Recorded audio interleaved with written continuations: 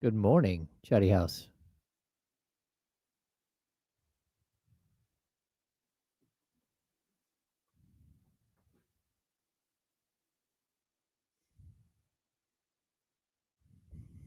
Let's go.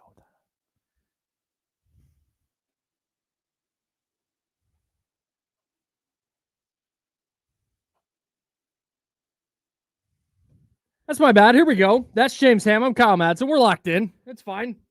Starting a couple minutes early today. Why not? It's a Monday. The Kings won. Hey, hey. Oh, my buttons aren't turned up. There's air horns. I promise. Yeah, air horns. Applause. There we go. Hey. What's happening, Kyle? And we're in here. The Kings won a game. Oh my gosh. Everybody watch out. The Kings won. The Raiders faceplant. We got a big 49ers game tonight against the Panthers. We'll dive into all of it. As always, the phone lines are open at 916-909-1320, 916-909-1320. That is the Elk Grove Kia Talk line, and we are here for you.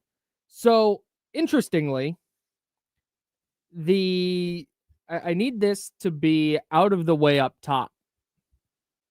Shout out to the Kings, man. Turns out winning's better than losing. It is better to watch a win than a loss. Good call. Really enjoyed that. Yeah, write that one down, guys.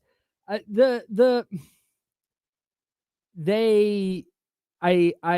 this is what I guess we'll talk about was that a dead cat bounce, or did they iron out a wrinkle or find a wrinkle to start ironing out? Was this I don't think that there's an awesome basketball team here, but when it comes to just being more competitive and not losing a bunch of games by 30 and not losing 5 out of every 6, I felt like there were some things on Saturday night that made me feel like, okay, this is stabilized a little bit after looking like it capsized the last time we did a show. Okay, so I'm not going to give them that, Okay. because when you lose by 41 or whatever to a horrifically bad and shorthanded Memphis Grizzlies team, there's no excuse. But what I do think is that they had a day off. Collectively, they probably had some very difficult discussions. They also probably realized very quickly as players that the general tenor of the conversation here in Sacramento is extremely negative towards them, the players. Yes. Extremely negative. And that's not a good place to be in, because that stays with you throughout your career. And it's the last thing that you want put out there. That things like you quit. Yeah. Things like you quit on your team, and I'll only quit on your team this year, but you quit on your team last year. And so when you start looking at that as a player, I'm really hoping that they took it to heart and that they looked at this and said, okay, this probably isn't going anywhere near what we thought it was going to go. And the entire collective conversation surrounding us is not so much about coaching, and it's a little bit about broken, sort of bad mixture of players. But the other thing is that we're all being roasted like on a daily at this point. Personal, not the Kings players. It was individual very specific players. individual players and efforts. Yes. Yeah, the effort and everything else. And look, since the time you were a little kid, you were told this one exact thing. It's that the only thing you control is your energy and your effort, right? And they didn't do that. They lost control of that.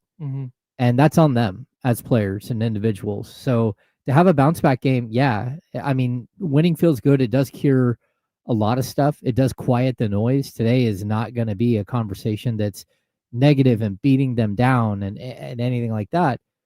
They got to win, and now you got to figure out ways to start stacking them. Yeah, because you've dug a hole. So I think when it comes to just stabilizing this thing, where again, I'm not like the next time the Kings play the Nuggets, I'm not going to be like, oh, wow, look, the Kings should be favored in this one. The Nuggets are on the second night of a back-to-back, missing 2 starters. And what I think things really came down to on Saturday was the Kings just hit more shots than Denver did.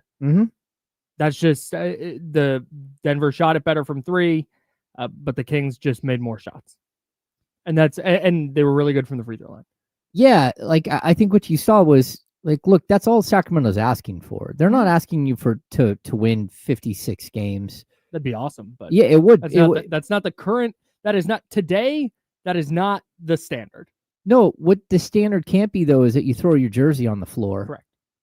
Right? That you represent the city of Sacramento with such like poor, like you just don't show up. Like that's what can't be what's happening here. Yeah. And if it is, then go sit. Don't play anymore. Like again, we heard this from Scott Perry this summer. Are you a hostage or are you a volunteer?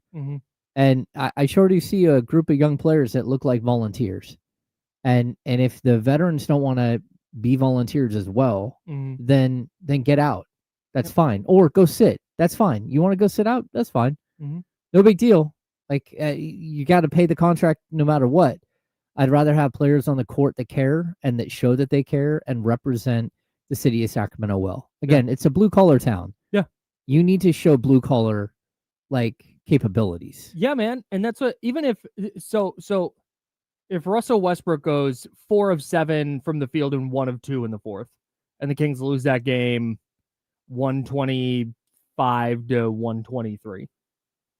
Not like that's it. Like great. Like the effort is there. The effort was there no matter what. Like that's all. And every once in a while, because when you try hard in the NBA, you're gonna run into some wins. And that's that to me is what happened the other night. And I think too, there's some other things that at least I saw, and I'm interested to see where you land on this, that go beyond, they just tried hard. Because I think Denver tried too. Denver was also trying to win that game. It wasn't like Denver tossed their jerseys on the court and you went, wow, Denver's really playing horribly. And yeah, they were missing a couple starters, but overall you had a huge game from Nikola Jokic and you survived it. And they were on the second night of a back-to-back. You saw the lack of energy in phases of the game. Yeah, for sure. Yeah. But the point is, I did not feel like Denver mailed that game in. No. Here are the couple things I took away that go beyond just the effort stuff. I felt like we saw Keegan Murray be just look more like himself than he did against Memphis. Yeah, spectacular defensively. Yes. Spectacular. Looked night and day from game 1 to game 2, and I think that's big. But then I also felt like we did see him being more aggressive. Oh, totally. He was taking his shots. And now he put it up 25 times, but that's not anything anybody's asking for. If you're getting a more aggressive Keegan Murray, that was the first thing that I saw that makes me feel, okay, there's something here that what is sustainable? The effort's sustainable. I don't think you're going to get such a massive Russell Westbrook fourth quarter every game. I don't think you can lean on that, but Keegan Murray being more aggressive is something that stood out to me.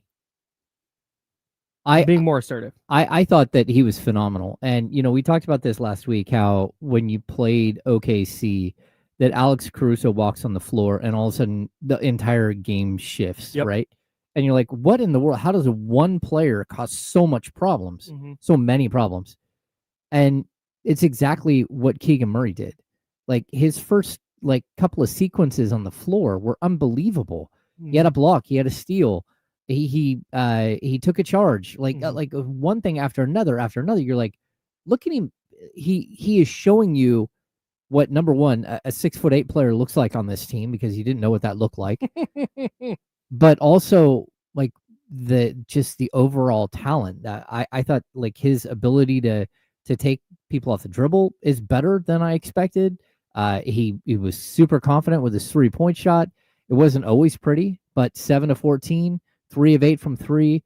Like those are the numbers that we're expecting from Keegan Murray. 19 points, 5 rebounds. You hope he gets another rebound or 2. Sure. But again, there was a lot of made baskets in that game. But I also, you just saw a high-end player that you instantly were like, oh, that's why everybody wants him. That's why he was drafted number 4 overall.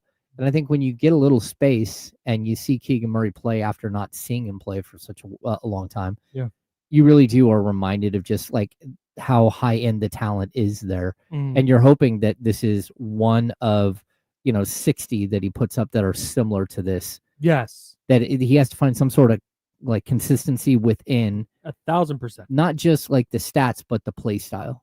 I don't want to circle this game in 3 months and go, where's this Keegan? Yeah. Or tomorrow. Or tomorrow. Or today.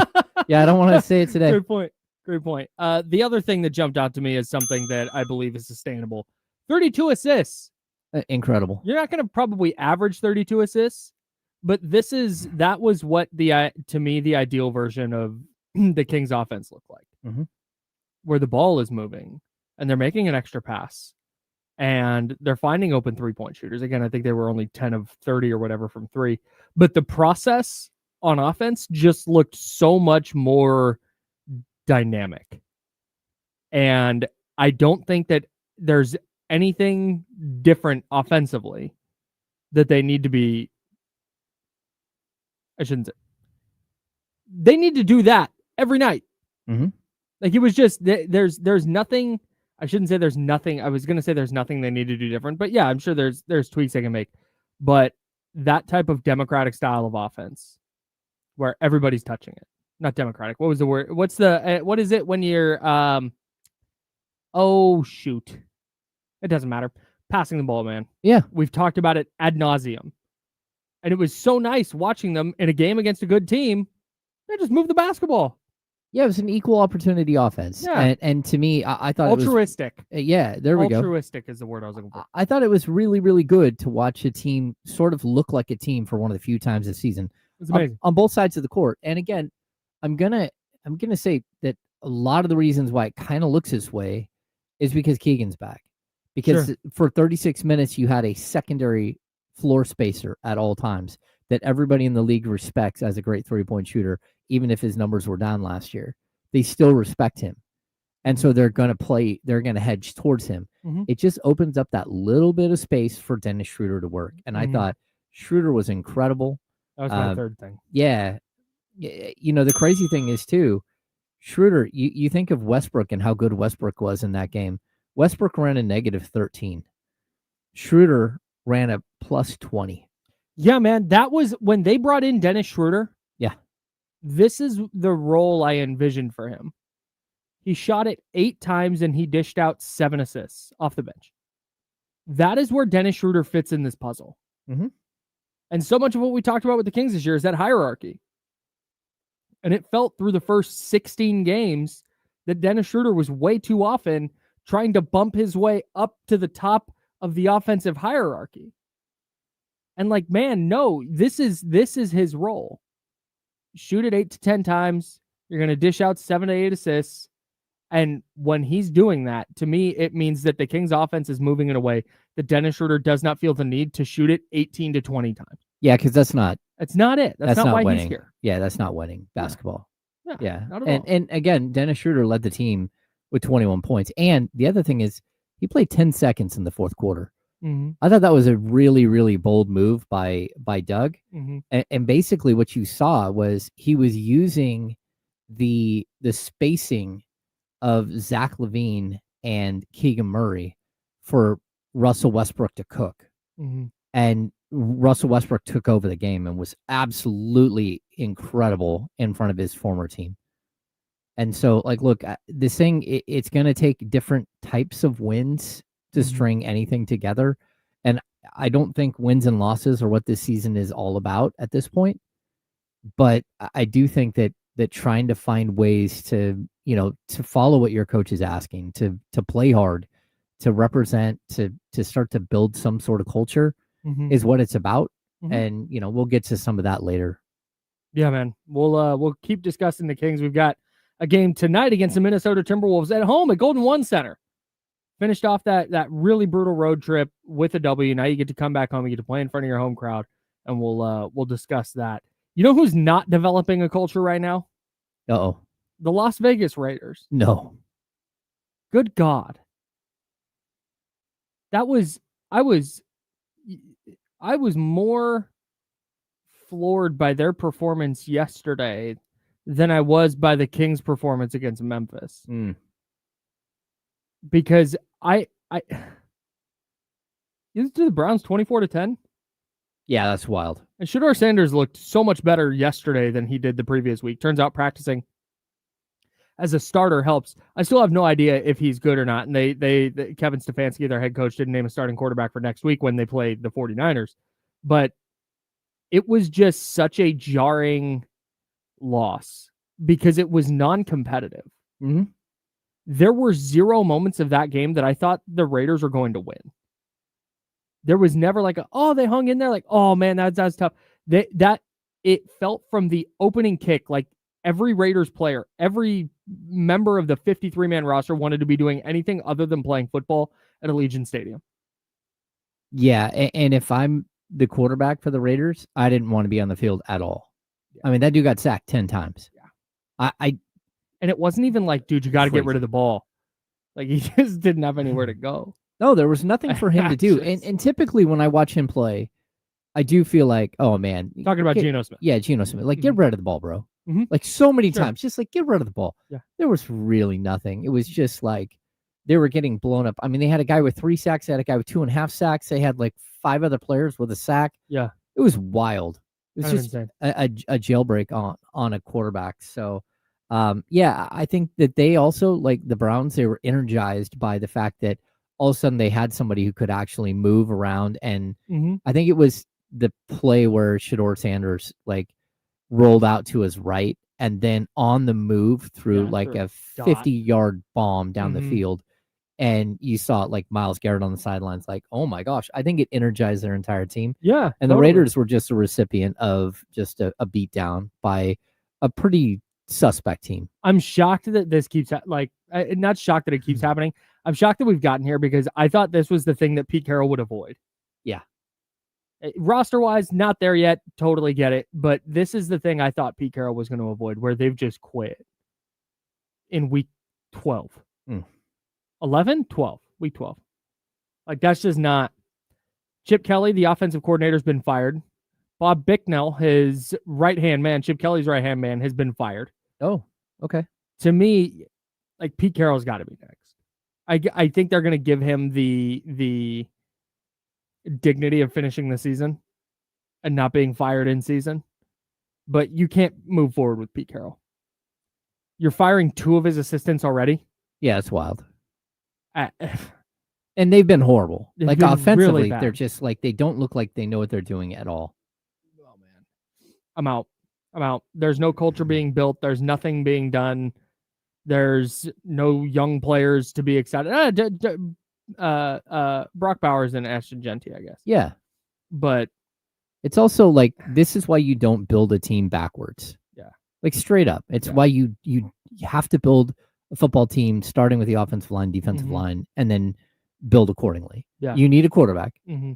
But they built this thing backwards when you're drafting tight ends and running backs in the top of the draft when you don't have the necessary infrastructure to support them. It's just trouble. No doubt. Here's my question. Who gets back to the playoffs first, the Raiders or Kings? Damn. 916-909-1320. 916-909-1320. We'll talk some NFL. This Brandon Aiyuk situation with the 49ers is weird as hell.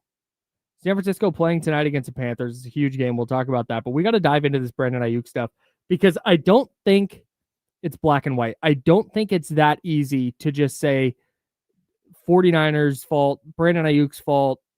There's something missing, and we got to talk about it next on ESPN 1320, Sacramento Sports Center.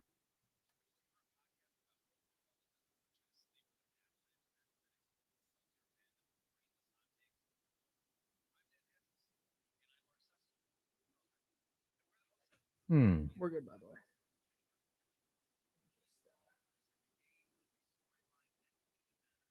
What's going on, Chatty House? Sort of a shotgun start there. Sorry about that. Yeah, it's not bad.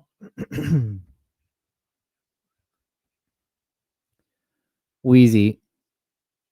The Bears have struggled with that for a lot more than a decade. What, finding a quarterback? Building a culture. My son and I, we went through and looked at every NFL team's top quarterbacks in their history. And I think the 49ers lead with 10 quarterbacks in their history that have thrown for 10,000 yards or more. There are literally teams with like 5 quarterbacks that have thrown for over 10,000 yards. And some of them are like, you're looking at teams and you're like, that dude played in the 40s. Yeah. Like the Commanders, like jarring. Sammy Baugh is still one of their top quarterbacks in yards thrown. But watching the Bears probably have the worst quarterback play in the history of the NFL. Yeah, when Jay Cutler's the best quarterback in your franchise history, you're in a bad spot. Yeah, when Jim McMahon is still like the last, probably the last quarterback to lead you to a playoff win. Maybe they've had one. Nah, dude, Rex Grossman. Oh yeah, my bad. Got him to a Super Bowl. I forget Rex Grossman.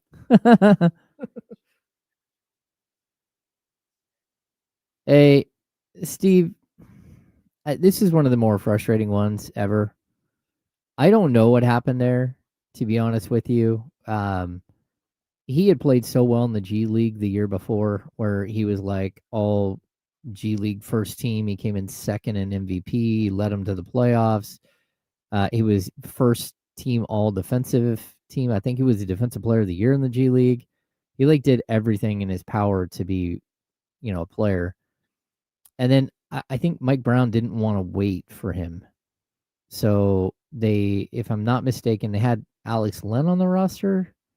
They had Neemias Queta. They had Sabonis. And then that's the year they went out and got JaVale McGee. And I think that was a plan. Oh, no, it wasn't Alex Len. It was Nerlens Noel. People forget, like, the ghost of Nerlens Noel signed with the Kings and then was waived. Anyway, I don't understand why they did that. They had a young player who was developing. Everyone knows it takes big men longer to develop. The Kings would be in a much better situation today if they had like a 25-year-old Neemias Queta that could give you 12, 15 minutes a night. I mean, he's starting for Boston. So, I don't know.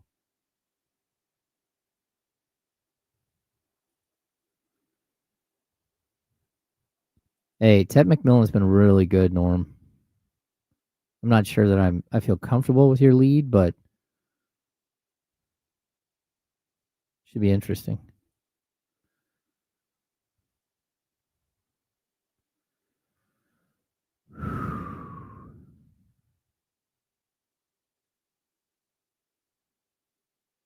Yeah, good luck with that to both of you guys.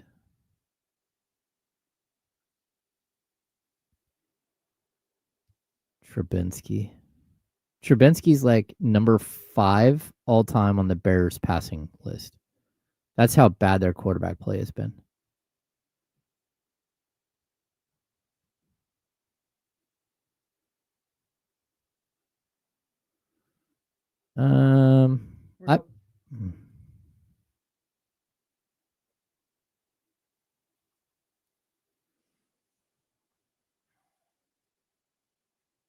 Welcome back to the Insiders with James Ham and Kyle Madsen on ESPN 1320. I'm Kyle. He's James. No more King stuff coming up. We got mad props today. Oh, yeah. Yeah, we pushed mad props to Monday. We typically do that on Friday. Yeah. But because the 49ers play today, the Kings play today, it just made more sense to do the bit today. I agree. So we got mad props coming up in a bit. We'll talk more Kings. We got more Raiders. If you want to answer our question, 916-909-1320, 916-909-1320. Who makes the playoffs first? The Kings or the Raiders? We should have done a poll. No, we probably should have. Maybe I'll figure out once Jesse gets in how to do that on YouTube. I don't know. Jesse does. Anyways, 49ers have a huge game tonight, but it is overshadowed a little bit by this weird-ass Brandon Aiyuk situation. Oh, it's weird, that broke over the weekend. Yeah. So, just to catch everybody up, the 49ers have waived the guarantees remaining on Brandon Aiyuk's contract, which is about $26 million next year. It's crazy that you just are up. You're able to just waive. I mean, clearly there were reasons. Well, right. So you can't just go, let's say the Raiders just, hey, you know what? We don't like how Geno Smith's playing. We're going to waive his guarantees. Mm-hmm. Like, you can't do that. There has to be a reason for it. And so the 49ers back in July the story just broke this weekend, but this happened back in July. Mm-hmm.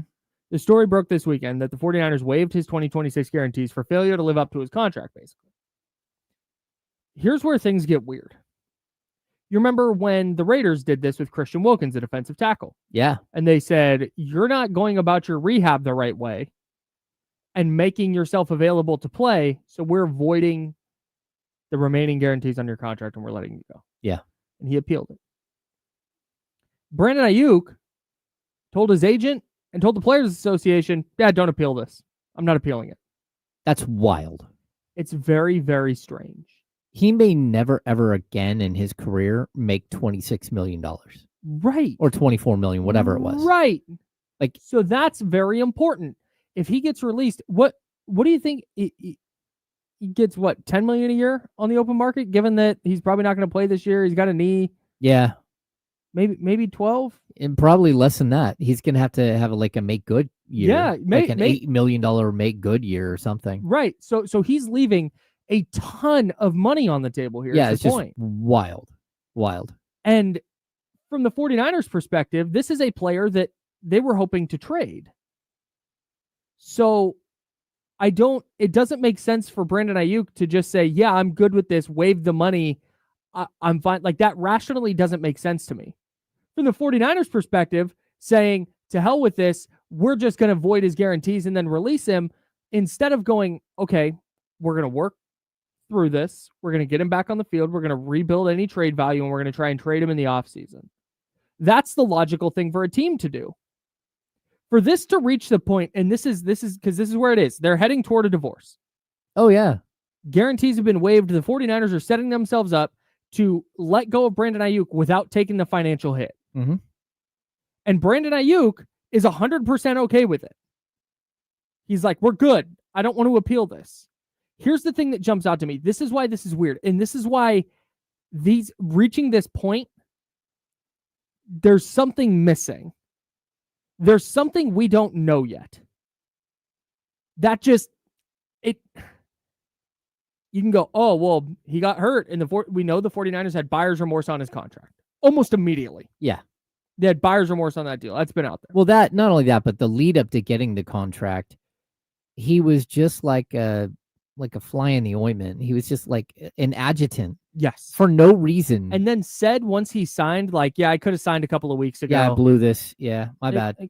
So we knew the 49ers had buyer's remorse right away. But again, there's ways around that don't involve going to this extreme. Oh, yeah, totally. That's where I fully get, the 49ers weren't happy with his performance, and now they want out from under the contract. Like, yeah, totally. But if that was the case, if they just went, we're just going to do this, Aiyuk would appeal. Mm-hmm. But he's not appealing for some reason, and the 49ers, for some reason, aren't trying to get him back on the field to build his trade value, even though they say they are publicly. But Kyle Shanahan said something really interesting the other day on Saturday in his press conference. Someone asked him, like, how are things progressing? And he said, I can't tell you that. I'm not getting much dialogue just personally between him and I, Brandon Aiyuk and Shanahan, and have been told that it's week to week. So each week I wait to see if he's ready to come back for practice and haven't got that answer yet. This is weird, bro.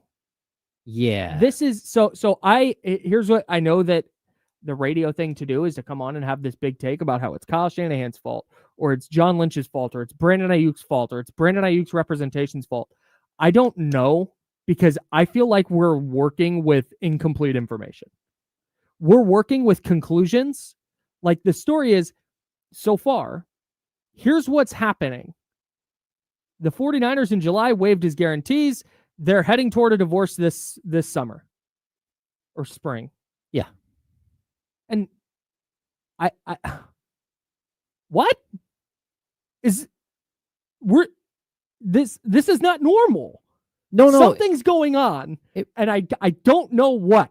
It really does feel like an actual divorce where you're watching a married couple that look absolutely super happy together forever. Mm-hmm. And then one day, like, the husband just moves out and is divorced, and like, they're like, all right, bye. There's no fight. There's no nothing. It's just like, all right, well, what exactly happened? Oh, he doesn't want anything. He's just going to Right. He's just going to move somewhere else. And, Right. Like he's not asking for like visitation rights or anything. Like there's nothing. Like no, he's good. He's out. Right. There would be more to that story. Yeah. There's always going to be more, and that's where we're left. Like, what in the world is happening? Because I need to know what's causing this irrationality. What happened from both sides? Right. What conversation happened behind the scenes? What what happened with the way Aiyuk's rehab went? There's something with the rehab, something that happened behind the scenes, something that happened 2 off seasons ago when he was getting his contract done that has maybe festered. But I can't feel good about saying one way or the other, because I don't feel like, and if a story comes out that like, oh yeah, no, the Niners just decided to do this, and Aiyuk was so done with them that he just said, nope, fine, and that was on him to waive the $26 million, and he'll go figure it out the rest of his career, I guess. Okay, but until we get that specific story, I'm not. Something's off. Something's weird. Something's off. And then the other thing I'm going to add is that there's no way he's going to step on the field this year. If the 49ers waived his guarantees, the last thing they want to do is pay an injury settlement on this guy. There's no, I do not buy that at all, that they're still hoping to get him back on the field. That just seems like a coach saying that just to say it. Yeah, okay, that's the other thing. Is that because Shanahan's talking like, yeah, no, he's week to week. Yeah, as soon as we'll get him back. No. Like, I can't tell if that's genuine. Hey, we've waived his guarantees, but we're open to getting him on the field and either trading him or making him part of our team moving forward. We just got to see. I don't know if that's legitimate, or is it him saying what he needs to say to cover his ass and to cover the 49ers' ass in this whole waiving his guarantees thing, even though the waiving of the guarantees happened in July. That did not happen recently. Like there's something that's been going on recently. I gotta think so that, strange. like, first of all, usually these things get out either from the team or from the players' people. I don't think the team was perfectly fine with it not getting out, and I think his people are done with him. Like with Aiyuk, I think if you're an agent and you have a guy who's like, hey, I'm going to go ahead and not file an appeal. I don't want you to file an appeal. As someone who's representing him, I'm looking at him like, yeah, I'm done with you. I'm done with you completely. Sure. Because that $24 million you're making next year, I was supposed to get like 10% of that or whatever. Right. I may never get another dime out of this. And I wasted all this time last year sitting here negotiating this really good contract for you. And now you're doing this weird thing that I don't understand either. Yeah, maybe he's got something going on. Maybe there's some team out there that has already made promises to him or something. And that wouldn't shock me one bit. Yeah. If we found out that, the Steelers told him, hey, we got you. Here's the offer, but just as soon as you're out of San Francisco. Yeah, I mean, because can they even trade him this summer? They could, theoretically. Okay. But if you trade him this summer, there's a bunch of money attached, and you got to work that out. So basically what's happening is they're going to void his contract, and they get 25 extra million in cap space-ish. That's wild. Insane. All right. Like that's why this is such a big deal, because this doesn't just happen. No. Or teams would do it all the time. Like, we got this bad contract, we'll just waive it. Like, no, that is going to get fought by the Players Association because you already don't have any guaranteed money or fully guaranteed deals. And anytime you're waiving guarantees, it's such a serious thing. And that Aiyuk doesn't even want to appeal it. Yeah, it's weird. Doesn't track to me. No. Something's fishy. And I don't know what it is, but I'm withholding judgment for both sides until we find out. But this is also something like we've talked, like you had been hearing for a little bit that this thing was over, like that this thing had gone south. Yeah, it was pretty clear just in the way. Like a couple of weeks ago, it was like, oh, something weird is happening here. Yeah. But to have it come out like this, it's just like, wait, what? Yeah, it was when everyone missed it all the way dating back to July. It was when Shanahan said they asked if he would be back this year. Someone in the media a few weeks back asked if Aiyuk could be back this year, and Shanahan very specifically was like, "Oh yeah, I'm pretty sure we'll have his practice window open." Mm-hmm. Is like, what? Because it just, if he was really, that's the other thing. If this was really, he just was not being communicative, and the doctors are like, yeah, hey, he's ready to go, and let's get him out there. And I feel like that would have come up. This would have come up a long time ago. But the way Shanahan's been kind of cagey about it, and like, yeah, we're really looking forward to. He hasn't been saying, we're really looking forward to get Brandon back. We want to make sure that when he gets back on the field, that he is as close to 100% as possible, because that's what's best for him personally. It's what's best for the team. We just want to make sure that he's going to be a 49er for a long time. And this is about, like, that's what you would be saying if this was just a normal delayed rehab process. Really looking forward to getting him back. There's been none of that. Yeah. And then for him to just be like, yeah, I don't know, he stopped communicating with me, so all right, I guess we're just waiting. Like, it's fishy. Very, very fishy. The 49ers, as we talk about the NFL here on the Insiders, that's James Ham, I'm Kyle Madsen. We are on ESPN 1320, Sacramento Sports Leader. A massive game for the 49ers tonight against the Carolina Panthers. In a really good explanation, or a really good example of why you can't look at a schedule before the year and have a real assessment of how easy or hard the schedule is going to be. Because when we first looked at the schedule, this looked like a game where, the 49ers will go in, they'll beat the hell out of a Panthers team that might win 4 or 5 games this year. The Niners, by that time of year, they're hoping to be, trending up and potentially getting in the mix for a Super Bowl berth, or a Super Bowl to be among the Super Bowl contenders. Jeez Louise, and securing a playoff berth. Instead, this is now a must-win game.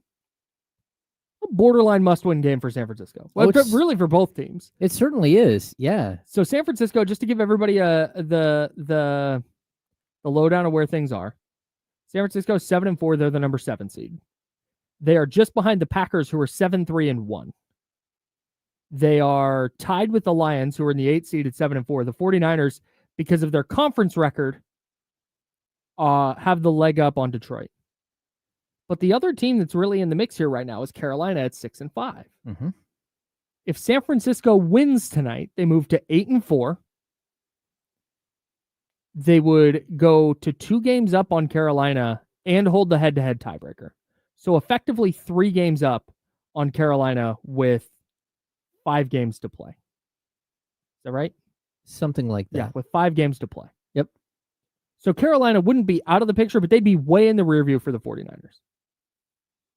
If you lose tonight, if you're San Francisco, now it puts a ton of pressure on a tough game against a very good Browns defense next week. But it moves Carolina into a tie with you, but they jump over you if you're the 49ers, because they now have the head-to-head tiebreaker. Mm-hmm. This is a massive, massive game for San Francisco, and I can't decide if I'm confident that they're going to win or not. I hate saying this because I'm hoping that they win, but this reminds me a lot of the Jacksonville game in week 4, the Texans game in week 8. Interesting. Where there is this level of team that you go in against that you should beat, but you don't. And so I'm really hoping that I'm wrong and that they're able to step up, because I'll tell you, watching the Browns this last weekend, I don't think I want to see Brock Purdy scrambling around in the pocket, getting destroyed again and again and again. And they did announce while you were talking that Shedeur Sanders will start this weekend again. Oh, wow. They're riding high. They've got this little bump going, and you're hoping that you don't see this thing spin out. This is the 49ers have to have this win. They have to have next week's win. With coming out of the bye week, they need that win against Tennessee. You get to 10 wins and you're in. You're in pretty a much really, really good spot. Yeah. Yeah. Then you got the Colts, the Bears, and the Seahawks to finish the season. You get one of those games, you're secure to win. You win 2 of those games. who knows what happens? Right. So for me, I'm a little concerned though, because this feels like, it really does feel like the Texans, who weren't playing well at all when they when the 49ers and when they played the 49ers, and then all of a sudden punked them, and Jacksonville, which I still don't think is a very good team, who beat up the 49ers pretty good in week 4. So yeah, I don't know what to make of this, but it's a big week. It's a big week for the Niners. The Panthers are a weird team. 916-909-1320, 916-909-1320. If you're a 49er fan, are you confident they're going to win tonight? If you're not a 49er fan, I'm interested in your perspective, because the Panthers are a weird, weird team. In fact, I would go so far as to say they're the NFL's weirdest team. So real quick, they lost to the Patriots 42-13 in week 4. Then they beat the Dolphins by 3. They beat the Cowboys by 3. They beat the Jets 13-6. They hung on to beat the Jets. Then they lose to the Bills by 31. Then they go on the road to Green Bay and beat Green Bay 16-13. Then they come home to play the Saints, a chance to get some momentum, and they lose by 10. They lose 17-7. Then they go on the road to Atlanta the next week, and they beat Atlanta in overtime, where Bryce Young throws for like 450 yards. Yeah, it's wild. It wasn't 450. It was a lot, though. It was 4 something. I can't figure out the Carolina Panthers. I can't figure out the San Francisco 49ers. Oh, no. One team might win by 20 tonight. One team might win by 1. Like, I've got nothing. I've got no feel for either of these teams. I think San Francisco should win. Like, it feels like they're the better team, but I'm not totally sure how confident I am in that. It feels really weird that the 49ers, that everyone's talking about Shedeur Sanders starting against the 49ers next week, and the 49ers haven't played yet. Yeah, right. It does feel a little strange. And if I'm the Browns, hell yeah, I'm starting Shedeur Sanders against the Kings, against the 49ers. Like, they don't put a pass rush on. Yeah, it's gonna be... for a young player, like, this is a really, really good game for him to sort of build his confidence and figure some more stuff out. San Francisco doesn't have anyone 10% as talented as Max Crosby coming off the edge. Oh, no. That's a much easier game for Shedeur next week. Yeah. Not an easy game for the Kings tonight, though, as we shift gears and get back into the NBA. The Kings back home after a long road trip, taking on the Timberwolves. We'll dive into that matchup next here on ESPN 1320, Sacramento Sports Leader.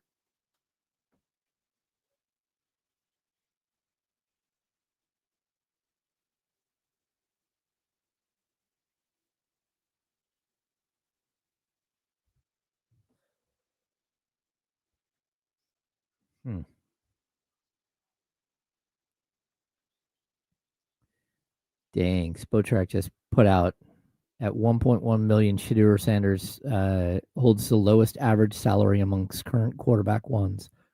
And then they list all of them. And to see Purdy at 53 million, tied with Goff, ahead of Herbert, Jackson, Hurts, Mahomes, Cousins, Stafford, Smith, Darnold, that's pretty jarring. Wait, Baker Mayfield only makes $33.3 million.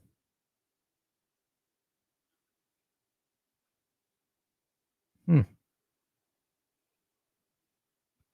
JJ McCarthy is bad.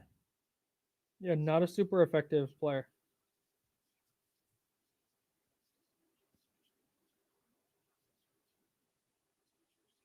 Well, now he's in concussion protocol. That just happened. Baker? No, JJ McCarthy.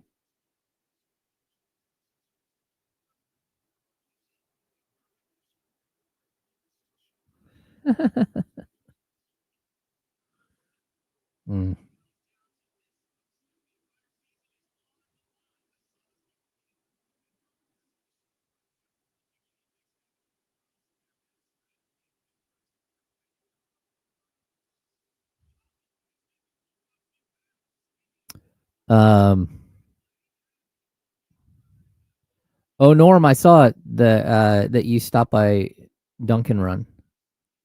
That place is so good. They're good people.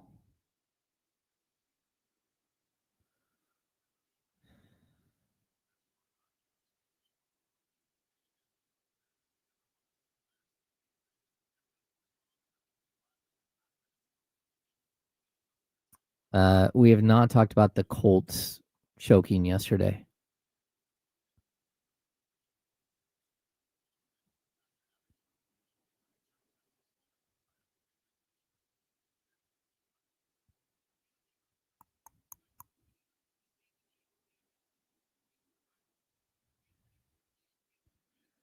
Man, I don't know if the Chiefs will go on a run and save their season. We'll get into this a little bit later, Tony. Scott Perry's saying he has full autonomy. I think he does.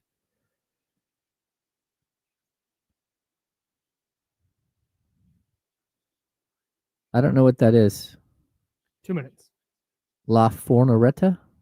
I don't think so. Let me look it up.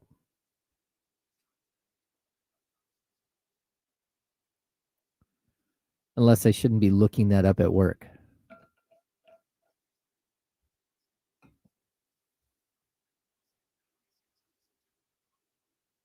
Main Street where?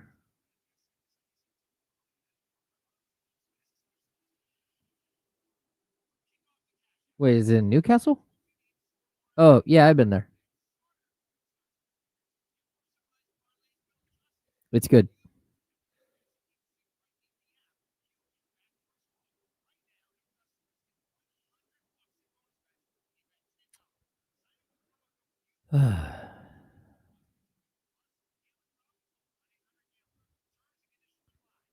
Another good spot in Newcastle is the cheese shop.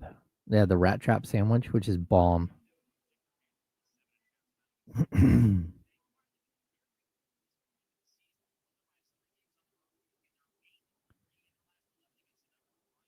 Scooter, my weekend was good.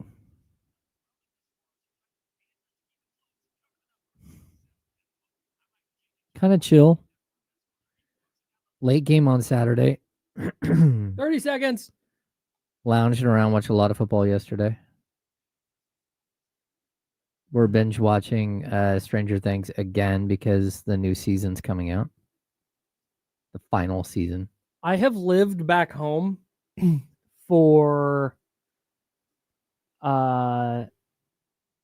it was 9 years this year. Back here in California. Back in California. Yeah. I lived in Arizona. Not with your parents. Right. Yeah. Stranger Things came out a year before I left Arizona.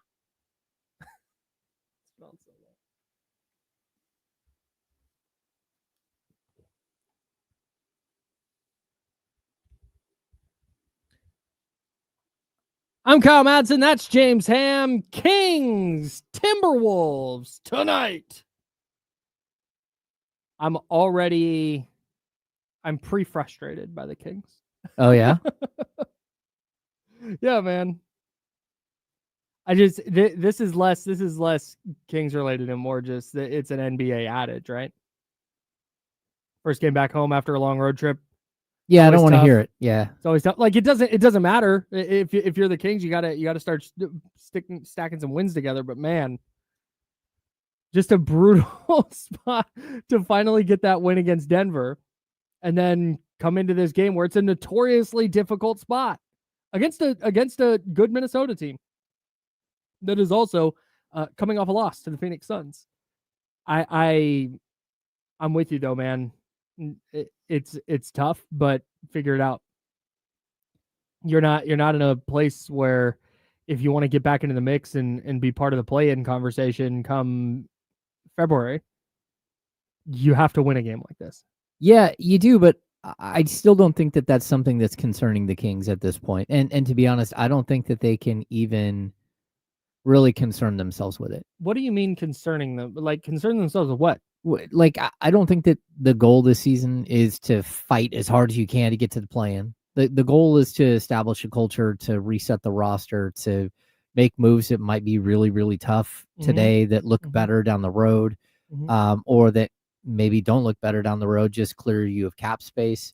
Like, okay. I do think that there is a push right now to try to move off of some of the big contracts, but also to like kind of reset this thing. And I get that you want to compete, and you want to go out there and, play at home, put your best foot forward. But this team, right, this Minnesota team is a much better team than you are, especially right now. Yeah. And so what you want to do is go out there and compete and hope that you can start stringing some wins together. But I don't think wins and losses are the ultimate measure of what this season is about at this point for the Kings. Okay. I wasn't gonna go down this avenue, but since we're here, because I think you're right. I said play in, but that was more just I think would be the result of doing those things you're talking about. But on the other hand, then why aren't any of the why is Maxime Reynaud and Nate Clifford playing 17 minutes combined on Saturday? Yeah, I mean it's a good question. You're going to establish a culture with a bunch of guys who aren't on the team in February? No, but I think the easy answer to that is that it's really difficult to create any kind of culture when you're on an 8-game losing streak and that extends to 9 and then 10. You do at some point need to win games just to stop the noise. And so for me, it's good. Winning games is good. I'm not Sure. saying go out there and lose. I'm not a tank guy. Mhm. It just very rarely works out. This Mhm. is a good draft. If you're not good, you're going to end up in the top 8 anyways. And if you're in the top 8, you've got a really good shot of being in the top 4. And you could get a very good player in this draft without having to just be the worst team in basketball. I think when you start to lose your players and you start to lose, when you're stacking losses like this, it's just nearly impossible for anything positive to come out of that. At some Sure. point, a coach gets fired. At some point, players get traded. At some point, the noise starts to seep into the front office and everything else.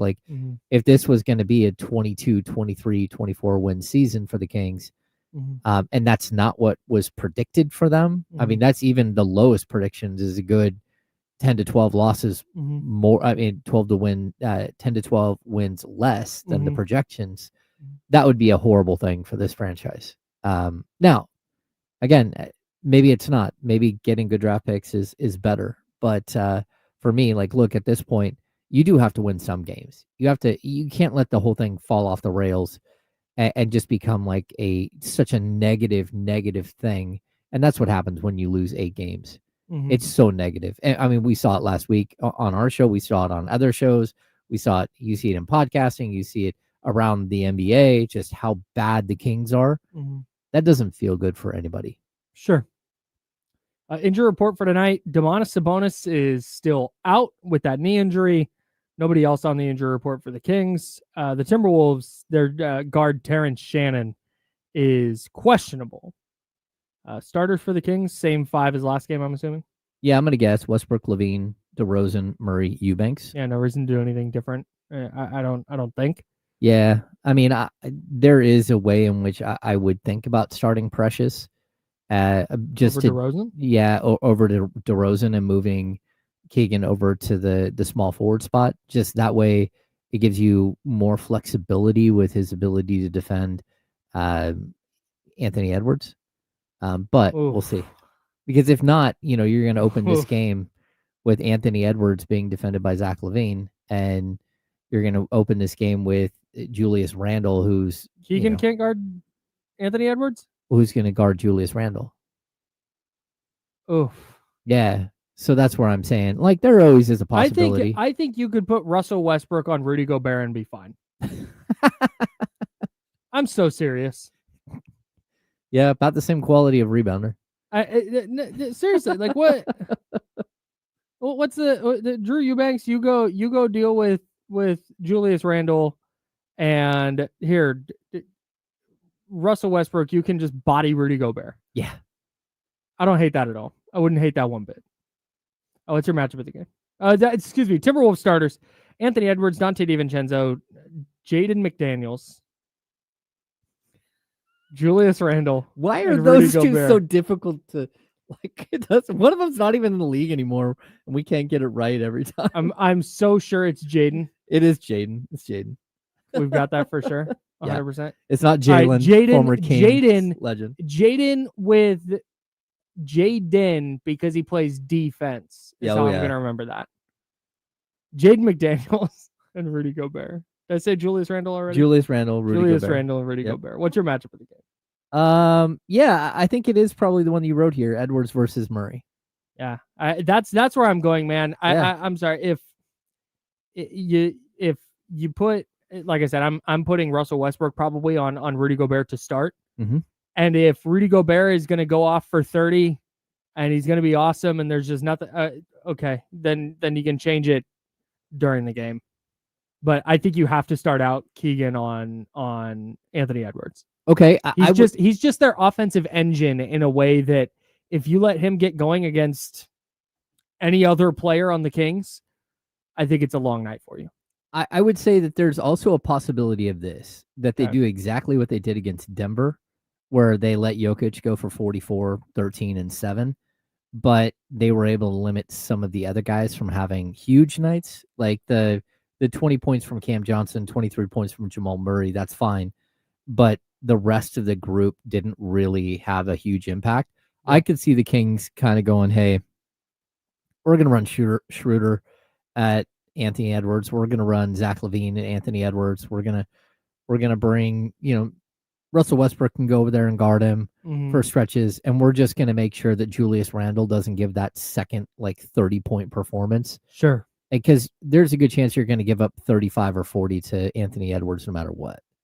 So what you don't want to do is have another big name. So there's two schools of thought here. And after watching the Kings play the other night, I saw the school of thought was to go ahead and single cover Jokic the entire game and go ahead and have your big night. What we're going to do, though, is we're going to stop the other guys, especially late in the game. The thing that's a little bit different for me here is I do wonder if the Kings would have done that had Aaron Gordon and Christian Brown been playing. But Anthony Edwards this year has just become he's starting with DiVincenzo, McDaniels, Randle, and Gobert. He's their point guard.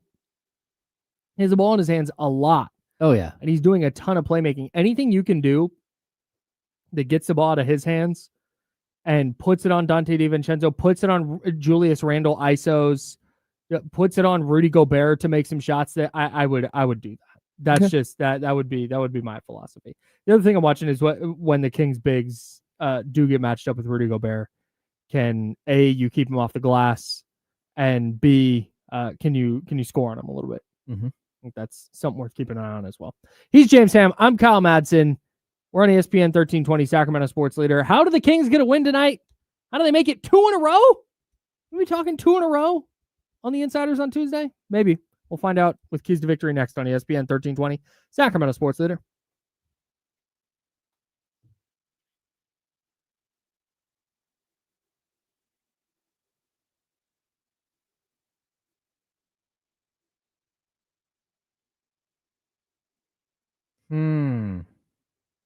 Wait, kill the mics for a sec.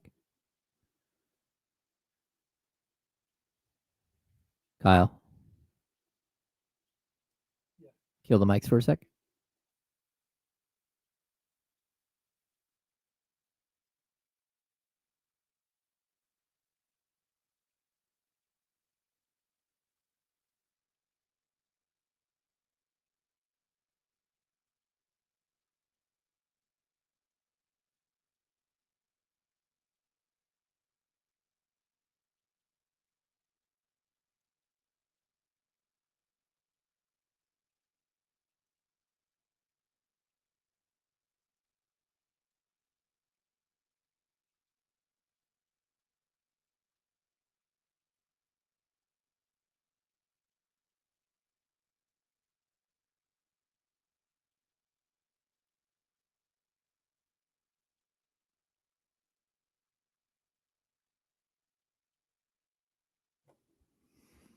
Hello. Hang on. Wow. Cool. Be right back.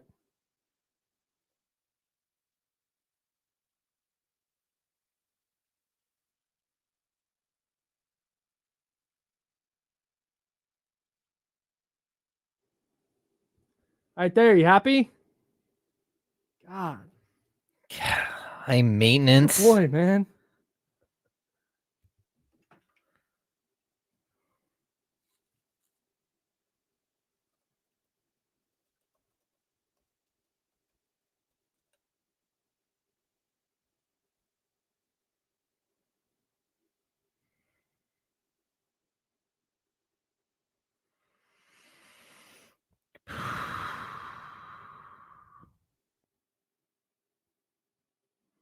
This second person asked me how my weekend was. How come no one's asked Kyle how his weekend was? I went for a walk on Saturday, and my wife and we walk really fast, like super fast. And I thought we'd kind of plateaued, and there was no way we could walk faster. And then we walked faster this weekend. So at some point, you're just going to be running. I dipped into the 12-minute mile for walking. So 3 miles in less than, it was like 38 minutes. But yeah. James, is Dylan Cardwell still in Stockton? Yes, Russ, he is. There we go. Kyle, how was your weekend? You're getting a lot of them now. All of the questions. Bad. Why you got to bring it up?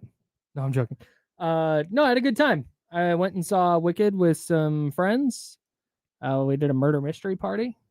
I wanted to do that. How was that? It was a blast. It's so much fun. Oh, damn. You just got to sell it. Everybody doing the murder mystery party needs to buy in. Because if you have one person who's not doing it, it really kills the vibe. Were you at somebody's house during this? Okay, so not like an event. Like they're having one at the clubhouse. Oh, interesting. That would be fun. Where a company puts one on. That's sick. And then there are volunteers that I see. Yeah. That would be really fun. But yeah, we just do it. It's 6 of us. Just go and we do our little murder mystery shindig. Nice. Great. We did a little Friendsgiving, so everybody brought some food. Okay. We do that. Like my son does Friendsgiving on Friday. What? Everyone brings leftovers from Thanksgiving. Oh yeah, that's fun. Leezy, does Neek remind me of any other NBA player? I've said this, like body movement wise. 10 seconds. Gerald Henderson. Like don't look at the numbers, but body movement wise, and then also Turner. Why am I drawing a blank? Miles. No, Evan Turner. Here we go.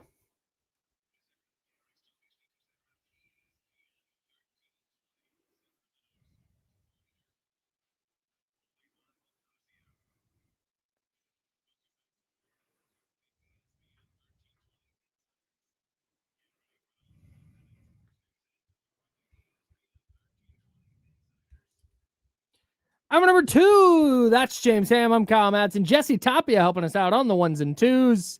You're on ESPN 1320. Sacramento's sports leader. Sports Talk on ESPN 1320. Presented by, you guessed it, Paramount Plus. You can't count on much these days, but you can always count on Sundays with the NFL on CBS and Paramount Plus. Watch your local NFL game every Sunday on CBS and Paramount Plus all season long. Visit ParamountPlus.com/NFL to get started today. James Ham there, Kyle Madsen here. Kings, Timberwolves, Golden One Center. The Kings looking for their second consecutive victory. Whew. Can they get it done for the first time this year? Win back-to-back games. I don't feel great about it, but I feel much better about it having seen the way they played against Denver than I did before they played Denver, because now I've seen, okay, that's what it can look like. I can picture a way they beat Minnesota in a way that I couldn't picture it after that Memphis game, where it just felt like, okay, the wheels have totally fallen off. Might start sending guys home. Who's starting? Are they just going to overhaul the starting lineup? Everything's going to be drastic. No, it wasn't that. They just went out. They played well against Denver. Now, the key is something that you brought up earlier. All right, can you do that consistently now? Mm-hmm. Can you put forth the same amount of effort? Can you have the same ball movement offensively? That's what I think tonight comes down to. And if you lose because Minnesota's better than you, okay, I guess fine. You just lose the game. So what? I agree 100%. That's what early in the season felt like. Like, man, we're just losing because these teams are just kind of better. Well, that and I think the first like week and a half of the season, you're watching them lose games because they were playing good teams, but also they just hadn't figured out how to win yet. Then they got just completely derailed where all of a sudden, like, there wasn't a opportunity to win because you're dropping every game by 30 or 40. Right. That's when like bad things happen, right? So you can kind of look at a team and go, "Oh no, this is not good." Yes. It's why you start hearing things like, like the blame game and all that stuff. That's when it really starts to heat up and cook. At this point, like, look, I think you're back to a little bit of a baseline. They're on their way home. This is the first home game in 10 days or 11 days, whatever it is.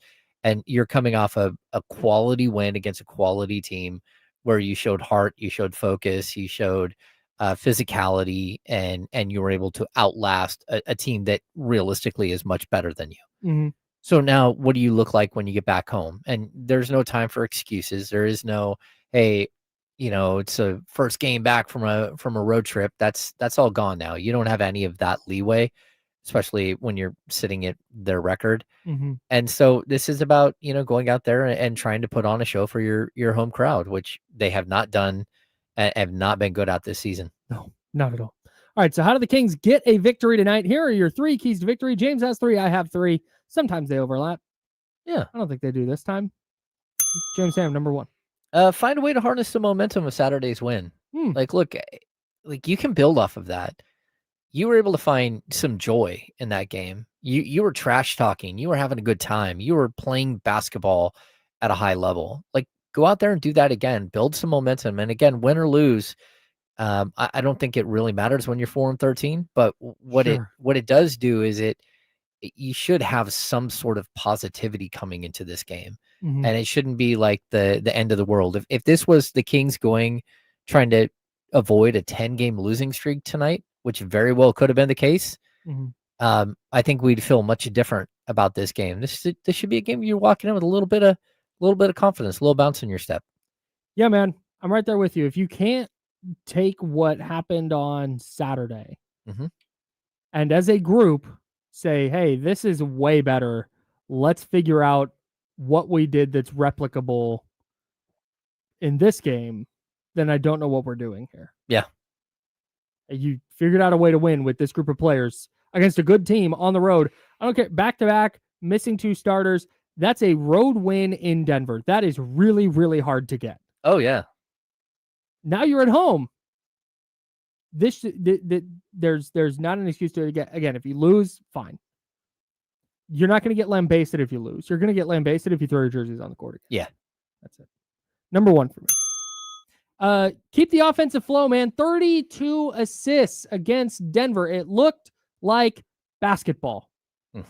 It looked like a group of players who play together and not 5 guys who got thrown together and are trying to win a pickup game. It looked like offense. I would like to see that again tonight. Again, if he falls short of 32 assists, okay. But I would like to see the same level of ball movement. That should be a standard for this team. 30 assists should be what they're trying to reach every single game.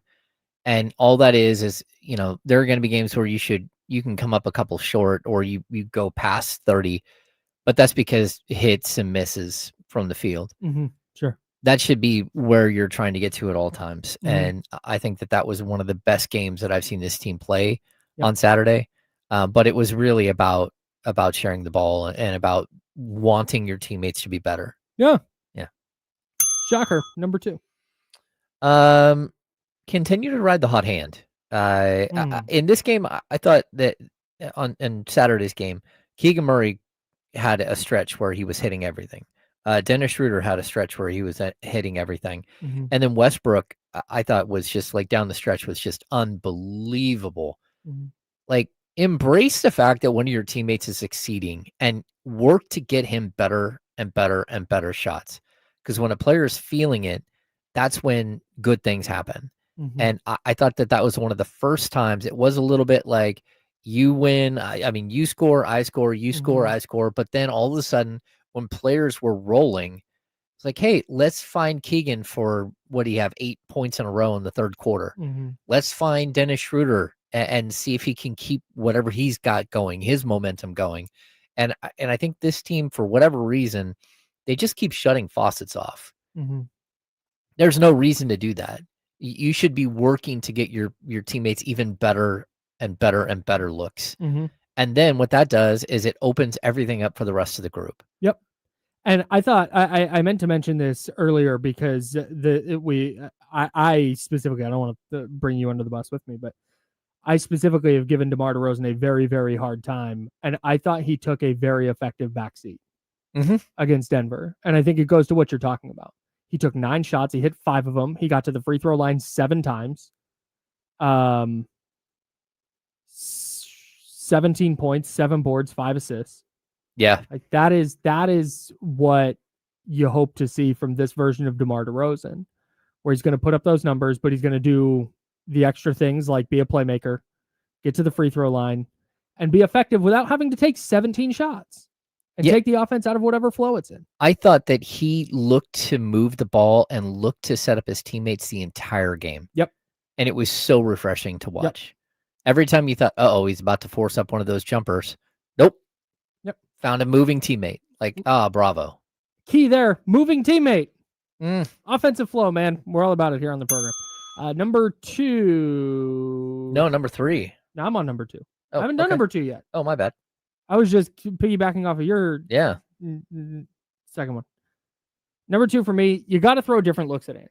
I'd like to see Keegan first. We talked about this a little bit earlier, but I think if you keep giving Anthony Edwards the same defensive look, I think eventually he's going to figure it out. And that's where he's going to go for 35, 40 with 5 or 6 assists. He's going to have a huge game. Everyone's going to be like, wow, look at Ant. You have to be able to mix up what you're doing defensively on him.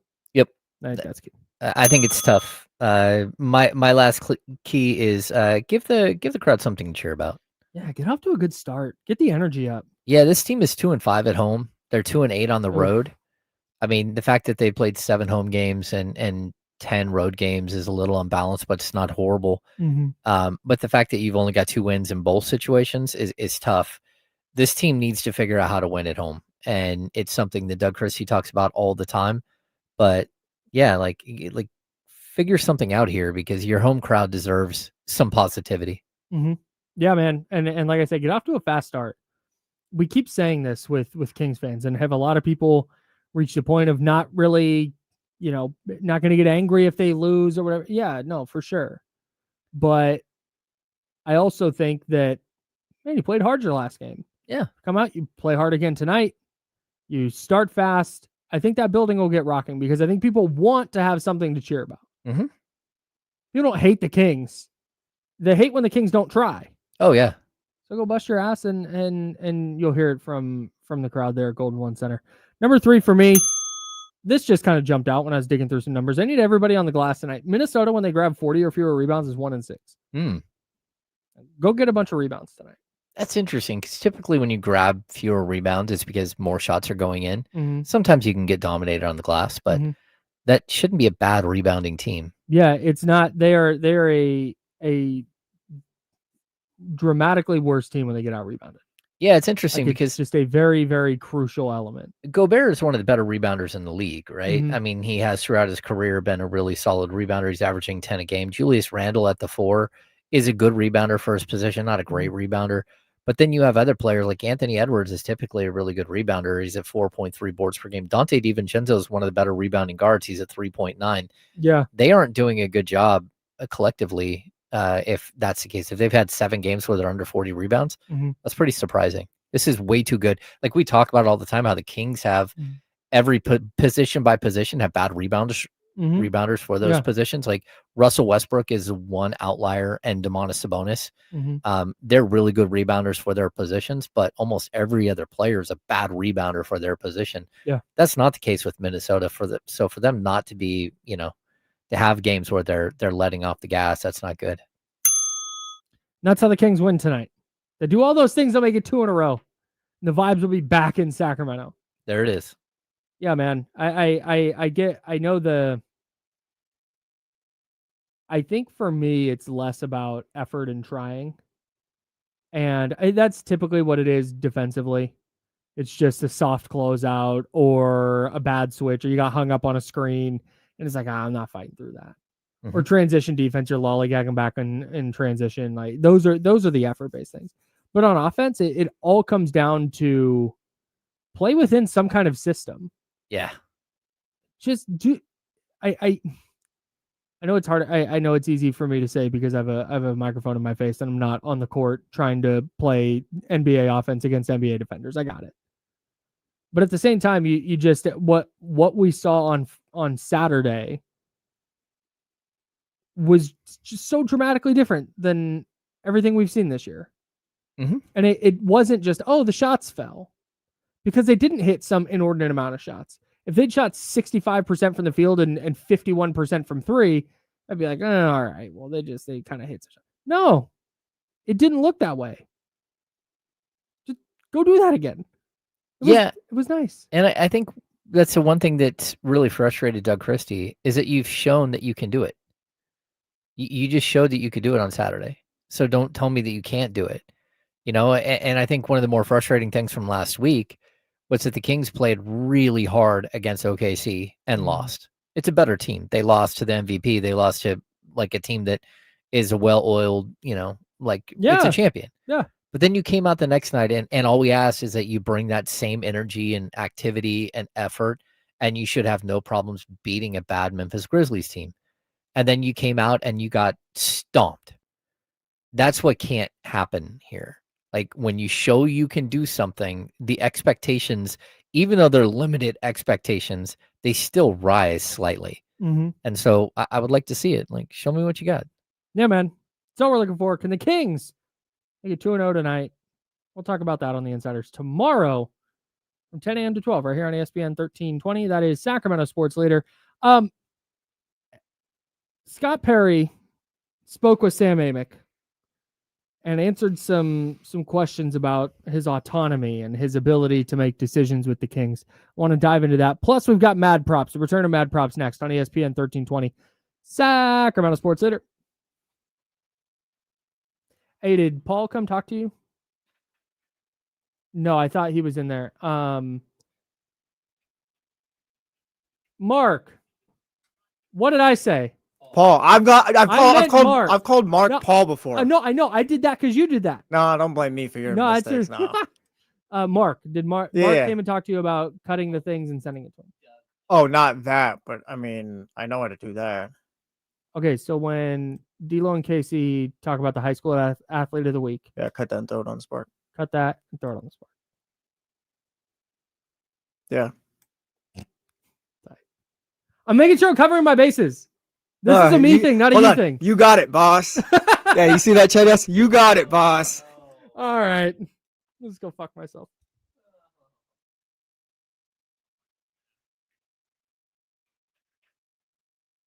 Well, they are after UC Davis whooped their ass. All right, James. Golly, this guy. This guy. Diggers down, beaches.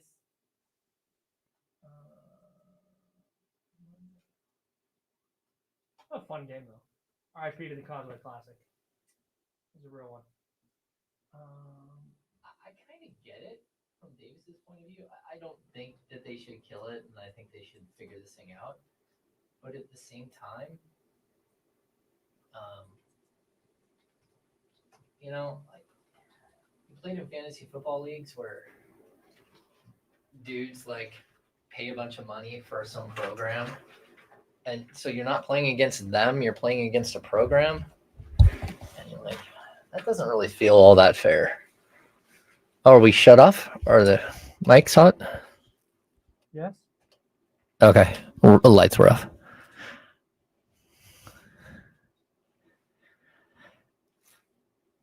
What are these two fools doing? Kyle, you missed it. What did I miss? Jonathan and Seth staring in the window at us.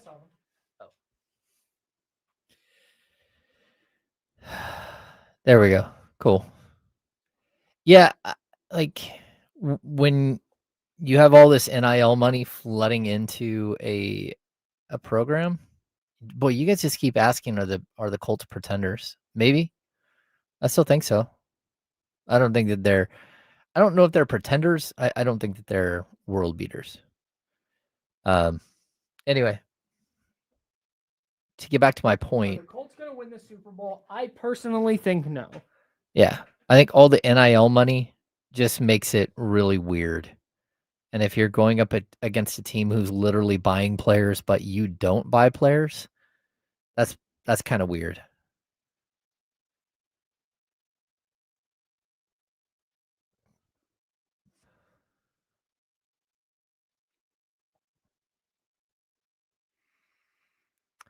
I'm not really going to take away like points from the Colts for losing to a very, very desperate Kansas City Chiefs team.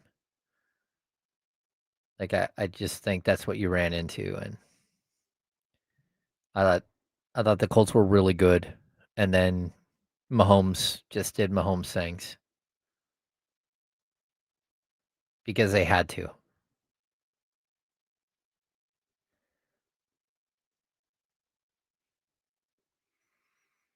Yeah, Chiefs Cowboys might be interesting. You're right. Welcome back to the Insiders with James Ham and Kyle Madsen on ESPN 1320.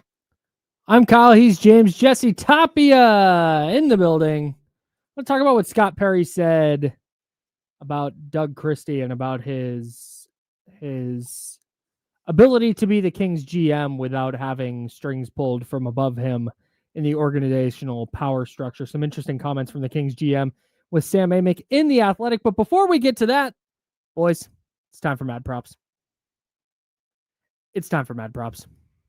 I already said that. 2 games, 2 props. Which number will be higher? That's for Kyle and James to decide. And Jesse. Here's Mad Props. And Jesse. I'm going to have to adjust one of these after Keon Ellis's DNP against the Nuggets. Oh. All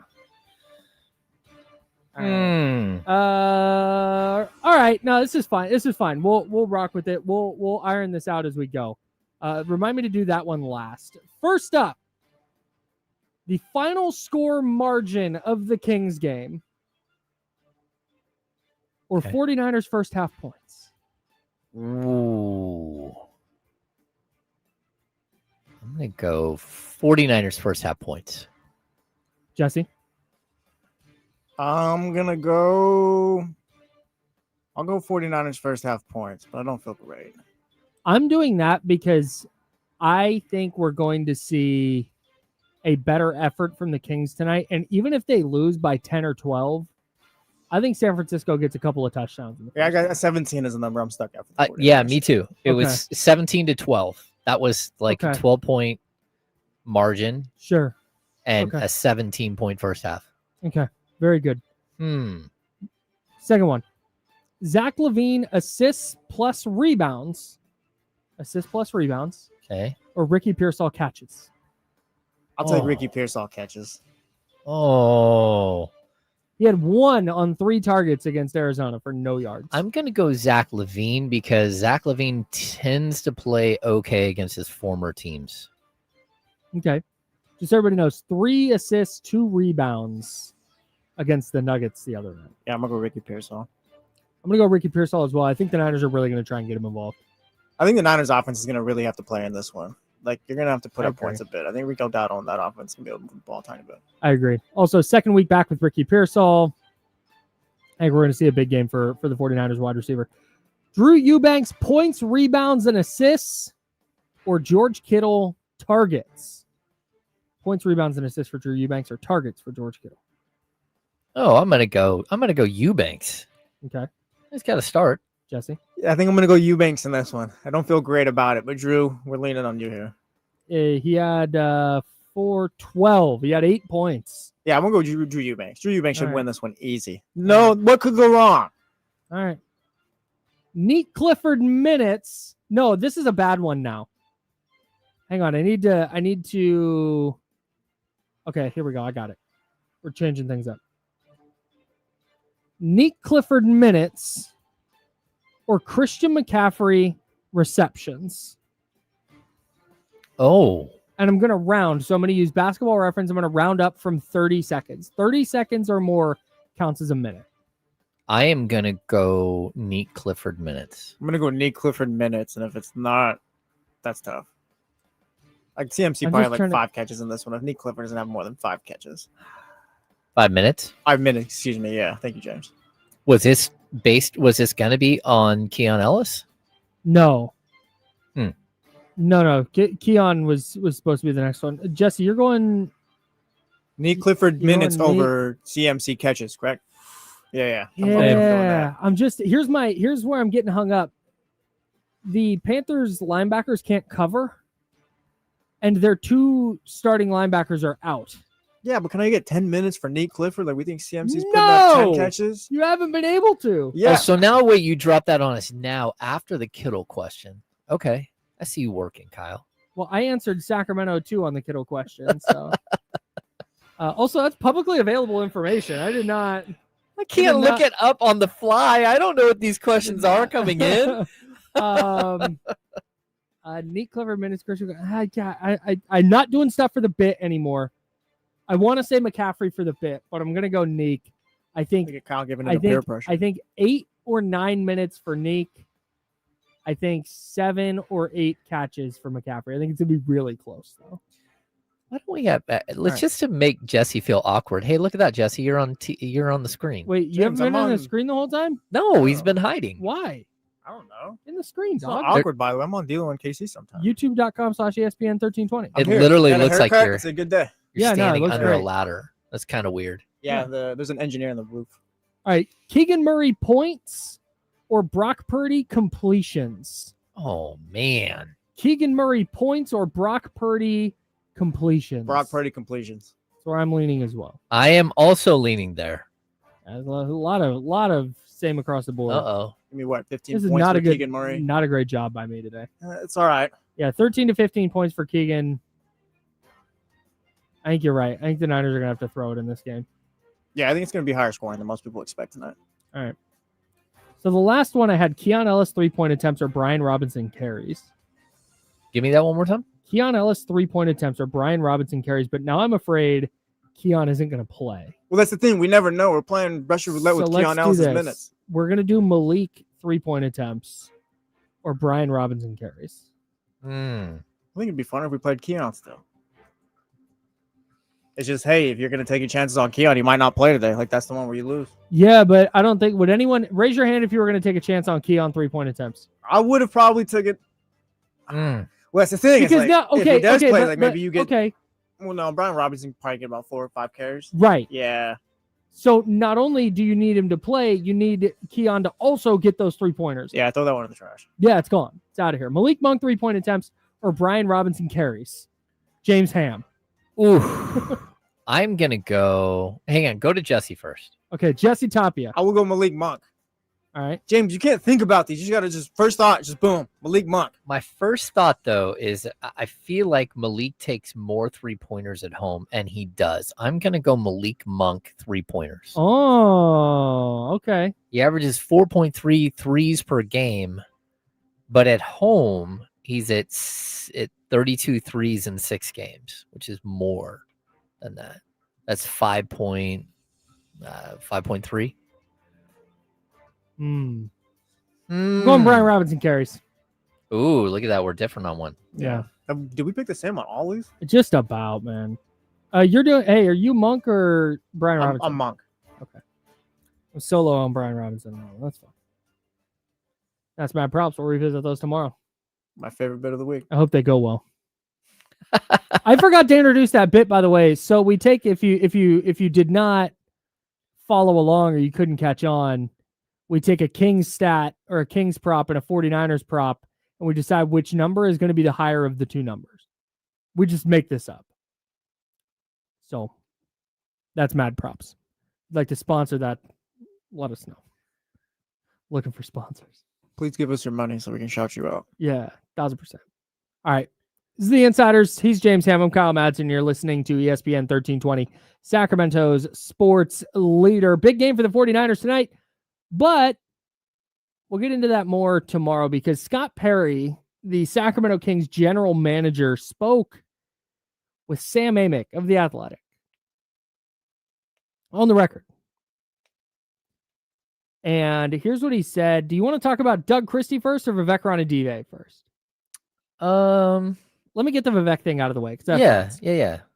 Scott Perry said about his ability to be the GM and not have Vivek Ranadive trying to pull strings from above him. He said, quote, "When I used the word autonomy, I meant that. I'm not someone who will give lip service or say something that's not actual truth or fact. So as the fan base examines and looks at moves, they need to look at it from the time I got here to however long I'm going to be here. I'm going to have the ultimate autonomy and authority to make what I believe are the necessary decisions to give the fan base, this fan base that's been yearning for winning for so long, an opportunity to have that type of team to cheer for." Cool, man. I'm less worried about while Scott Perry's here. I'm less worried about right now. I'm more worried about what happens if this year they win 30 games and then next year they win 25. Is Vivek at that point going to be cool with letting this process play out? Or is that when he steps in, decides to make a move, fires Scott Perry, and now we're starting this cycle over again? I'm more worried about that than I am today. Okay, so I'm going to describe, this is how I kind of see Vivek, right? Vivek is like a house guest that comes over, and the first time they come over, you offer them a drink, and they say, no, I'm good, right? Yep. And the second time they come over, you ask them, just be courteous, do you want a drink? And they're like, no, I'm good. And you're like, are you sure you don't at least want a water? It's like, okay, fine, I'll take a water, right? The third time they come over, it's like, okay, are you going to have a drink? I'll have what you're having. And you're like, okay. And so now you're drinking together. And then by like the third and the fourth time they come over, they now are just walking behind your bar and making their own drink. It just progressively gets more and more and more of him. And early on, when he has a new general manager, I do think he tries to say, hey, look, I'm hands off. I'm gonna let you do this. Totally. I'm gonna totally let you do this. Right. But then as time goes on, he becomes more and more involved. And as things start to slip, he becomes more and more involved. And as things start to go horribly wrong, he becomes very, very, very involved. And that's why we are where we are today.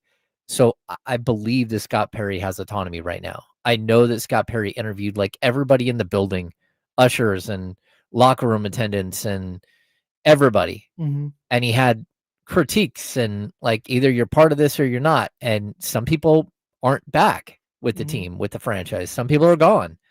But I do think that there is a way that he wants autonomy and he wants this to be his show. So at the end of the day, when it's all said and done, whether he did a good job or a bad job, he knows that whatever happened here was on him 100%. And he will accept that because he had autonomy to do it. Now, walking in the door with a bunch of contracts that you can't get rid of is a whole different situation. Yeah, that's not on him. That's not on him. And it's going to be difficult to change all of that. But I do think that he has a feeling that, like, again, this is his show and he's making the ultimate decisions on everything. And I have no doubt that's the case today. Yep. I don't think he said a single lie there. Nope. But 2 years from now, Vivek's going to be up in there with a shaker making his own drink. Sure, man. And it may not even be. And again, I'm not even necessarily concerned that he's going to force Scott Perry to do something that he doesn't want to do, a la the Zach LaVine thing with Monty McNair. Yeah. Scott might be like, no, you can fire me before that, and then you can make that decision. And that's where really it's on Monty. Like, look, dude, he made you sign a player you didn't want to sign. He made you fire a coach you didn't want to fire.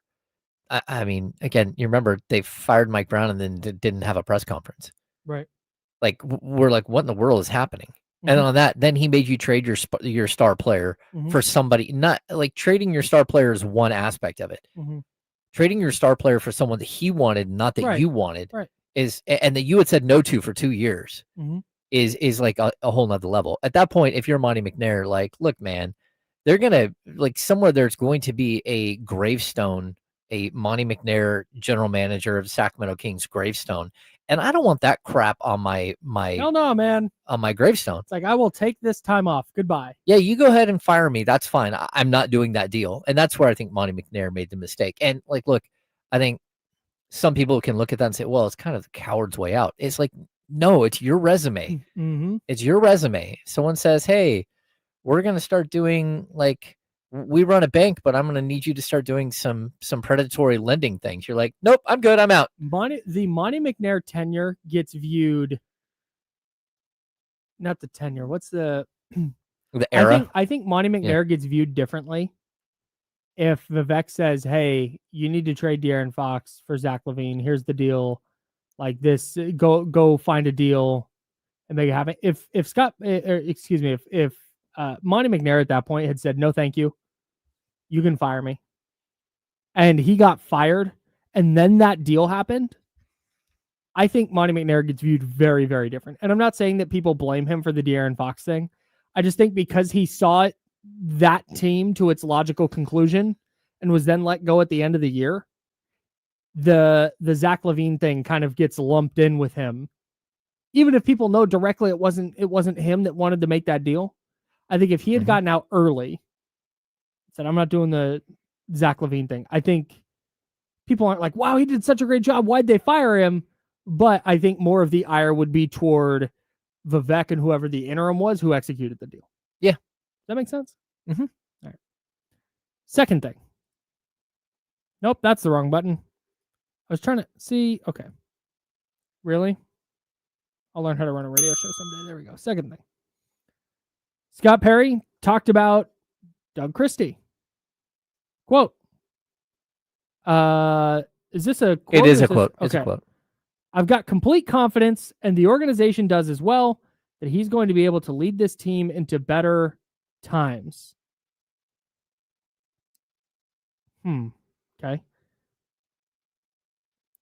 I'm not going to say I don't believe him, but their actions have not reflected that, in my opinion. Yeah. I mean, like, look, at some point you need help.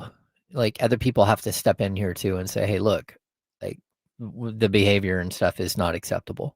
Like, you can't write these slogans all over the walls in the building and have players like just not live up to that at all.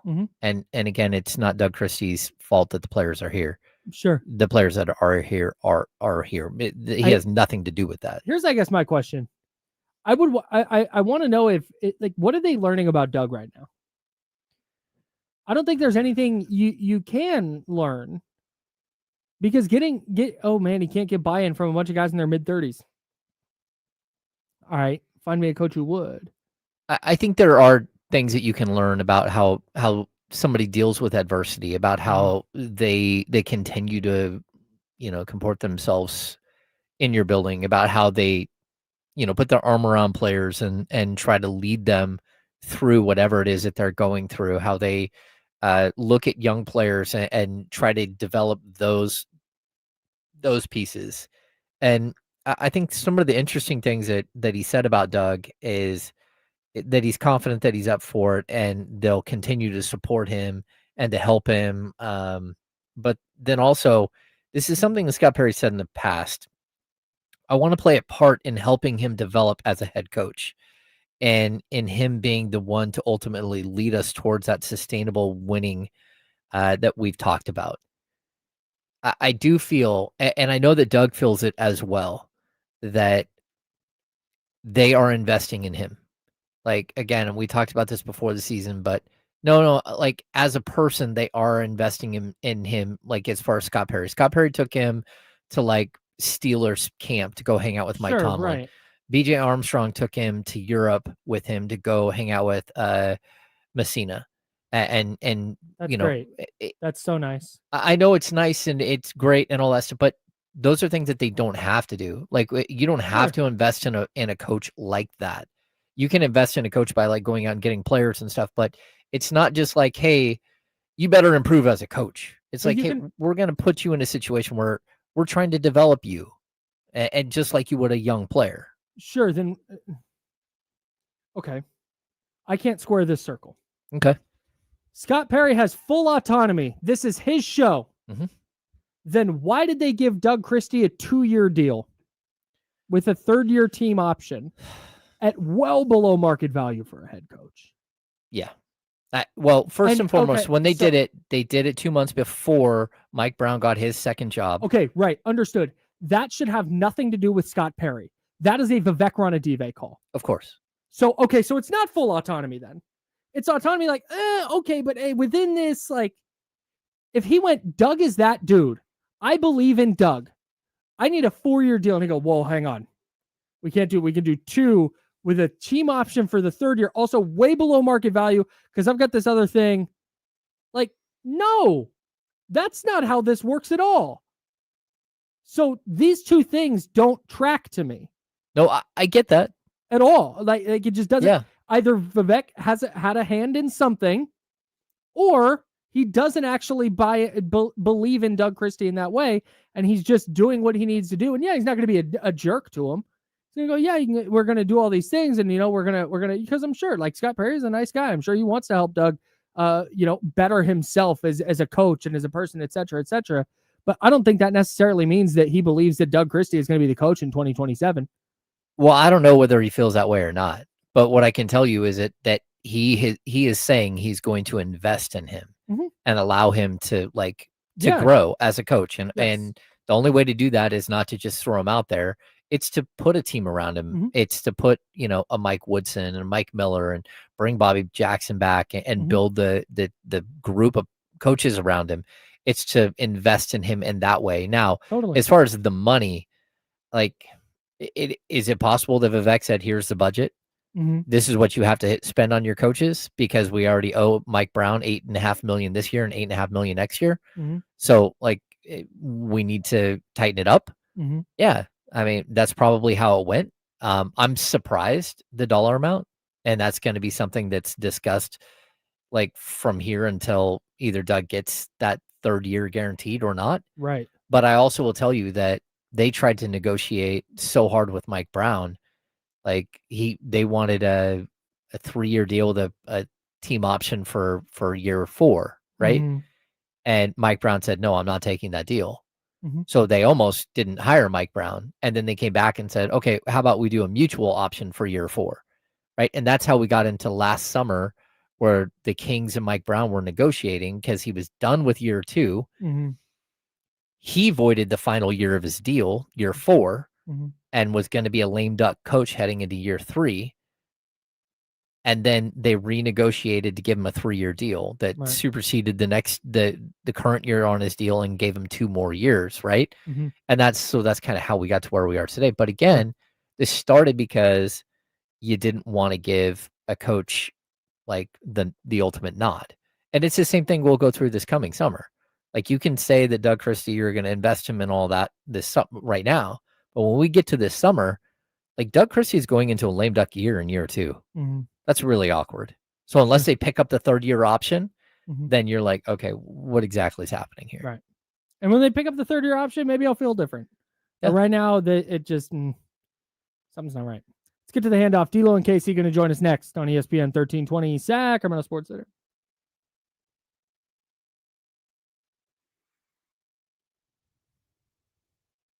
Nobody was going to be paying 4 coaches. Yeah. They didn't know anyone else at that point. Yo. Hey, Damian Marlin.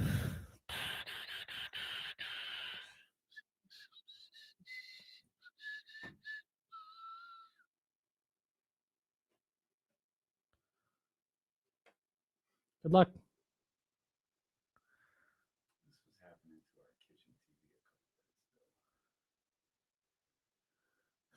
Yeah, sometimes you have to unplug and plug back in.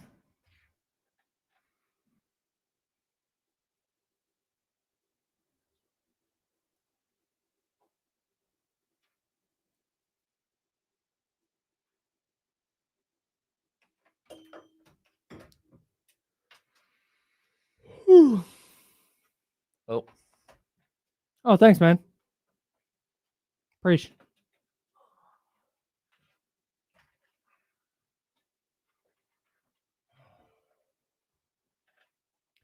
Pearsall or Jennings fantasy wise? God, hell if I know. Jennings. Bryce, I'm way ahead, bro. I'm cooking right now. Love to see it. Cooking. Yeah, I'm not. I started the process of putting up my Christmas tree yesterday. Oh, nice. It's up, but there's no ornaments or lights on it yet.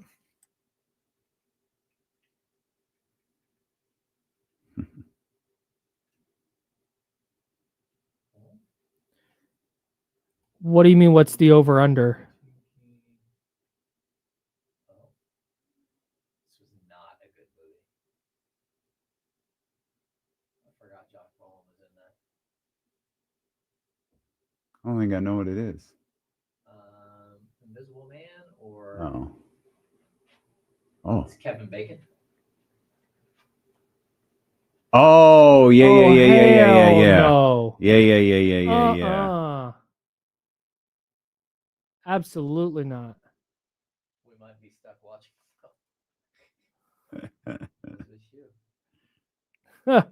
Oh, over or under half a Stojakovic on the Kings next year.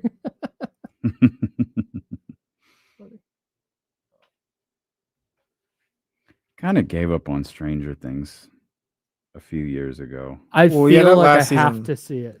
That last season was pretty crazy for you and KC, dude, though, as far as the way people were dying and stuff. Yeah, that one. Dude was getting folded up like a lawn chair. Yeah, I was like, I don't know, man. I'll be there for what is it, season 5? But I get why you guys Yeah, are. that's what it You looks see, like. they're doing the finale in movie theaters. Yeah, that's pretty cool. That would have been cool if it didn't start 12 years ago. Yeah, these kids are paying taxes now. Seriously. Mm. Like, I'm getting through this show because I feel obligated to, not because I'm like, oh, I can't wait for the end of Stranger Things. Yeah. Oh yeah, I've had my fair share of just get through it shows. That was me with Manifest. It's one of the worst shows of all time, but I had to finish it. Manifest. Oh, I quit The that plane one. show. It was Oh, great. I Oh, really? quit Oh, They man, canceled I it. watched the first I episode and was quit. dialed. I Oh, was yeah, they like, canceled it. really? Manifest. They So canceled you- it, so brought locked it in back, after the and first the acting was episode? horrible. That was the one. Yeah, nah. I haven't plane watched one. I haven't watched another episode, but You haven't watched another episode since the first one? no, because it was one that that we were supposed to watch together, the wife and I, and then we never got to it. Well, you couldn't have been that dialed if you never went back to it. Well, I wanted to, Oh. but it was always we got this show or we got that movie or we got this show or we got this thing going on. Mm, We just never got back into it. mm. I found I the thought it premise was- compelling. Yeah, I mean, that It was cool, and then That it jumped the shark. yeah, I that did not that finish The shark Walking Dead. jump happened quick. Oh, okay. It was like, Okay. all right, fuck, this is the same thing. Yeah, okay. I can't remember. There was a line in there that they kept using over and over again. Like it wasn't flashback. I can't remember what it was. It was some line that I just started rolling my eyes at every time they said it.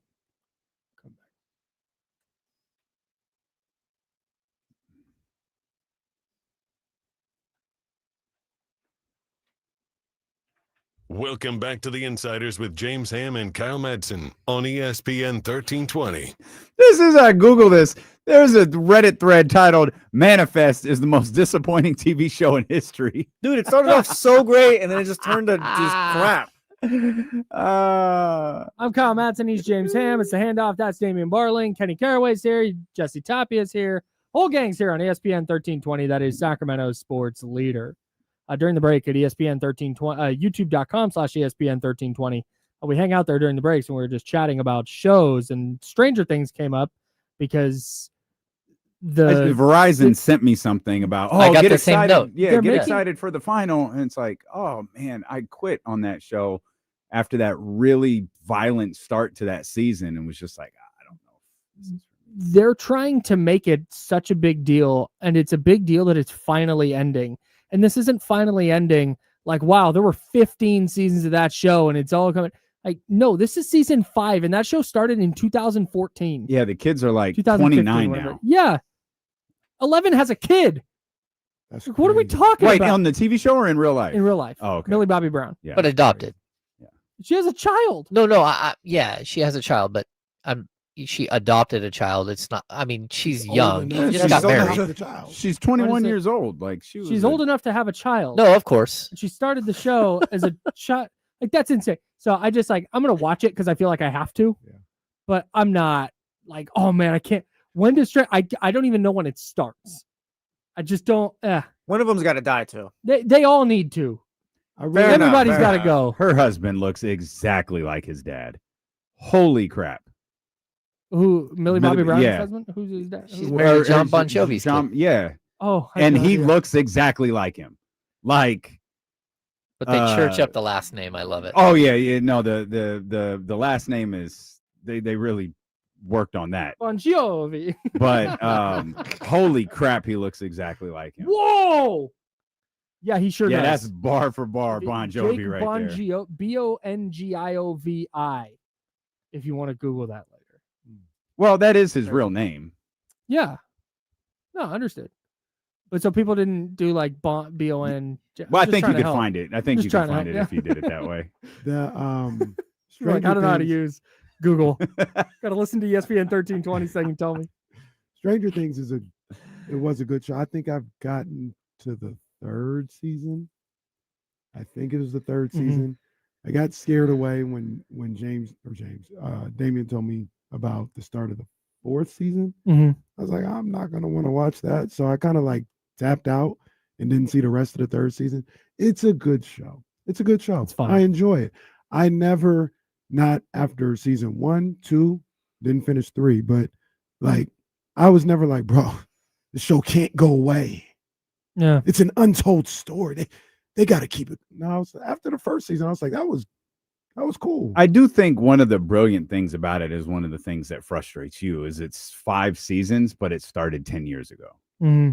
Like that's like the Kendrick Lamar schedule of releasing albums, right? Like Right. you're going to have to wait. But it's picking up exactly where it's not like, hey, there's a reason these 11 and 12-year-olds are all now 30. Well, This kid's got a that's- goatee now. Yeah, what are we talking That's about? the killer. The stars of the show, the whole core of the show were these kids. Yes. And then when they're not kids anymore, it's like, what are we doing? the major plot point is that they are kids. exactly Doing kid stuff yeah. and trying to save the world or whatever. Save And Hawkins. now they're old as And now they're hell. adults. And like Hawkins. you got 36-year-old Lucas on a walkie-talkie.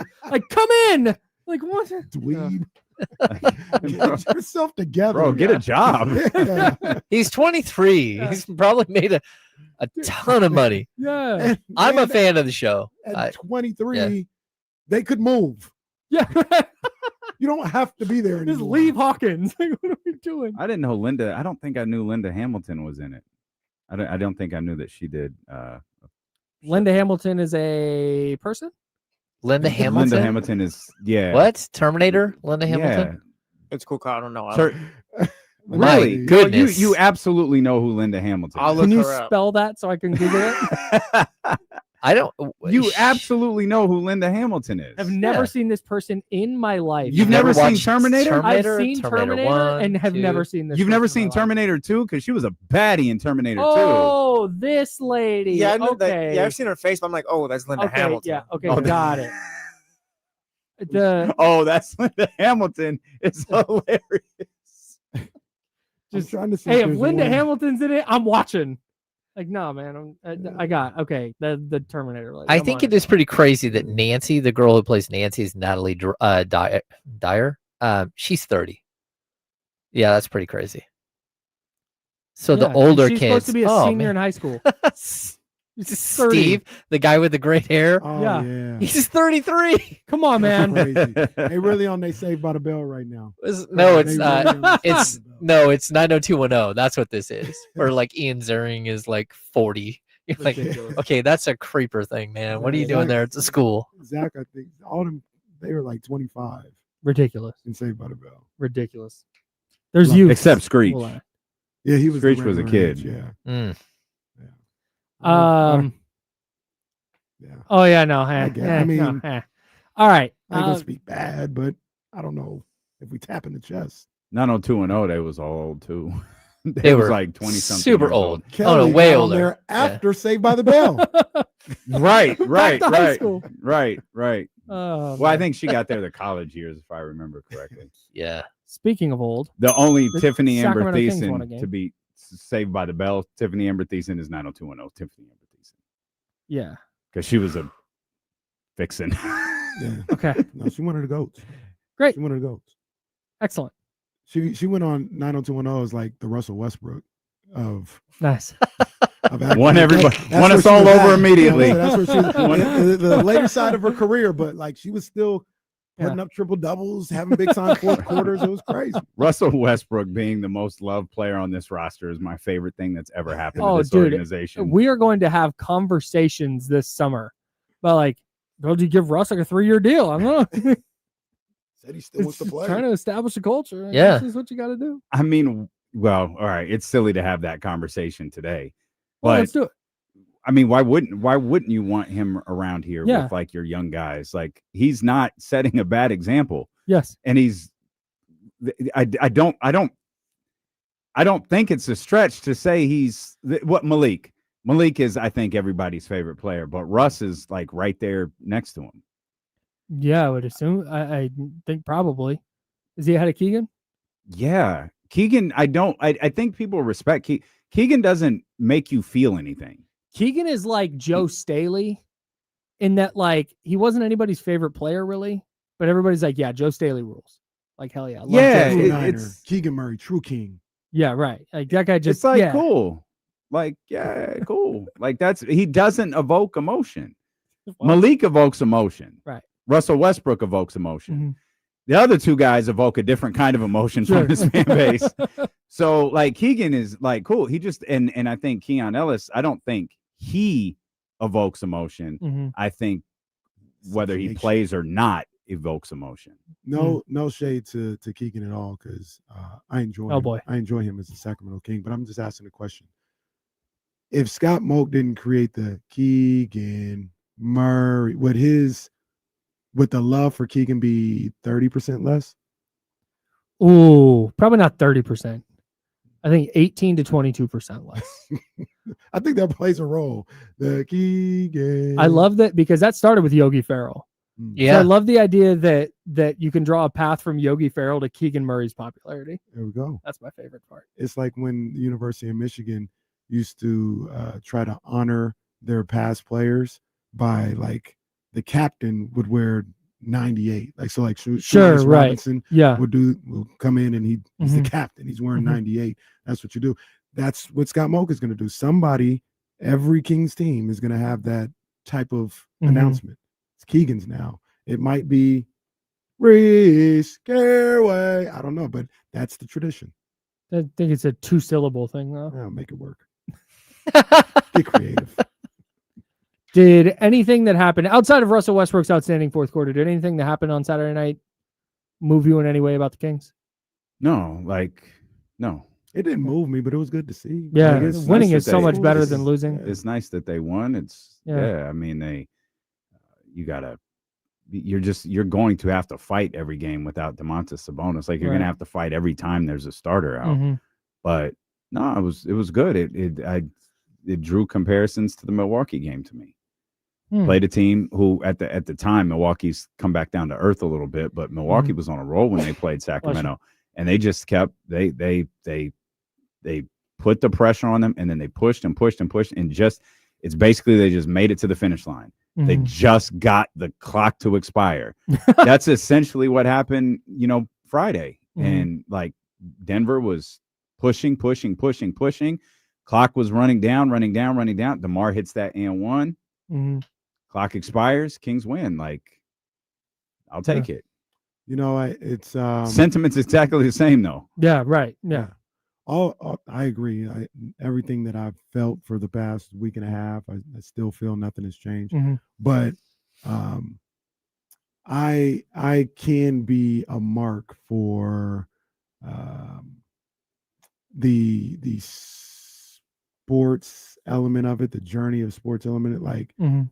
I thought it was cool that the bench was up at the end, trying to win. Like Yeah, for sure. excited that they won. Malik Monk after an and one is getting hyped and all this other stuff. Like those are things that, on the outside, we can say how we feel about the team and that what they're going through and stuff like that. But in that locker room, like I don't know if they quit. I don't know if they don't care. I feel like they do, but I don't know. Like they could really be like going through it like, damn, man, like we getting beat up. I feel, I hate this. Like we just got to get a win. You know what I mean? Like come together, Russell Westbrook after the game. It's us, man. We got to come. Like that could really be the sentiment. That could be it. We don't know. Right. It could be completely contrary to what we feel about this team. And to see them in a moment where they got a chance to win a game on the road, actually look like, whether it's the play on the court or the guys rooting them on the sideline, care about winning or losing a game, I'm always going to think that's cool. Yeah. I think, losing is such a destructive force, and having them get something positive, it felt good to watch them win, to, like have Doug Christie not have to sit through post game and try to say something else profound. You stepped up against a good team. They were on the second night of back-to-back. That doesn't really matter. That happens all the time in the NBA. But it's a game that you easily could have lost, and you played with force. You played with energy. You played together. You had 32 assists. Like certain players had great nights, and you were able to support that. There isn't a bunch of talk today that Keon Ellis didn't play, or that Dennis Schroeder, who was spectacular through the first three quarters, didn't play in the fourth, because whatever you did, it worked, and you won. And so I think it just changes the way we look at a game and the way we tear it apart, and just makes it easier, because it's like, well, hey, at least they figured out a way to come up with a win. So it's good. And Schroeder was one of the main guys up in that fourth quarter. Yeah. Like, hey, let's go, let's get this done. You know what I mean? So, and he played well. Yeah. Yeah, I thought he played. Like he played well enough where if it was like uber selfish and stuff like that, you might be like, bro, why am I not in the game? You know what I'm saying? But he wasn't. He was out there supporting his teammates. So it could have been a one-off. It could have been a peek into, or I don't know. But I just take it on face value. I don't change how I feel or anything else like that. But I take it on face value that they wanted to win a game. They worked together to get it done, and they were able to achieve that. So it was good to see. Good. Much better than watching them lose by 30. Yes. That's my takeaway. Is watching a close competitive game is better than watching a blowout. You're listening to KIFM, West Sacramento, KRXQ HD2 Sacramento, ESPN 1320, Sacramento Sports Leader, always free on the Odyssey app. Kings play again tonight. 49ers also play tonight. In a game that I think for a perfect night. In a game where it doesn't happen very often. It does. Where you get both of them playing at the same time. I get a chance for a perfect night. This to me is why I have no. Let me get. Do you feel confident that the 49ers are going to go in and win tonight? I mean, that's there's levels to that question. Sure. Like I do. I'm not like, oh, there ain't no way. Right. But I feel, I think the 49ers are a good enough team that they should win this game against Carolina. Period. Like they should win tonight. I agree. In this situation at home, you got most of your offensive guys back. I know the defense has question marks, but you should be able to win this game, control this game. And I think it's like a 7.5 point spread. Yeah, opened at 6.5. It's moved a point. Yeah, That's crazy. I don't like the Panthers aren't good. But I agree. Like they're not. Like this is it's a Monday night in Santa Clara. Like, but they're also 6-5. Yeah, and that's so. I mean, it's the NFL. Like whatever, they did lose to New Orleans 2 weeks ago. Right. They've beaten Atlanta twice. They beat the Dolphins. Sorry, Jesse. They beat the Cowboys. Like I don't know that they're. They beat the Jets. I don't know that they're truly a team that I'm afraid of. Like, good for them. There's a fair argument the Jets are worse than them, significantly worse than them. The worst team in the league they lost to, but like Atlanta stinks.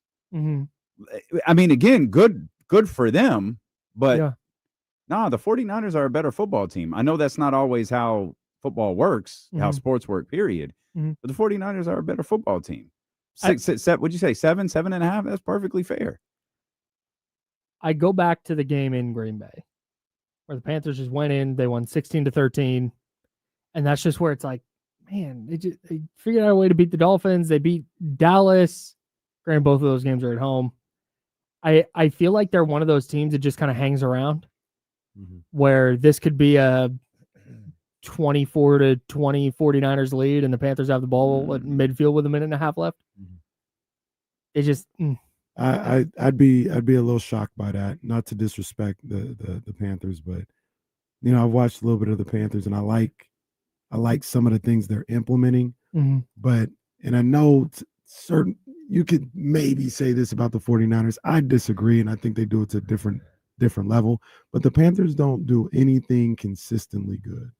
They don't play defense consistently good. They don't score or pass the ball consistently good. They don't run the ball well. Like nothing. It's like every now and then they do these things. And I was listening earlier, and James said it kind of reminded him of the Jacksonville game. And the Texans. The Texans game, yeah, I could see that. But the Texans, that was a buzzsaw. That was just, it felt like a buzzsaw from the opening snap. The Jacksonville game, yeah, if the Niners turn the ball over 4 times against Carolina, they'll be in for a dogfight. If they play a clean game, they should cover. It should be a 10 to 14 point game. I agree. I think in a normal, like in a vacuum, I think the Niners win this game going away. Carolina's just not there yet. But then I zoom into the reality of where the 49ers are as a team. It's like, man, if you told me that Carolina rung up 27 points, I wouldn't be floored. And that's where I start to go. You said 27? Yeah. I guess you really do hate that San Francisco 49ers defense, though. I don't think the offense is good enough to put up 27, but I guess if they're going up against a really bad defense, maybe. Yeah. And I understand the concerns that Kyle pointed out weeks ago about the defense. Like I see it now. You know what I mean? Like I get it. So that's what makes it hard for me to see them running away from anybody, just because I don't know if you're going to get enough stops. Right. That's it. From somebody. Yeah. You know what I mean? But I think TCG in here says the Niners aren't a very good team either. They run way better than the Niners. The Niners pass way better than the Panthers. Yeah, the Panthers don't throw it particularly well. No, but they run the ball really well. They do. They're 9th in the NFL in rushing yards, and Rico Dowdle has been spectacular for them. I mean, he's got 5 starts and he's at 833 yards. Yeah, I mean, the game plan played in 11, but 5 starts. He's a bad boy. The game plan for me would be I'm putting 8, 9 in the box. Bryce Young, throw for another 350 yards and 3 touchdowns. Yep. I need to see that happen. Yeah. I think that's gonna kind of be the move. But again, he's coming off a week where he threw it for 400 yards against a team with a way better pass rush in San Francisco. So yeah, I don't know, man. That's why I'm saying I have no, like, my gut says like, oh, this is one the Niners should win by a couple touchdowns. And they're just better, and Carolina's defense has been better lately, but it's still not great. Bryce Young has been playing better lately, but man, he's not great. But Carolina's a weird team. They are. That's a perfect way to describe them. They are weird. My podcast co-host Chris Biederman compared it to the Atlanta game. And I think that might be more in line than Jacksonville or Houston, because Houston has the best defense in the sport. Jacksonville at the time had the best defense in the sport. And even that game was a 5-point game. The Niners had the ball at the end, and it took 3 turnovers. It was 4 turnovers in that game? Yeah. 3 or 4 turnovers for Jacksonville to win by 5. I think 4. Carolina's below that group. Isn't it bizarre that the 2 best defenses in the league are on sorry-ass teams? Arguably the 2. Like the Browns. Oh, Houston and the Browns, and the Texans. Yeah. That Browns defense, man, I am not looking forward to the 49ers playing them next weekend. Not even a little bit. No. Hey, Myles Garrett could wind up being the best defensive player to ever live. I'm with you. How many? He is ridiculous. How many sacks are you up to now? I think he's up to 18. Yeah, is it 18? Yeah, it's He 18. had three. He 11 had games. 3 yesterday. Yeah. Do you He's on pace for think 25 and a half. They He had had 10 three- as a team. He had 3 sacks for like minus 26 yards, and yeah, the team had 10. What an embarrassment. see He the- has 7 sacks in the last 2 games. I They see have the, 42 on the season. I know we had a lot of talk about this when the show started, and I don't think I hate it. I just kind of hated that, like, this is the reality of who I had to go with. But do you think pound for pound, position for position, Myles Garrett could be better than Aaron Donald? Because Yeah, the fact that Aaron I Donald do. did what he did Hey, as man. a D tackle is kind of No, it's nuts. that's For sure. what do you have, like 20 sack seasons? Do you have like a 21, 22 sack season? Did he really? Did he get that high one time? I thought he went crazy one time. Well, we looked that up. If somebody could look that up. Nah, because that would be the I got it. record. I don't know if he Myles went that Garrett high. Myles Garrett in the last 4 weeks has more sacks than the 49ers do all season. Aaron Donald had 20 and a half in 2018. Yeah, 20 and a half. Golly, tackle. man. As a D tackle is crazy. And then he just But was Myles kind of around Garrett- 12, Myles 11 or Garrett 13. Miles is crazy. Might hang up 30 sacks this year. Yeah, I ain't got nothing. I just That's asked the question. I He's got going to nothing. set the all-time record for Yeah, sure. by like a lot. Yeah. Miles is crazy. Goodness, great. That Raider game was pathetic. They I have asked this question. Go ahead, Jay. they have 30 more sacks right now than the 49ers do on the season as a team. They have 42. The Niners have 12 sacks. The Yeah. Oh. Yeah. the 49ers probably aren't getting to 20 sacks this year. No, They're at 12 right now. they might not get That's to so 20 bad. pressures. And the Browns might get to 80. That's crazy. Yeah, that's not good. That's and the insane. Niners will be in the That's- playoffs, and the Browns won't be close. I asked this question earlier, Jesse. I think the poll is up on YouTube right now. Said, which team makes the playoffs first, the Raiders or the Kings? Pass. I would say my first answer would be the Raiders. Mhm. I'm saying the Raiders just because it's easier in the NFL. That's It's It has definitely nothing to easier do in the with NFL. like, oh, they've got. I guess you could say Brock Bowers, Ashton Genty, Max Crosby is a better core than whatever the Kings have moving forward. Mm. If you wanted to come up with a reason, Mm. but I feel like it's just easier in the NFL. Is the right answer. they Yeah. feel so far away, but like to your point, like so far away in the NFL could be 2 years. Right. You know what I Yeah. mean? So, and we're so far away in the NBA could be 5 years. Sure. I don't feel great about either of them anytime soon. though. No, not good. Man. The one Can the Raiders get on into the the- play-in? on the When they inevitably expand the Mm, playoffs. For sure. on the flip During the side- same CBA that they signed. Correct. on the flip side, Geniuses. even though my answer is the Raiders, Mm. the Kings, because the nature of the game of basketball, have an opportunity where one player can change their fortunes extremely quick. No doubt. Whereas the Raiders don't have that luxury. Yeah. Realistically, yeah. Like one, There's could more get- guys that can flip a team in the NBA. Mm. I think because if you find the right guy at quarterback, but you're talking Patrick Mahomes, Josh Allen, Lamar Jackson. But how There's many like guys 3 flip guys. a team quickly in the NBA. in the NBA? You look at a guy Like I'm Paolo. talking about to the playoffs. They, You look at a guy like No. Paolo. but Paolo and have they Frank- been to the playoffs? Yeah. Well, I Yeah. He mean, lost the last 2 years. No, but I think I agree. One guy is not gonna take this version of the Kings to the postseason. But I think once you have that one guy, it becomes a lot easier to go, okay, need to plug in this free agent, draft a couple of guys at this position, and all of a sudden you're kind of back in that mix. Mm. But I think it's tough for It's one not- guy It's to not easy. turn a team It's not around easy, by but himself. It's easy. It feels easier. and this is Paolo's 5th year or 4th, He just signed because he his- signed the extension. might so that it this would might be his 4th. Yeah. And in 2 years. So he if was you in the could flip, playoffs. This is his 3rd season, right? And I think I it's don't his think fourth. so. Oh no, it This is a his 4th. It He's is a played 4th for 3 Keegan times. too. Yeah. yeah, I guess I guess 2 years is pretty quick. I mean, we're 3 years into Wembanyama.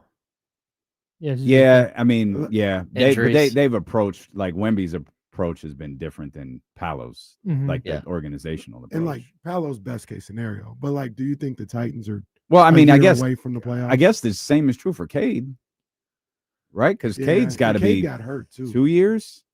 The other thing that's different is in the NFL. You just asked about the Titans.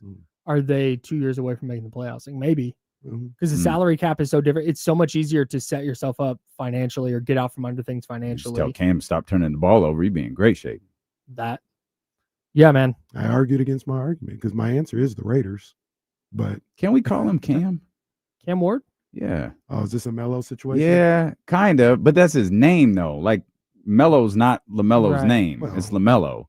Yeah. We dubbed Carmelo Anthony Melo, but like his name is actually Cam. How do we feel That's about what it- this? How do we feel about I this don't know. across sports? Like Tetaroa McMillan, who we're going to see tonight, a very good young receiver for the Panthers, does not go by Tet. He goes by T-Mac. But T-Mac to me is Tracy McGrady, and I will never call somebody else T-Mac because that feels weird to me. Yeah. Understandable. But does that work across sports in a way that it doesn't? Why doesn't he just go by the Tet offensive? Well, I don't know. But now, I mean, like T-Mac, for instance, for example, Historical joke. Sorry. all right. James. Jesus. for example, all right, that's not it's not necessarily a nickname. That was just a shorter way to say your name. You don't own that. It's not like the answer, right? It's not like we're coming in, this guy, he's the answer. That's his nickname. No, it's T-Mac. Like to a certain degree, I'm not buying this. to a certain degree, T-Mac's I don't a like nickname. calling Steph Castle Steph. but that it's just that like No, I understand, but he Kenny- needs to be referred to as Steph Castle Yeah. because there's agree. already a Steph. Kenny is just The a Steph. shorter way of saying Kenneth. I don't own Kenny, right? Like No, but if you were in the NBA and you went by KC, and then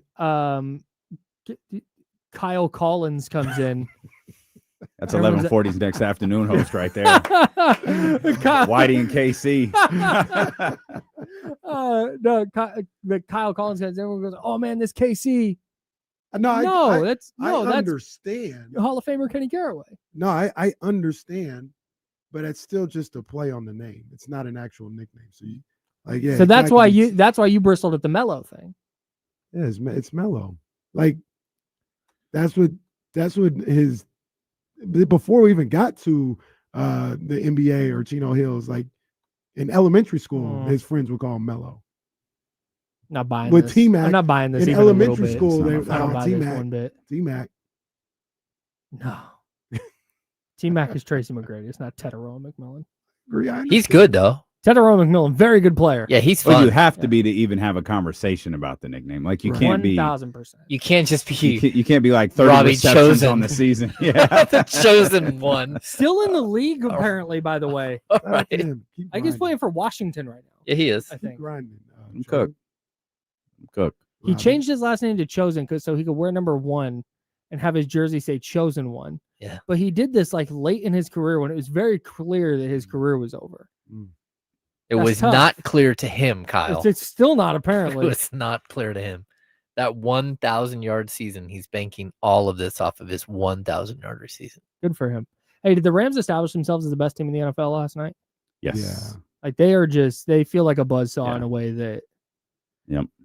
maybe it happens next week Mm. because that's what always happens in the NFL is someone gets anointed in week 11 and then week 12 and then they face plant. We're going, we got to rethink everything. But the Rams haven't had like a horrendous loss all year. Mhm. Their worst loss was to the Eagles because the Eagles blocked their game-winning field goal attempt. Niners might be their worst loss. Oh yeah, that's true. That's Thursday night divisional game.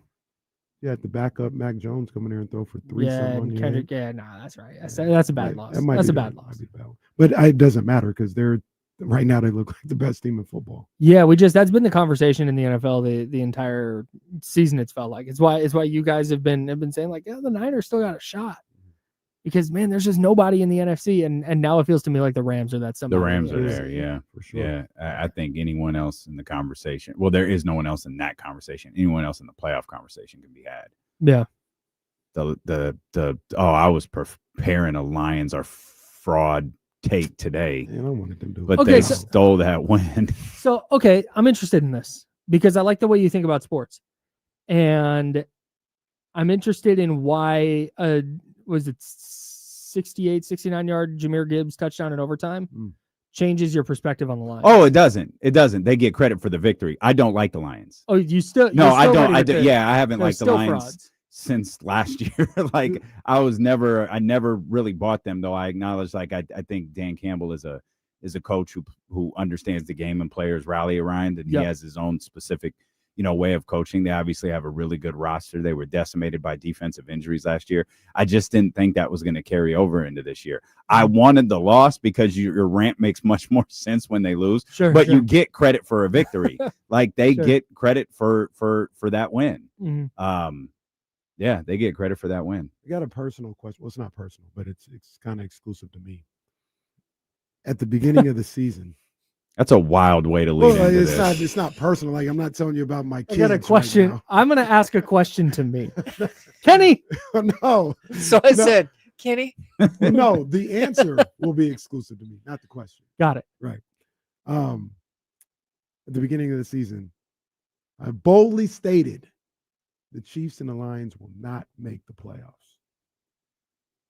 3 weeks in, I said, looks like I'm wrong about that. I want to run that back, man. Looks like Lions. No, they handled the Bears. They handled the Ravens. I'm wrong about that. They probably going to make the playoffs. I said I'm wrong about that. And then maybe about 4 or 5 weeks in, when Jacksonville fell off and all these, I was like, Chiefs going to make it, though, because, the Texans aren't as good as we thought. And it looks like both of those guys are going to make it. If the Lions and the Chiefs don't make the playoffs this year, do I still get credit for my original prediction? No. You have wavered. Yeah, the way you the game waffled. So there was a lot. So your man. original prediction was No. Lions out. Yes. Chiefs Then out. Both. Lions out, Chiefs out. Mhm. Week 3, you said, never mind. Yeah. Now, Nah, Might not you even have can't- been week 3. No, Now, you what- get no. No, If you hold once you on. backpedal, He's it's over. waffled more than 11 on Did I- Stranger did I- Things. did I- hold on, nice. you gotta hear me. That's a You gotta good hear me joke. because words Did matter. did I once waffle on my Pistons last year? No, Nope. Never once. never. That's why they're still my Pistons. Now hold on. You never Hold wrote it on. on the board either. Hold on. Well, now we have the well, actually, it probably doesn't count, so I read it on the board, so I should That's a do great that point. now. No, By the way, that hey, board what do we- wasn't even there when you made this Minor prediction. details. There's a minor board details. behind us in the room. That should be. We should be able to see it so people can see that. That's But- not attractive. It's over But- yonder. No, We'll just you're bring right. it into display when we need to. But now words matter. Trying to call it takes with stakes, so like a steakhouse or a steak company will Oh, there you sponsor go. it. Texas Roadhouse. And if your prediction becomes true, then you win steaks. I know who it won't be.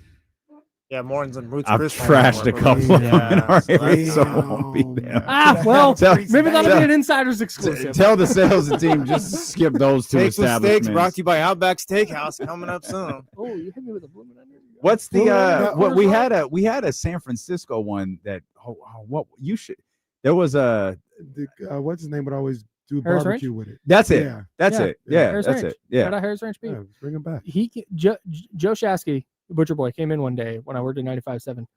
He walks in with 2 like massive foam coolers and sets them down on the table in our little green room area, Uh-huh. lobby area. And he's like, "Hey, take what you want." Let's go. They were That's just the hell full I'm of talking steaks. Mm. I took home a tomahawk steak. I took Yeah. home filet Damn. mignons. That's I what the took hell I'm I talking bet about. I Let's took go. Damn. Get home them on the probably like phone. 7 or 8 pounds of steak. I remember asking Incredible. the butcher once, hey, how much is that tomahawk right there? He told me. I was like, that's great. I'll see you next time. I remember Like, going wow, to that's lunch so with the nice. boss that may or not have been at this establishment that ordered a tomahawk for lunch and a bottle of wine for lunch. With one glass. That makes so much sense. Yeah. Yeah. Yeah. Just like, right. what is We happening? couldn't get the $10 for premium stats, but glad we got God, the no. You got to Glad explain he why got we the- need Twitter. We need Yeah, to Al, pay yeah. for gotta pull an for arm and a leg X. for us to work on the weekend. Al makes all the sense in the world. That's good. Yeah. Now hold on. Is expensing In and Out Burger every Friday for him and Kenny, but Thank you. I miss it. Hey, that was I okay do though. miss it. Wish it would still have. $10 Have you seen for that damn stats. Snack Shack. Have you seen that? Bring the vending machine back or In-N-Out Fridays because I'm starving in this place. It's just Crystal Light packets in there now. Okay, well, all right. No, Since you want to but- bring it up, but I James do- and I bring donuts. You could be in charge of the In-N-Out. I appreciate you. There we go.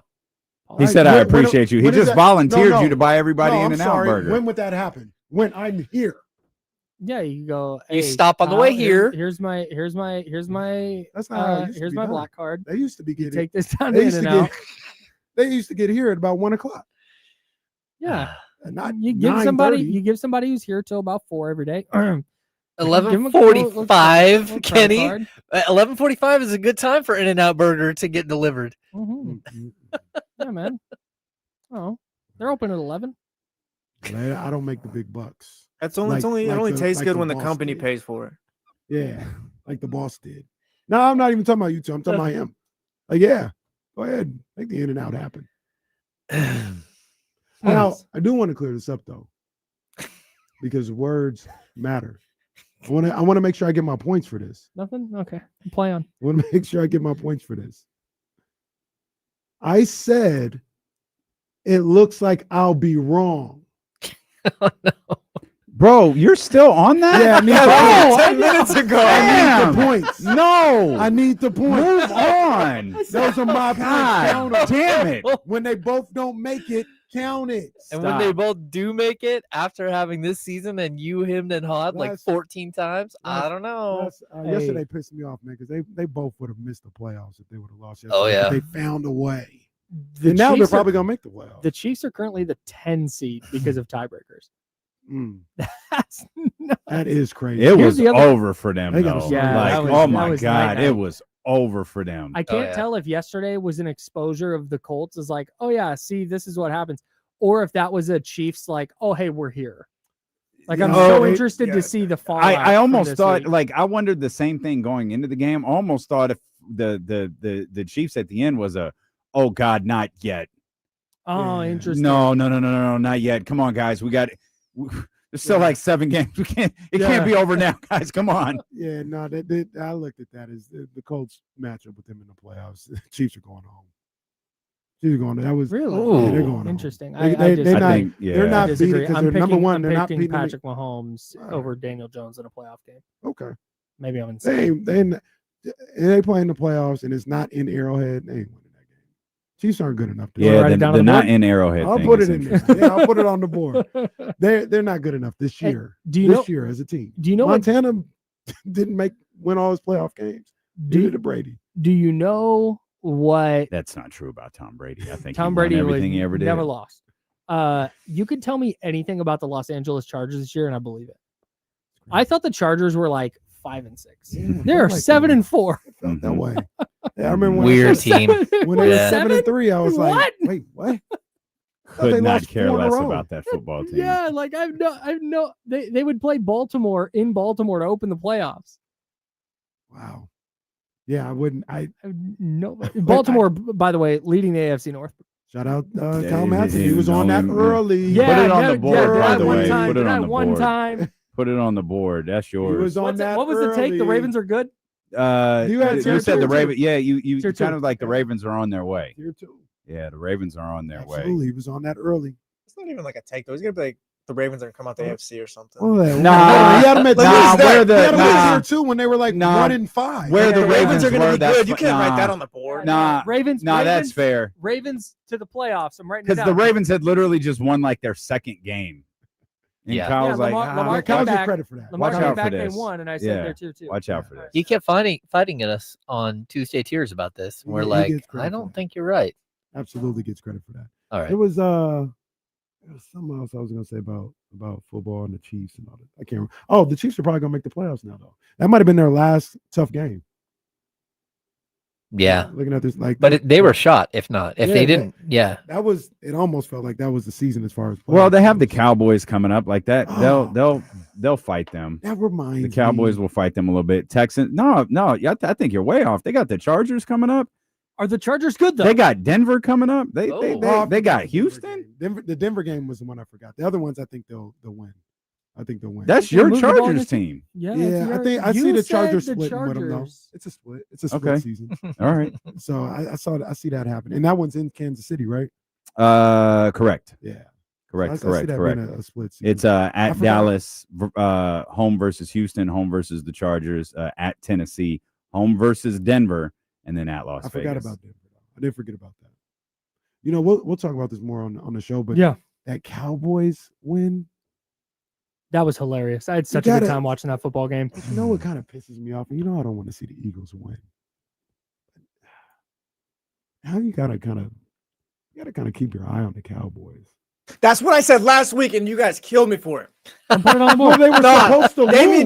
Damien called me a madman, treated me like I was Charles Manson. Kyle called me an idiot too, and look where we're at. I don't know where we're at. That's how Let's be clear. I don't think the Cowboys are good. No, I said the same thing. That's another person Can we in point the race out for the 49ers. We'll talk more about. Can we point out they tried to lose the game So many times. repeatedly? They got the fumble on the kickoff, and I'm like, oh man, all right, good for the Cowboys. What Yeah. I went downstairs, came back up, maybe 3 minutes later, and the Eagles have the ball and are running a play, and I'm looking at the screen like it's 21. Okay, I got to rewind here, and I don't know Yeah, if you the didn't miss a lot. rewind works, and I'm like, how did this happen? And a turnover on downs? Yeah, On what, the 12? CD dropped the touchdown. Every time they put CD Lamb on the field, they're trying to lose. It's just one more Holy team I gotta cow, deal with. Matt. Just one more team I got to Absolutely deal with that I ridiculous. don't want to deal with. All right, Like, you don't have to. All right, huge game for the. All right, go. All right, yeah. Hey, go. What about Jonathan Kuminga? What do you think about Jonathan Kuminga? Go. D'Lo and Casey coming up next. Not going to be a better place to get ready for the Kings game, get ready for the Niner game. That's D'Lo and Casey coming up next for James Ham and Jesse Tapia. I'm Kyle Madsen. This has been the Insiders on ESPN 1320 Sacramento Sports Center. Until tomorrow, 10. Drink water. Be nice.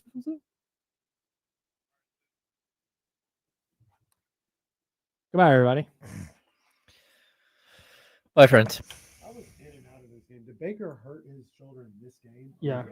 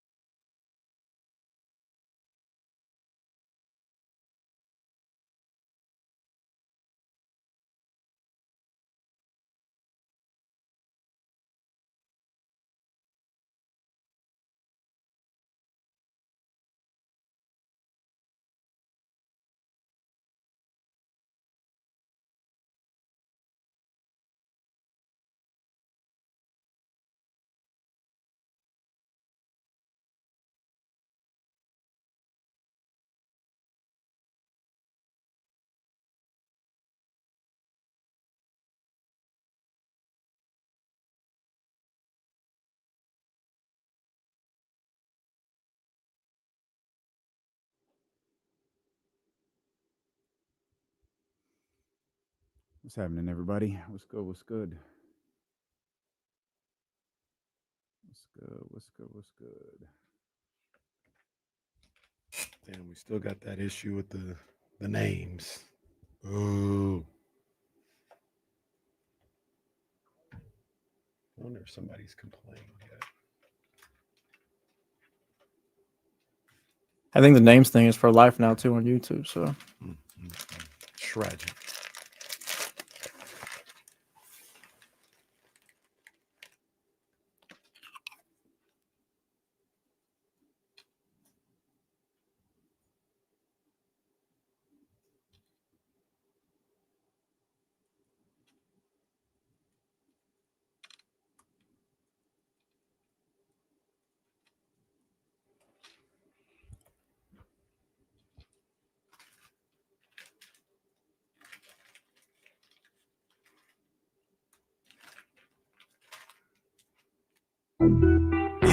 Yeah. We got them screaming D-Lo, KC, D-Lo, KC, D-Lo, KC, D-Lo. We got them screaming D-Lo, KC, D-Lo, KC, D-Lo, D-Lo. We your number one spot. We your number one spot for some sports, huh? Got the city going crazy when we work, huh? We top 2, but we ain't 2, we in first, huh? And when you need the real, we is who you search, huh? D-Lo, KC, D-Lo, KC, D-Lo, KC, D-Lo. We your number one spot. Let's go, baby. Let's go. One more time, because the Kings got to win over the weekend. Hey, welcome in here to the Monday, November 24th edition of D-Lo and KC. I'm Damian Barling. The ultimate needle mover in God mode himself. He's Kenny Caraway. Yes, sir. Acknowledgement. And we are live. Alongside executive producer. Here. I did think about this. It is absolutely one of the things I thought about almost immediately. And there's a way to do it. There is a way to do it. Miss Mac 10, I understand, but it could just be a little quick hitting the button, count to 3 and stop it. Like it could look filthy. Wait, I mean, just I feel you. They don't have to be we ain't got to hear it, but just the doom, doom. All right, yeah, the Kings won. Boom, turn it off. what was the point? That's what I'm saying. Making the rule when we made it then. I don't know What if was we made the rule. We didn't. What was the rule? It's just when the time is right. When Yeah. Yeah. Nah. Sorry, Zell. Damn. We don't get no young Damn. Zell. Really? you gotta Y'all- run this team's feet to the Damn. fire. Come Y'all on. really want young Zell? I mean, come on, man. I don't know, man. It's a fabric. Y'all really want young Zell? It's a fabric. A D-Lo and KC. Like I said, it ain't got to be no. We ain't even got to hear Young Zell speak. It's just a boom, boom. Yeah, all right, boom, boom. Yeah, keep it Let's put it to a vote. We'll put it. There's. Sorry to the radio audience. There's over 1,000 people watching. Just real quick. No matter what platform you're watching on, just fire off yes or no. Are we still playing Like the Beam after the Kings go to 4-13? They literally still lit the beam, Well, that's fine. but The chat is calling for it. I understand. But hold on, no, don't listen completely to them because I understand what Damien's saying. I get it.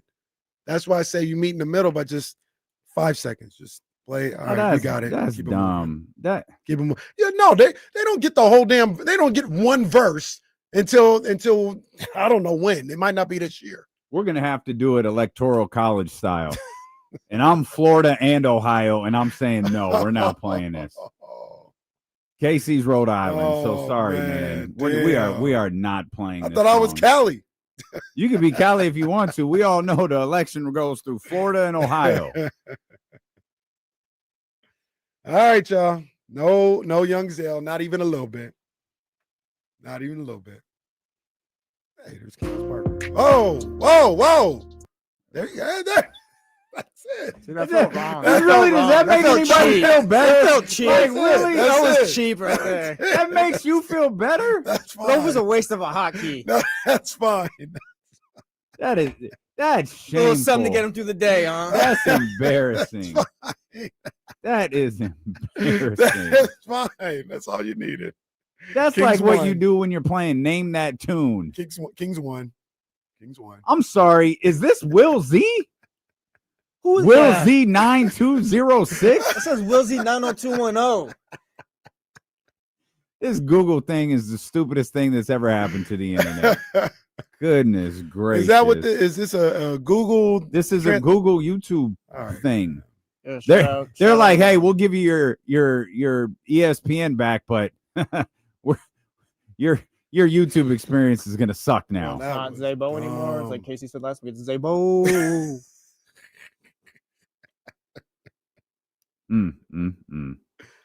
Does everyone feel better now that we played the song for 2 seconds? Yes. No. Yes, that's It was much dumb. better. That was absolutely senseless. I wish we could play the song. It'd be nice. Maybe they'll. What if they win tonight? Nah, they don't get the. They don't No get the back-to-back song. wins? I would be. I mean, winning. I didn't think they'd win 2 in a row anytime soon. Kyle has them winning 3 of 4 from January 16th to 21st. 2 in a row seems absolutely crazy to me. Yeah, Absolutely crazy. I'm not predicting them to win tonight by any means. When do we think they win a game by double digits? It depends on who's here still, but when they play the Wizards or the Nets. I mean, those teams. Famous last words, Are man. we sure they're not the Wizards or the Nets, though? Yeah. I mean, I think I believe. I'll check. When does next season start? If you don't blow them out with this group of guys, if you don't get a double-digit win with this group of guys, I'm not sure you will. Cameron said post-trade deadline. #justice for Zale. Oh, that's terrible. Let me see. We'll know when it's the right time to play Young Zell again. Yeah, we'll know. I was about to say. Now I'm not. This is just a prediction. It's not a spoiler. But the Nets beat the damn Wizards by 23. Okay.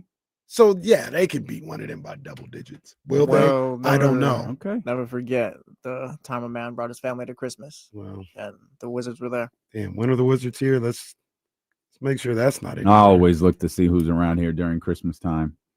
Always look to see who is it. It was the perfect plan too. Like you were right. Like, oh yeah, I'm gonna take the family to see the Wizards. Yeah. Ben will be ready to go, whatever. And this is Christmas was ruined. This means not much of anything, but the Nets beat the Pacers by 9. That's just they beat the Celtics by 8. I think the Kings can get to double digits on somebody. Okay. Well, they won by 5 the other night. At this point, the Kings just winning basketball games is fine. And yes, they won by 5. I think the most that they've won by might be 5. I think it is because wasn't it like 3-1-1 or something? I know the total was 8. They beat the Bucks by 2. They beat the Warriors by 5. They beat the Nuggets by 5. And they beat the Jazz by 1. So good for them. There you have it.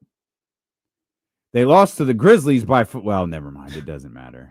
Shout out to Jesse who cut that clip of us. Woo! A lot of people saw that clip. Yeah, man. I heard from a lot of people over the weekend. Make sure you retweet, please. Good to know that y'all are out there. Yeah, man. We appreciate you. Shout out to those that ain't here no more and caught the clip on social. Appreciate everybody weighing in. Not one person messaged and went, you're wrong, right? Nah, I didn't get any of those. None of those. I got some unfollows. I got some. Oh, that was mean. For real? Didn't get a lot. What does it mean? To tell you off the air, but yeah, got a lot of. That about checks out. Man, yeah. All right, man. Like this is what I said the other day, and I believe it. Like Vivek, and they gotta wear this. Like it is what it is. Mm-hmm. Well, you got to wear it. This is your record. This is your legacy right now. If you have an issue with it as well, I guess put up your side of why it's wrong. Like, what can the Kings front office or Vivek point to? It's like, yeah, no, it's actually not the case. And it's actually been better. Like, go ahead and point that out. Yeah. Yeah. Here's why everything you said is wrong and why we've been cooking the last few years. Yeah. All right. And it's one of those things. Like I I feel you. I understand what you're saying. I still live in the premise of like, yeah, they'll be good at some point. He'll be the owner. Like that's I hope what you're right, what do we brother. say about Dolan? You know, like we can go Suns down got the to list. the finals with Sarver. And it doesn't have to be because he did something right. It's just the law of averages. The Lions for 30 years, where Lions will never be good. Clippers will never be good.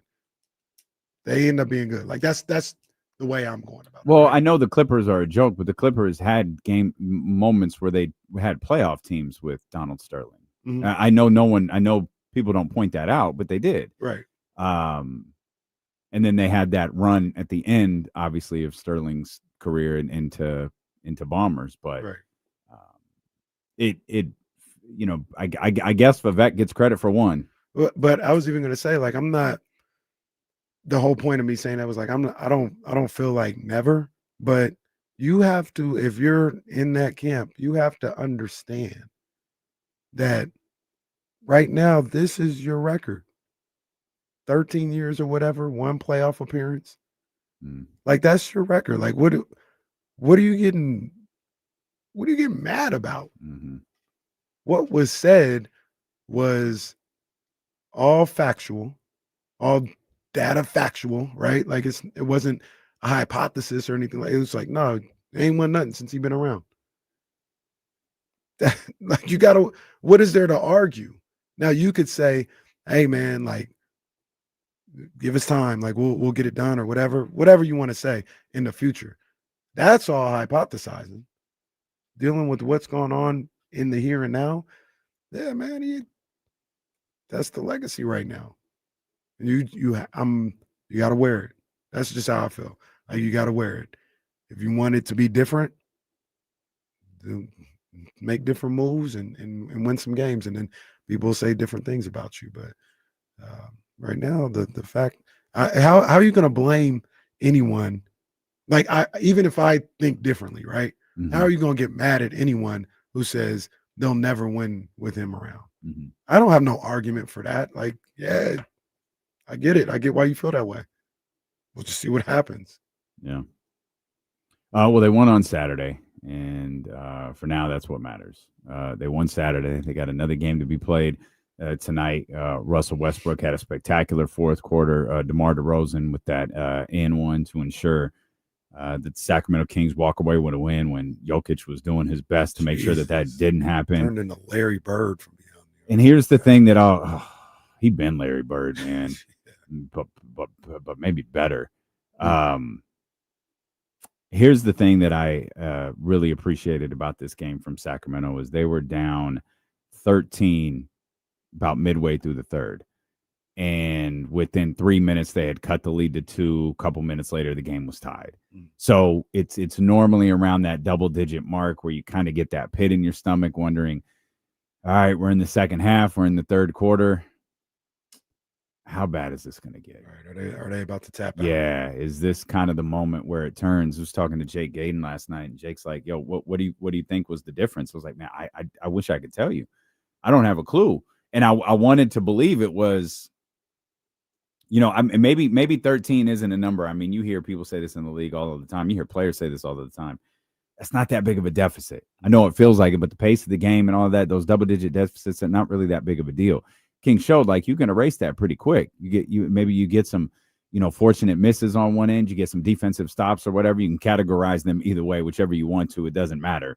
But you're able to get the ball back without giving up points, and then you convert on the offensive end, and then all of a sudden that 13-point lead is 2, and now you're just scratching and clawing. I don't know what the difference was for Sacramento on Saturday.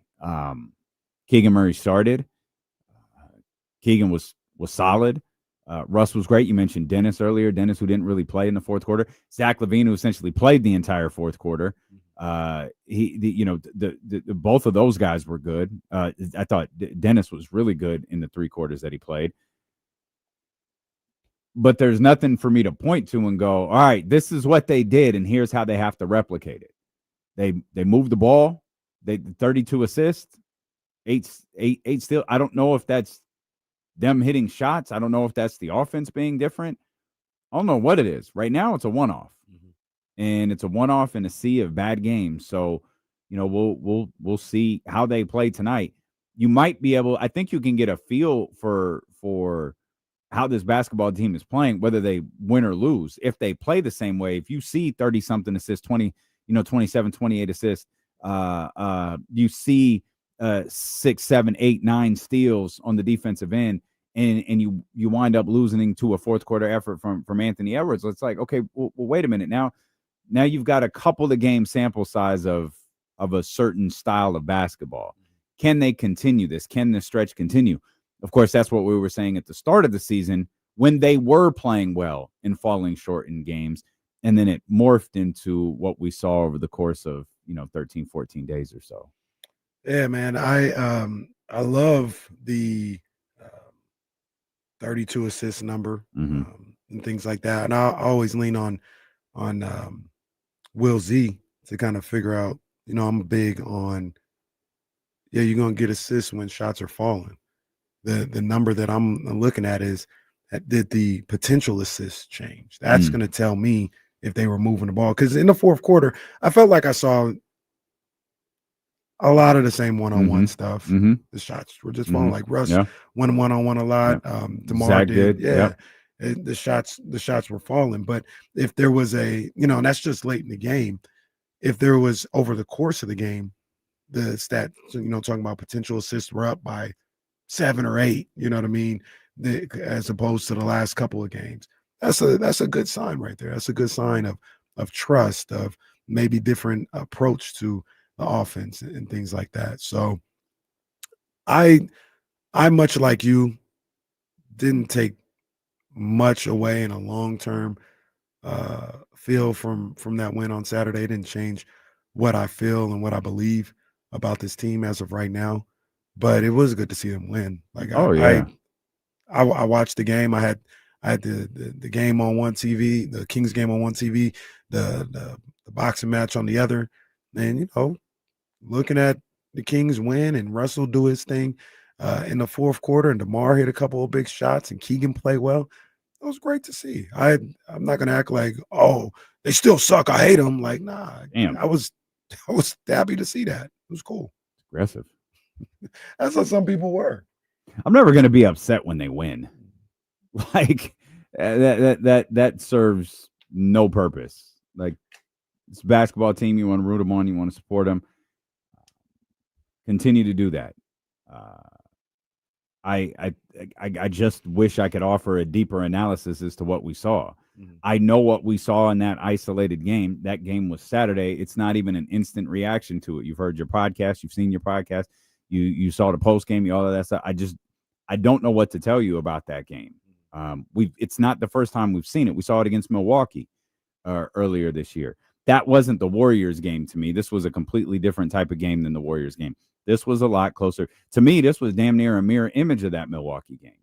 And it's fine. Like, those games happen during the year. But when you have a team in which you believe their identity is something ugly, one game, putting a little makeup on it isn't going to make you feel any better. Yeah. And this game didn't make me feel any better. Again, to what KC was talking about, I'm thrilled that they won, but I'm not.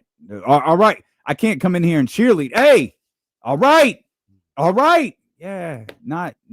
We're quite a ways away from that. Yeah.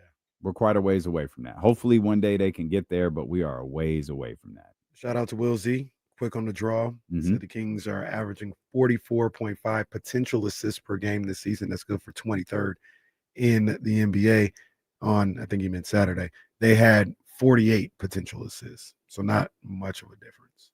Okay. And that's something for me when I look at that. It's just the shots went in. So they got 32 on a potential 48. Okay. Yeah, they had 4 more potential assists than they average on the season. So that's more. I mean, you go back and you watch the fourth quarter. I mean, I think your assessment of that 12 minutes is correct. Like, there's a lot of Zach, there's a lot of DeMar, and there's Russ. And DeMar had that big play at the end. Russ was aggressive out the gate, had that corner 3 that I think gave the Kings a lead. And it was, there was a lot of that same stuff. There was ball movement there. I mean, we mentioned, the backcourt of Dennis Schroeder and Russell Westbrook had a combined, I think, 42. I think they each had 21 in that one. Yeah. Dennis has had some really rough moments during this. I think we're up to maybe like 10 game stretch, or whatever, but he's had some good ones as well. And most of the good ones, if not all of them, have been happening since he was moved to the bench.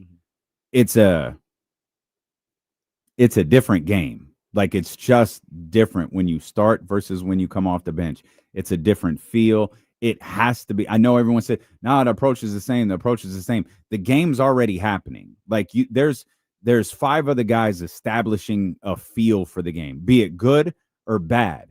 And your job, especially as a point guard, is to come in and either continue what's happening or redirect what's happening. And I think Dennis has done, for the most part, since being moved to that position, a terrific job. There are games where he has played significantly better, scored significantly more than Russell Westbrook. I think Russ is better in the starting lineup. I think Dennis can continue to have these games and have like a Malik Monk 2 years ago situation where you watch Dennis and go, yeah, he's thriving because he's in this role and it's suiting him very, very well. But both of those guys were terrific on Saturday afternoon or Saturday night, and that's a big reason they won. Yeah, and something else that kind of stood out on Saturday, maybe not more than the assist number, but like I said, the style of play looked familiar to me. And it's not like they were getting super stops, but they were aggressive and physical on the defensive end in that fourth quarter, especially on the boards. I thought just watching it with the naked eye, I thought, there was a better effort in the gang rebounding aspect of it all in that fourth quarter.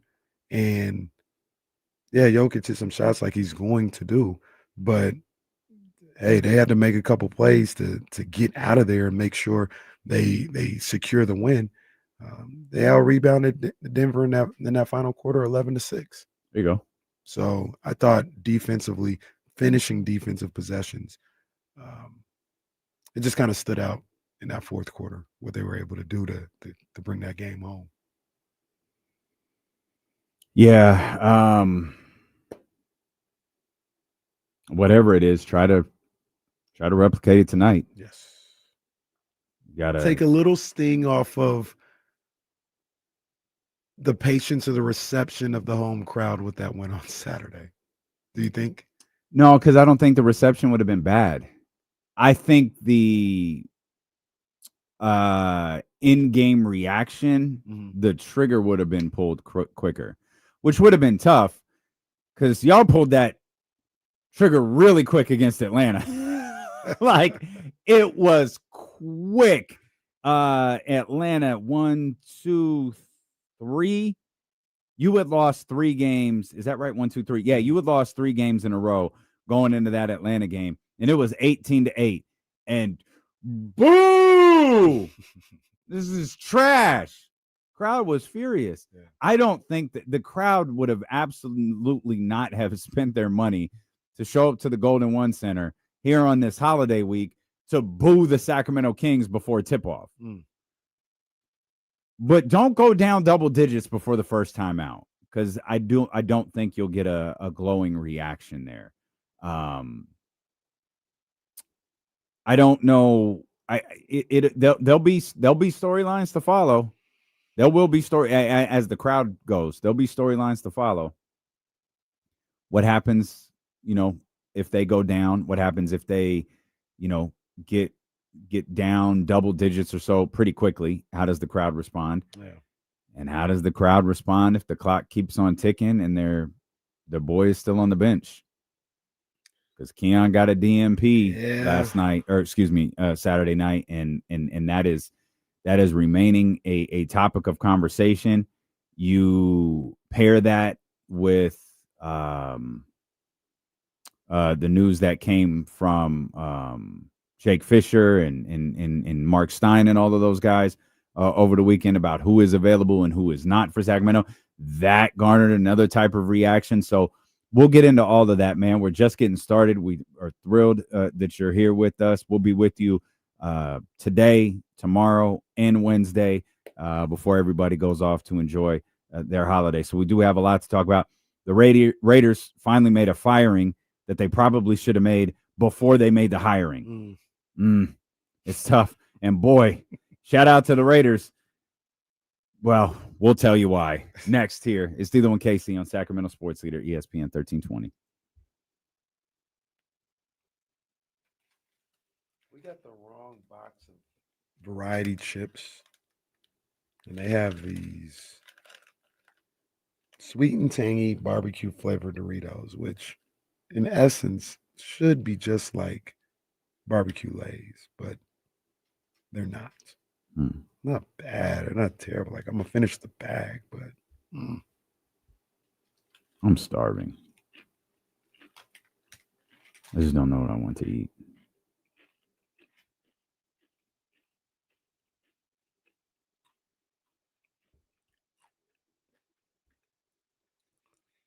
so I've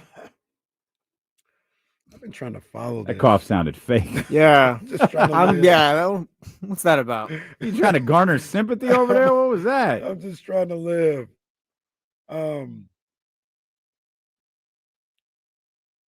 So a lot of people are acting as if Lane Kiffin has accepted this job at LSU. Yeah, it looks like he's going to LSU. Ole Miss is about to go to the playoffs. Sucks to suck, kids. Jeez. I'm tapped into whatever LSU's doing next. I don't know what it is, but I'll watch Lane Kiffin, I guess. Shout out. Those are my boys. Those are my boys. Ole Miss is your boys? LSU. Oh. Go Tigers. Also, I think this is one of those Saturdays where you don't leave the house. Yeah, they took the Saturday off this past Saturday, but starting on Friday, it's going to be fire. Yeah, I already told Chris I'm going to barbecue that day and stuff like that. I'm not going anywhere. I think I could be wrong. Let me check. I might even watch wrestling. All right. Well, now you've gone. What's on? What's Survivor this? Series. Oh, okay. You've gone a little far, but I get your point. I'm going to be at home. Why not? I believe.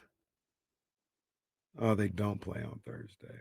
I was going to say I believe it's Texas A&M Texas on Thanksgiving, but it's actually on Friday. They used to play on Thanksgiving, or maybe it's just Ole Miss who used to play on Thursday. I don't know. Either way, Friday's going to be crazy. Whew. Also, USC sucks. Yeah. Oh boy. What's the coach's name again? Lincoln Riley. Lincoln Riley, bro. Stop. USC is the new Texas.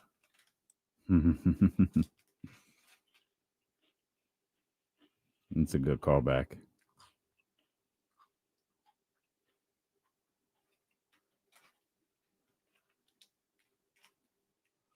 And I know we don't talk too much about it here, but Notre Dame gonna find themselves back in the playoffs, and they're playing as good as anybody in the country.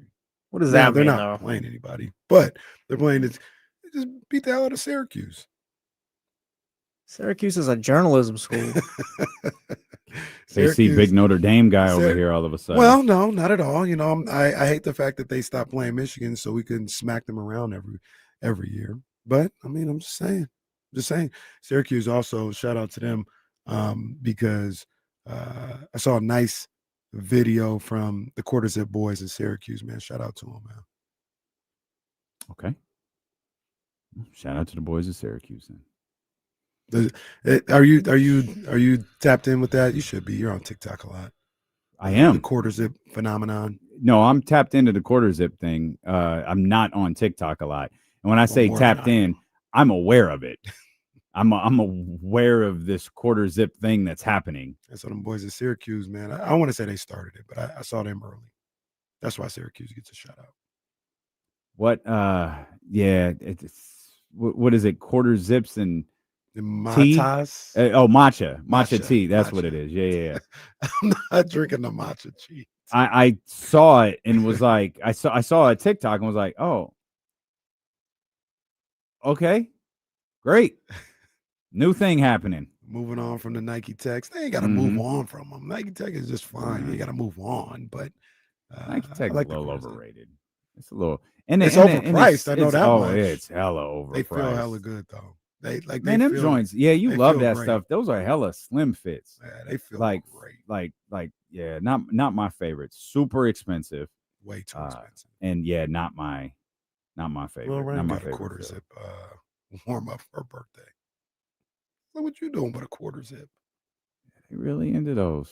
All right. Well, salute. Y'all enjoy him. Chip Kelly, his Raider quarter zip had to be turned in.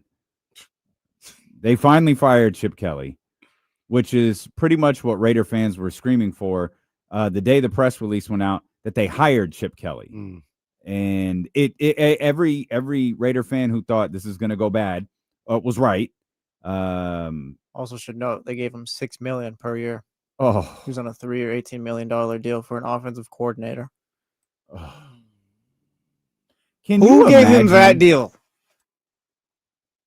It had to be Mark, right? It had to be Mark Davis. Well, Mark, not. It's Mark, Tom, or Pete. My first thought is it's Tom and Pete. I feel like Mark, Tom Brady could not have done that. You think Tom Brady could not have done that? Yeah, I'll take Tom out of there. I think it's Pete. I feel like Mark, to a certain degree, is almost like, I could be wrong, but he feels like current Vivek. Like, hey, I messed it up last time hiring this guy, Pete, and what's the GM's name again? Spytek. Spytek. Go ahead, do what you do. I'm not telling you. I constantly say Spytek because I always forget his first name. It's John. Is it John? Are you being serious? Being serious. Is John Spytek? Sure. I'm pretty sure it's John Spytek though. Okay. It's. I feel so. I'm taking Mark out of that as far as being responsible for that, and that leaves. It is John, by the way. It leaves John and Pete. Okay. And I would say I would lean more towards Pete because I don't think John I kind of feel like it. I kind of feel like it was Pete too, but with the idea of Mark going, man, build me a dream team, do whatever you got to do, and this is what we got. I mean, it was a horrible fit. It went badly. You essentially wasted the rookie year of who I still believe is your star running back. Frustrating thing is I don't know how this is going to affect Geno because Geno's been the biggest. This isn't what we thought it was going to be part of the Las Vegas Raiders. You have a couple of serious playmakers on the offensive end. I don't know how much Chip's ousting is going to affect Geno Smith, but you're going to have to figure out a way to make a change at quarterback. If you're willing to eat $18 million of or whatever the prorated salary winds up being for Chip Kelly, you've got to figure out a way to work around that dead cap of 20 some odd $20 million that Geno Smith has next year. Otherwise, you're looking at multiple years of young, talented offensive players going nowhere. Well, look, and not showing signs of leading to anything. I know we've talked about this a couple of times, but Geno hasn't been great. But his offensive line is just awful. It's off. 10 sacks is absurd. And the killer with that is 2 of their first 3 picks in this past draft was offensive linemen. So it's not even like, hey, we need to work on that. You tried to work on that this offseason, this draft. And I'll stall Geno out just a little bit. You don't fix that. I don't care who the quarterback is. I don't care who the running back is. I don't care who the offensive coordinator is, unless they can figure out a workaround around that offensive line. And maybe that's what it is. Maybe Chip just had no idea what to do and had some his old school ways of thinking for offensive line play that it just had them looking crazy. And you get somebody with a better understanding of modern football to work with that offensive line, and maybe they can protect it a little bit. Maybe they're putting them in a better spot. But if that's like who they are, just like not good like that, it don't matter. No matter who the quarterback and running back is. Well, yeah, look at this Chip Kelly masterclass right here. It's third down for the Raiders. Look at how many guys are running routes on third down. All right, man. We got third down. So here's the clip for those who 2. can't see us. We got it's third down. Third down. Snap the ball. Got the all 22 here. Look at there's and 8 there's guys back there. All right, 2 guys running routes. Doug, Gino gets sacked. Doug, here's I don't know what's worse. I don't know if it's Chip or the performance. They went That's super incredible. max protect, and the guy still got sacked. Look at all those black jerseys in the backfield. Gino can't It's like throw 'cause there's 9 no of one them. open. There's 4 guys rushing, and he still gets sacked. How does that happen? There were 7 defenders on the 2 wide receivers for about 15 yards. I don't. Who are you going to throw the ball? Who is the play for? The imagination.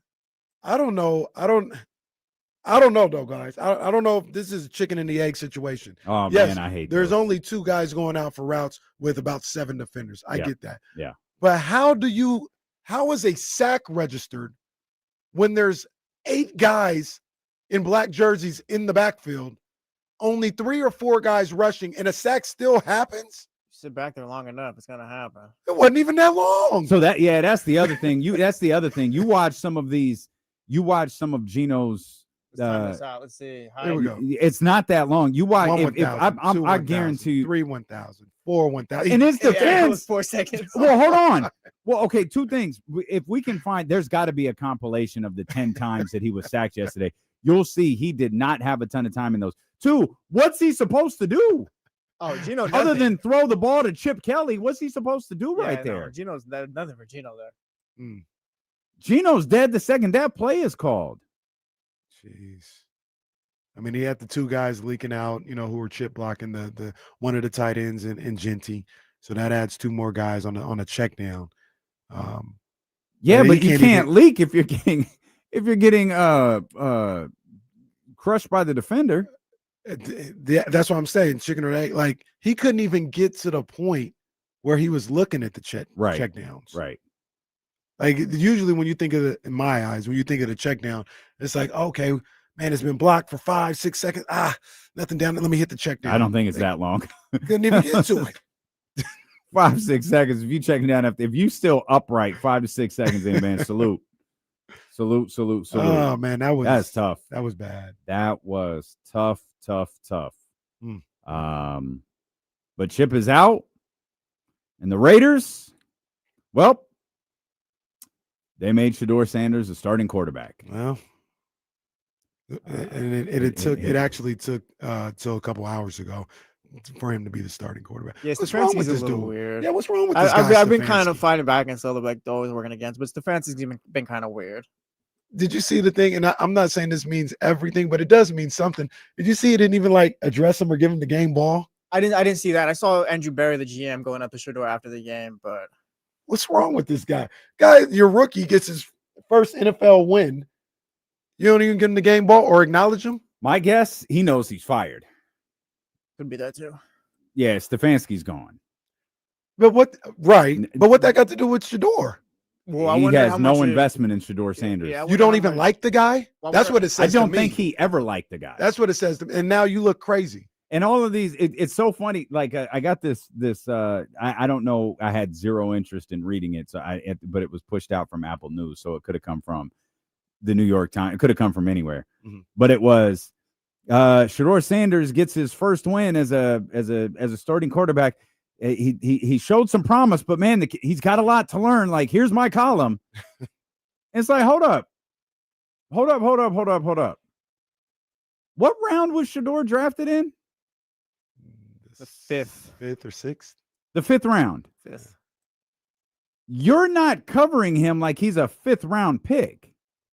You talk about, Cam Ward got his first win, man. He's got some. You talk about the top 3 rounds of quarterbacks, the guys who have starting jobs coming out the gate. This guy was the 3rd string quarterback to start the year, but you're analyzing him like he was a starting quarterback at the beginning of the season or was a 1st round pick. These media people want it both ways. There are a lot of people working against Shedeur Sanders. And here's what I love the most about yesterday. I love Shedeur. And this is the part everybody's going to hate. All of those people, I should say, are going to hate. Shedeur was like, yeah, that's what yes, I can do this. I think it was Myles Garrett. You hear what Myles Garrett said? I didn't see him. I don't know who else. I don't know that there's another quarterback in the NFL that can make that throw he made on that was a 60-some-yard touchdown pass. Yeah. I don't know how many. That was Myles Garrett that said that. It's a good teammate.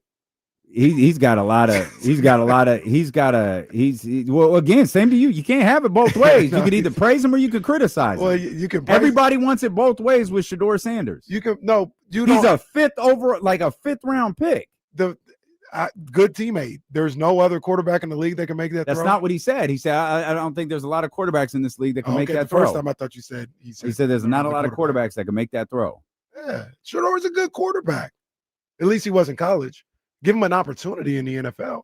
And the fight against giving him an opportunity when all he had to do was play the Las Vegas Raiders, and he's good to go. Well, Stefanski's kind of killing me after the game too. Like, I can't commit to Shedeur yet. It doesn't say that directly, but just I don't know who starts and be like. Dylan Gabriel was not good. Stefanski looks like a bum. He looked like a bum of a coach. If Stefanski was even remotely good at his job, he would have said, "I know it's not Dylan Gabriel. I know that's who's not my starting. I'll tell you who my starting quarterback is when I figure it out. I can tell you who it's not." But he was taken third overall, and you got to have this leash third round, and you got to have this leash. Oh, maybe we've got an investment here, and all of this nonsense, man. This is why the Cleveland Browns are the Cleveland Browns. Play the Niners on Sunday. Formidable team right there. Then I guess we'll come back. There were a lot of reports about the Sacramento Kings over the weekend. None of it should be surprising, but it seems one particular thing upset a lot of Kings fans. We'll talk about it when D'Lo and Casey return here on Sacramento Sports Leader, ESPN 1320. I think I missed Baker. I'll get it when we get back.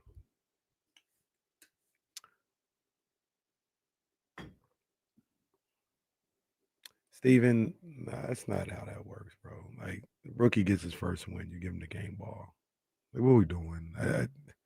It's a contrarian take. Like, it doesn't matter who. If it was Dylan Gabriel when he won his first game, should have got the game ball. Like, come on, man. Stop.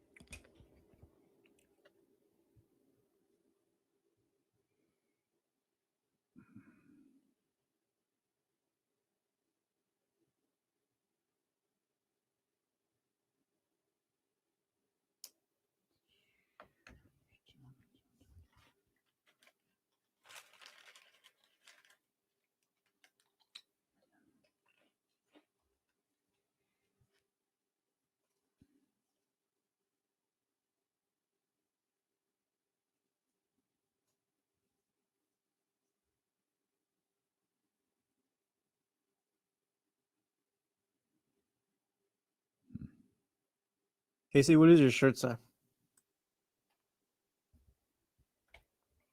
What is the V on the bottom? I mean, I don't know. I don't know. It's just a nice little cozy something. You know what I'm saying? And yeah, just a nice little cozy something. That's all. Shit starter. I was just curious. I got my 1320 staff jacket on today. Is that a real thing? Yeah, watch. This is limited edition too. I'm staff. Damn. Did you get that recently or was this? No, that was before? when I was working promotions like 6 years ago. See, Joe and the new promotions don't even have this. It's a comfy ass jacket.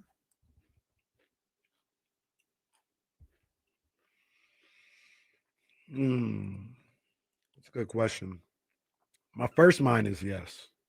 Yes, this is yeah, it's real bad. But I don't know. I need a Raider fan to they probably more tapped into that Aaron Brooks era than I was.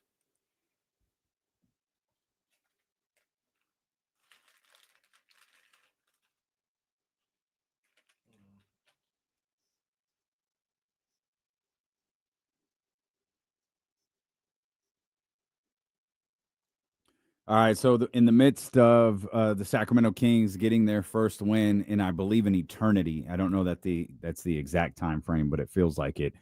On Saturday, there were reports coming from our man Jake Fisher over there on Mark Stein's platform that the Sacramento Kings were open to trading everybody except for Keegan Murray and Nick Clifford. None of that should be surprising, especially given the way that the team is playing, to any Sacramento Kings fan. I probably wouldn't include Russell Westbrook in that, but it's certainly not a protect at all cost type thing if you need salaries to match up or you've got to do something along those lines. But that obviously means DeMar DeRozan. That means Domantas Sabonis. That means Malik Monk, which I think we already knew and understood. That means Zach LaVine. And as we said all the last week, in theory, that's great. It's wonderful. The idea that you want to trade them, the idea that you're open to trade, that's all good. None of that means you're going to be able to. But what got Kings fans' attention was not who was on the list to go, but who was on the list of exemptions. And the absence of Keon Ellis seemed to upset a lot of Kings fans. Keon Ellis registered a TNP on Saturday. I think a lot of fans see something in Keon Ellis that the Sacramento Kings don't. I have struggled to figure out who is right in this situation. For some reason, unlike last year, and remember, it was Mike Brown who said Keon Ellis is a situational role player. It was Mike Brown who maybe privately was a bit critical of Keon Ellis to certain members of the media. And this year, some of Keon's shortcomings are really, really standing out to me to the point where I find them frustrating. It's not me saying I know who is right and who is wrong in this situation. I can see both sides, Jesse. Can they both be right? Like, Keon Ellis can be a good defender and shoot the ball well from three and all that. But also, if we have a real conversation about it, is Keon Ellis that type of player really difficult to replace if you're trying to build a team? No. And like, it's kind of like Keon Ellis is a good player, but like if you need to find another Keon Ellis, you probably can't. Dog, and listen to what the conversation is and what Zach Fisher is talking about. He's talking about everybody is open except for those two. Talking about Keegan and Nick. Mm-hmm. Yeah, there ain't no world, as much as I love the guy, where Keon Ellis should be untouchable. Is anyone convinced he's your starting two? No. Like, convinced, and if he's not, then like, to a certain degree, Keegan and Nick aren't untouchable for me. Untouchable? Sure. Like I'm not shopping them. I hear you. Yeah. I'm not trying to move on from them. But yeah, everybody got a price. That's what $1 Million Man told us. And everybody on this roster learned a lot of lessons from the $1 Million Man. Did dribble the ball. Slavery was still active in the 80s. Yeah, no, Keon absolutely should be, with everybody else as far as a movable player. Once again, that doesn't mean that you're attempting to move him. That doesn't mean that you'll just give him away for anything. But when you're evaluating this roster, when you're evaluating what moves you can make, in my opinion, he absolutely should be part of that. Like, if you can better your roster, better your situation financially, asset-wise, with Keon Ellis being a part of a deal, yeah, you do it. Let's see what Leezy's talking about here. 916-909-1320. He's been on hold since Friday. He has. Leezy, we appreciate that. Your dedication to this show and this station is phenomenal. I try my best, D'Lo. Yes, sir. Yes, sir. What's up, guys? Hey, well, just staying on topic. I have 2 questions, if that's okay, D'Lo. I'm sorry. What were you staying on top of? Questions. Just real quick. What did you say you were staying on top of? Whoa! I'm trying to stay on top of everything Kings. Oh, okay. All right. Just wanted to make sure. Ref, help me out, ref. But hey, guys. So my first question was about Keon Ellis. Like, what do you think realistically you can get back for him? Because I'm hearing people think Kings could get a first-round pick for him, and I don't think that's the case. And I'm high on Keon too. And the real reason I called, guys, was I wanted to get like kind of your state of mind for the Kings. Do you think like right now going forward in the season, do you think things could get worse? Do you think this could get to like Nico Harrison level where people are really mad at the front office? Or do you think Kings fans are going to be patient and kind of see things through and kind of see where things go? Oh, patience, sweetie. No, there's no patience ahead. I'm gonna answer that, but Leezy, hey, Leezy, you can't come in here. I'm gonna talk about the Kings, and we're gonna talk about Keon Ellis and what he getting for a first rounder, and not address blowing a 21-point lead yesterday. Your boy, you would have called us any other time. Hey, I didn't say they're getting a first-round pick. That's the word. I'm not reporting. No, don't. I'm talking about Jalen Hurts and the Eagles. Oh, hey, man. First of all, hey. You hear how his voice changed? Hold on. Hey, you hear? Why your voice changed like that? Hold on a minute. Hey, for all the Cowboys fans out there like Stanley and Drew Down and whoever else, throw your parade. Get out the sparklers, play Gap Band, drop a bomb on me, because that's the highlight of your season. It ain't going to get better than that. So enjoy the victory, and we won't see you in the playoffs or whatever else. So enjoy that win. I don't give a damn about the Cowboys, but I just know. Wasn't it last week when he called in talking about, where the Jalen Hurts haters at? And then he come in here today. Yeah, guys, I just want to talk about the Kings, and I heard they were getting a first-round pick. No, hell no. Address this first, and then we'll talk about the Kings. It's just shameful fan behavior from Lazy, but what's no? That man just wanted to get his take off, and there you go again defending him again with his fan nonsense. He got fan nonsense. Yes, man. Now back to his keep point. Living, Lazy. Keep living. Let's start with the second topic first.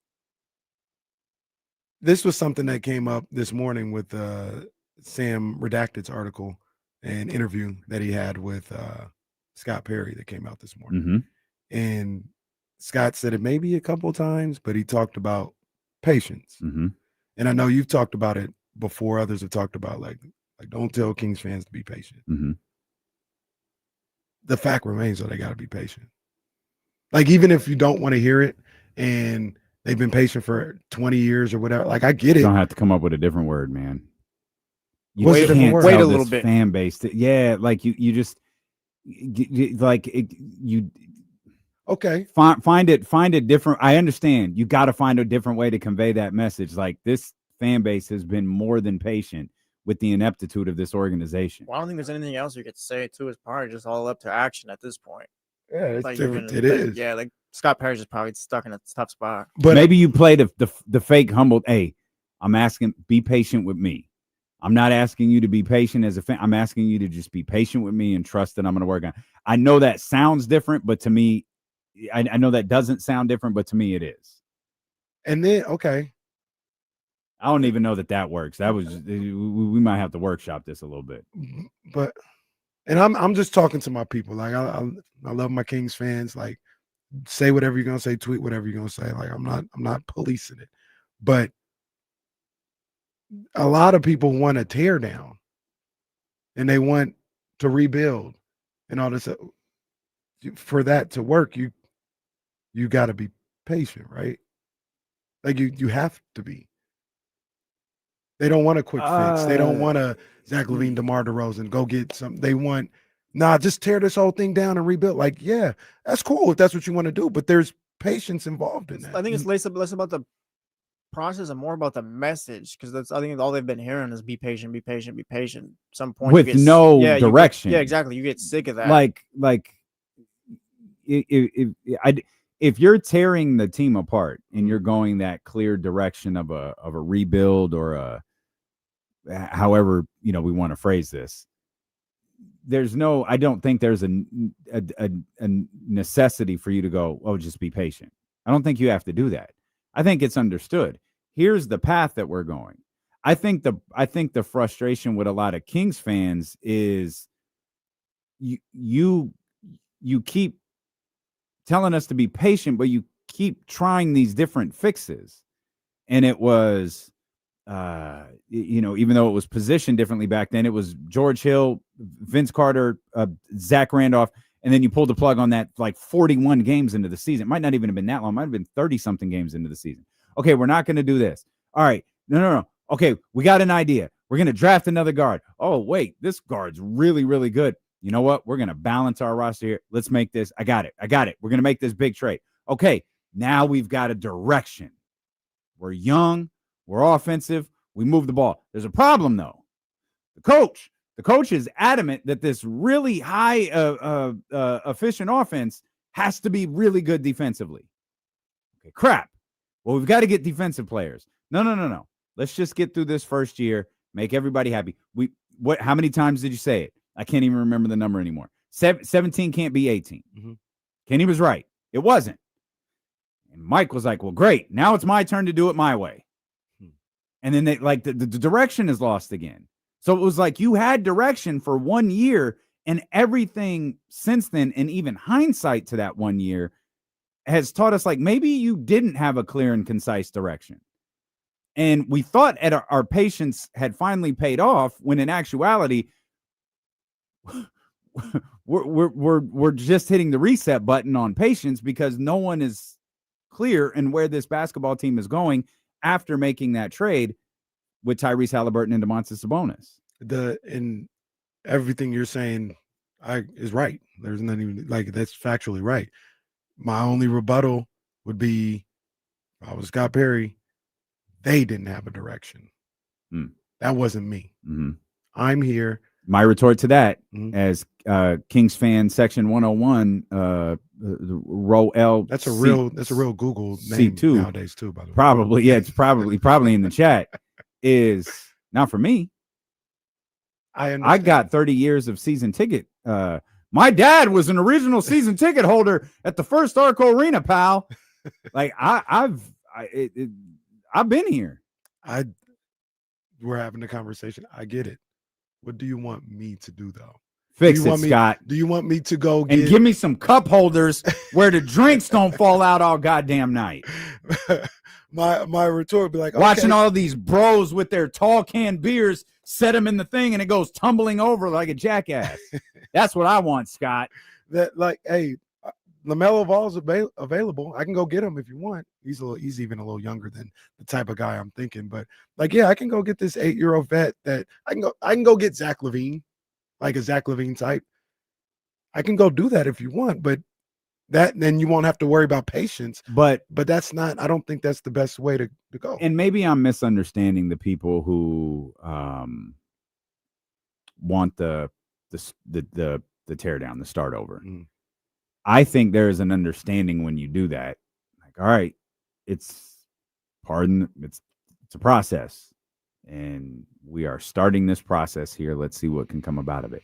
I don't think anybody believes, and again, I could be wrong because I've never been in this camp.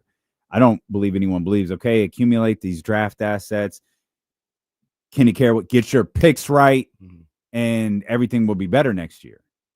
I think people, again, not being in this camp, but having conversations with them, I think people are looking for a young product that they can get excited about, young players that they can get excited about, players that they can, kind of latch on to and love and watch this team grow together.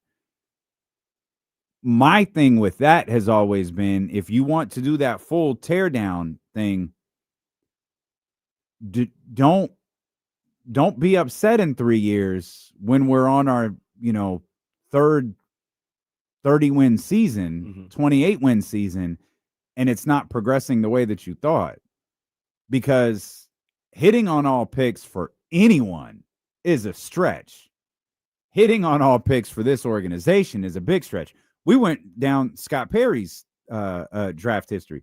He's drafted some fine players. He's never drafted a guy. He's never drafted the guy. Was it R.J. Barrett? Who was his highest selection? Probably was RJ. Because RJ was 3, I think. Oh, was he 3? He might have been 3 or Goodness. 4. Okay. Still, either that's I thought R.J. Barrett was like 6, but 3 or 4, like that's his highest selection.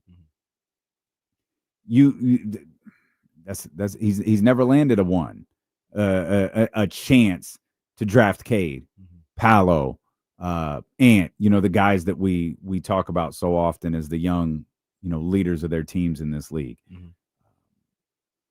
So I don't know, but this is, again, I'm speaking for a crowd that I've never been in before. Yeah. I've never been of the do it this way. The I think that year with the Knicks, I believe, did they have the worst or the best odds to land a number 1 pick, thinking they were getting Zion, and they didn't? I think that's what happened. They either had the worst or it was like top 2.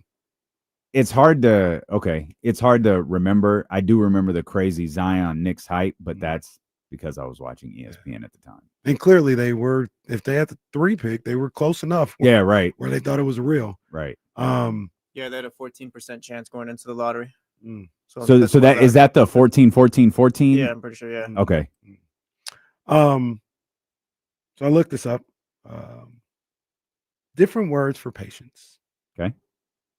Scott would say, look, guys, I'm going to need, and I don't even know if this is like grammatically correct. Like I'm just trying to put the word in there. But Kings fans, I need your forbearance. No, God, that sounds condescending. No. Also, when Kyle Madsen tries to use big words. Yeah, like it's infuriating. I want to throw something at him. But you don't tell fans what they need to do. Ask them and direct it to yourself. I'm trying to just don't. Hey, Kenny, you have to be patient, because look. I'm sorry you didn't get the raise that you wanted or the snacks that you wanted in the thing, but you've got to be patient. All right. I understand that this snack shack hasn't worked out the way you wanted. Yeah. I'm asking you to be patient with me. Let me get this figured out. That's asking you to do something for me rather than me asking you to do something. You've done enough. Now I'm saying, hey, this is on me. I've got to fix this. Give me an opportunity to fix it. Maybe that's how you phrase it. Maybe so. Give me an opportunity. I understand you were patient after the Beam team and the playoff drought ended.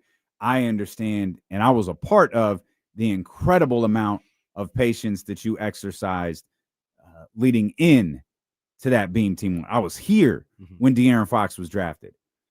I'm asking you to give me a chance to fix this. We did what we could this offseason. We have settled into our positions, and we're going to do everything we can to get this basketball team fixed. And that's a great way of saying it. Yeah, that's a great way of saying it. That's probably what the way Scott should go about it. He should do it. I'm also of the belief that no matter what I say, it doesn't matter what I say, I'm only going to be judged on whether or not I get the wins and losses. I'm not going to be judged on how many times I asked you to preach patience. Or I didn't. Like, he could go against all that and be like, look, man, need you guys to be patient. And if in 3 years they're where Oklahoma City was 2 years ago, ain't nobody gonna care what he said today. And rightfully so with Kings fans. The process, I don't think matters. It's about the wins and losses. Can you get somebody in here that is going to get us out of this ineptitude of losing? That's it. You can, if once again, you talk to me nice and they still sorry in 4 years, I don't care that you talk to me nice. I think that's where Kings fans are. Well, you might not care in 4 years that I talk to you nice, but you might care the next time you have the opportunity to go to a basketball game. For sure. And whether you want to spend your money to be at the Golden One Center. Yeah. Because I have opinions on what's going to happen with this basketball team should they continue to go this route that they're going. And it's going to affect Vivek's pocketbook. Mm-hmm. And when it affects Vivek's pocketbook, how does he feel about Scott Perry and the autonomy that he says that he has, which was a subject of discussion in the conversation that he had with Sam Amick that Sam posted in The Athletic today. Yeah. It'd be hilarious to play this clip of Sam Amick talking to Carmichael Dave and Jason Ross. Well, I feel like we could be able to, because Jason Ross does work for us. This is true. The season's over, but he talks. Yeah. Tough. Yeah. That was tough for so many different reasons. Mm. Hell of a win by Davis over the weekend, though. Sam's question to Scott Perry. I've reported in the past before you came back that Vivek has played a significant part in the decision to fire Mike Brown last year. He played a significant part in the decision to trade De'Aaron Fox specifically for Zach LaVine. And there's been a reality for a long time now that his involvement has made things more challenging for people in the front office. So how would you characterize the way that it was functioned so far and your level of confidence that the dynamic can be healthy? And Scott responded by saying, when I use the word autonomy, I meant that. He goes on to talk about, Sam, you know me. I'm not someone to give lip service. So as the fan base examines and looks at moves, they need to look at it from the time I got here to however long I'm going to be here. I'm going to have the ultimate autonomy and authority to make what I believe are the necessary decisions to give the fan base, this fan base that's been yearning for winning for so long, an opportunity to have that type of team to cheer for. Full stop. Here's what I'll say to Scott Perry's remark right there. You will be the first one. So congratulations to you.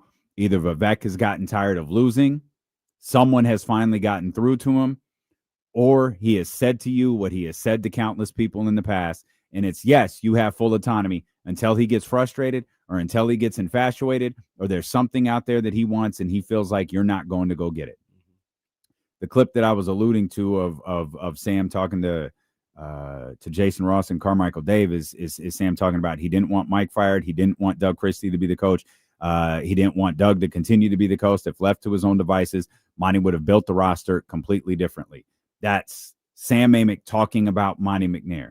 Monty McNair and Scott Perry are two very, very different people. We had the opportunity to meet and be around both of them. I would say we've had the opportunity to have conversations with both of them, but that's absolutely not true about Monty McNair. Monty McNair has been in a room where we are and has not been talking to anybody. He's been in a room that we are and he's talked to people, but he is not the mover and shaker that Scott Perry is. When we met Monty McNair, we approached Monty. When we met Scott Perry, Scott approached us. Mm-hmm. It is a completely different dynamic. They are not the same people. But when your paycheck is on the line and guaranteed money for a number of years are on the line, if Vivek Ranadive comes to you and says, hey, I want Zach LaVine. De'Aaron Fox doesn't want to be here. Find a way to get me Zach LaVine. No, that's not the best for this franchise. It's my franchise, and I want Zach LaVine to be here. Do you stand on your principles and go, fine, I quit and lose, the rest of the years, potentially wind up in a legal battle if you try to find another job?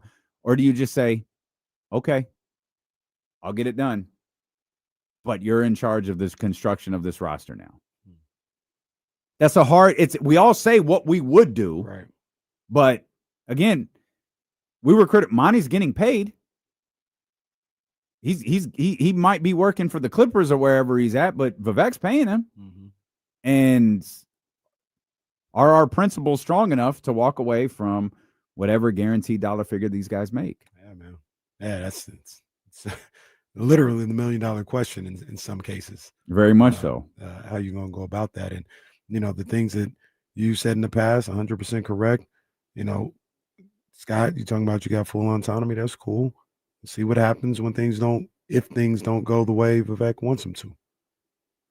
Then who has full autonomy? And that's it. That's it.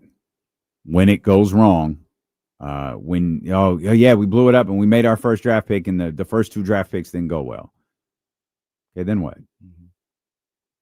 Okay, we'll see.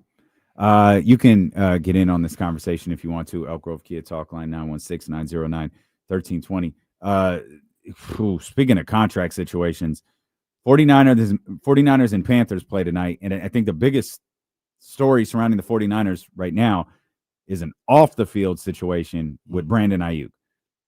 It's really stunning in the realm of sports to see something like this, and there's a lot of different layers to it. So we'll dive into that. We'll talk much more Kings too when James Ham joins us. Plus, Ruthie Bolton's going to be here coming up at 2:30. That's all ahead. It's Stealing with KC, brought to you by Sky River Casino on Sacramento Sports Leader, ESPN 1320.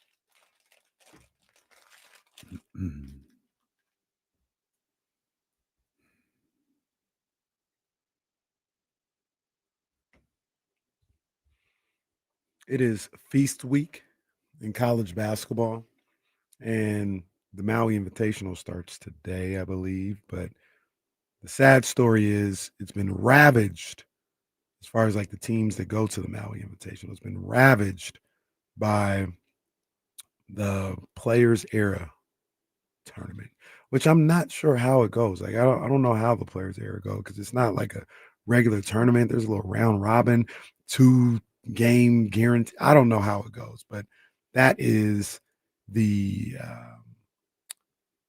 tournament where the winner wins money. And they've got a gang of teams there. Kansas is there. That was more impressive when we thought Darren Peterson would be there. But Kansas is there. St. John's, Iowa State, Michigan, San Diego State. I think Syracuse is there. I think Baylor is there. Like, they got a gang of them. And these are usually some of the teams that, I think Auburn's there as well. Some of the teams that normally would go to Maui. And they're saying we are going to Vegas to try and make some money.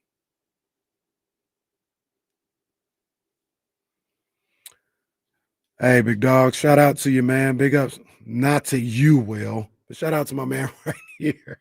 Met him at the Causeway, man. He was going for Davis, man. And salute to you guys. You got that dub. But I appreciate you tapping in, dealing with KC as much as you do. I'm just playing, Will. I'm just playing.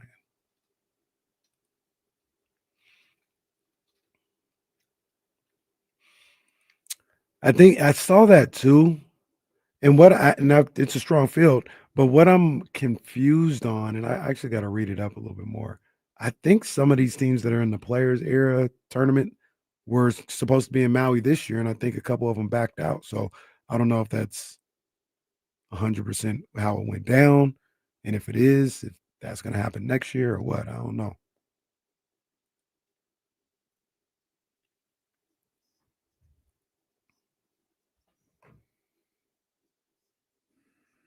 Again, 916-909-1320.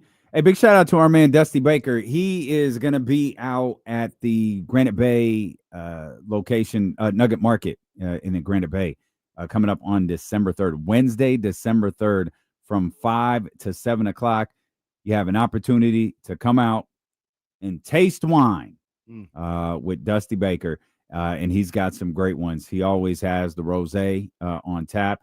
He has different versions of the Cab, the Zinfandels. He's got all of them out there. And, of course, you could buy them right there at the Nugget in Granite Bay. So mark your calendars. Put the alert in. It's December 3rd from 5 to 7 p.m. December 3rd from 5 to 7 p.m. Dusty Baker is going to be at the Nugget in Granite Bay. Yes, signing autographs. Yes, taking pictures. And absolutely tasting wine. And hopefully you'll come through and grab a few bottles because we may be putting the Thanksgiving holiday behind us by then. But we got another one right after that. So come get all of the wine that you need for Christmas on December 3rd. Yes, indeed, man. Pull up on them. The 49ers and Panthers play tonight on Monday Night Football. That's great. I'm looking forward to it. It was kind of a weird day yesterday without the 49ers playing. I was locked into the Raiders more because I wanted to see Shador. But it was a weird Sunday afternoon where the Kings aren't playing, and it's like, hey, guys, let's wash the car. Let's put more Christmas decorations. Let's do this. Let's do that. We kind of just wound up doing a whole bunch of different things with either the game playing in my ear or it on one of the TVs. But it's 49ers football tonight. Of course, we've got to 2-screen it with the Sacramento Kings playing. Game is interesting. Kyle, asked, should they win, all of those different things, and that's all fine and fun conversation. The story surrounding the San Francisco 49ers right now is whatever the hell is going on with Brandon Aiyuk. This situation with Brandon Aiyuk in the organization is absolutely incredible. And it's unlike anything I think I've ever seen, where they sign him to a contract last year and have voided the remaining years, the remaining guarantees with justification. And Aiyuk is like, cool, all good. It feels like there was buyer's remorse, signer's remorse. It feels like these two entered in a marriage that we are now in the process of watching it be annulled, where they're like, we're young, stupid. We didn't want to do this. And while it hasn't completely, like, Brandon Aiyuk is still under contract, he could still play for the San Francisco 49ers this year. I have absolutely no belief that he's going to. Yeah, I don't. I take that back. The only reason why he might play is unless he's got a deal ready to go, or he just wants to, bet on himself 100%. Feels like he needs some tape. Needs some tape for people to see, like, no, he's still, I can see he's not going to be 100%, or he's not going to be exactly where but I can see he still trusts that knee, or, I can see him out there still being effective. That's the only reason why I would think he would play. But it feels like we've seen his last game as a 49er for sure. And I can't remember a scenario ever like this in sports. Yeah, this is insane. Just a complete willingness to, it's fine. And congratulations to the 49ers. Feel like they dodged a bullet here. You know how I felt with Brandon Aiyuk, and it's nothing to do with him personally, just the nature of the knee injury. I thought, and I think he's borderline cooked. He's nowhere near. I don't think he'll ever be the type of receiver that we saw before the knee injury, the type of receiver that warrants a 26, 28, $30 million a year payday. And that's what they had committed to him. And yeah, you're able to get out of that scot-free. Yeah, you got bailed out. You got bailed out if you were the Niners. And I know at the time, I saw a lot of people talking about at the time, I guess it was a scenario where John Lynch might have had a deal pretty much set to go with the Steelers for a second rounder and a third rounder. And the folklore and the urban tale is that Shanahan ran through the facility, ran upstairs into John Lynch's office. It was like, hang up the phone. Hang up the phone. Let's sign him. Let's get a deal. And now people are like, that was stupid because you could have had a second. At the time, no, you're bringing Aiyuk back. Like, this is a guy that you drafted, that you're trying to develop, and he's played, fantastic. I can understand taking a chance and giving him the money he wants and bringing him back. Like, if he wants to sign and you got the money and you got a deal ready to go, it's not crazy that you didn't trade him away. But to be able to get out of that contract a couple years later, once again, it's just a gift. It's a gift for the 49ers. I think they'll have $25 million extra in cap space with the Brandon Aiyuk voided contract. So that was crazy. It happened like in the last 30 seconds of our show on Friday. It did. And shout out to Jesse for making sure that it made air.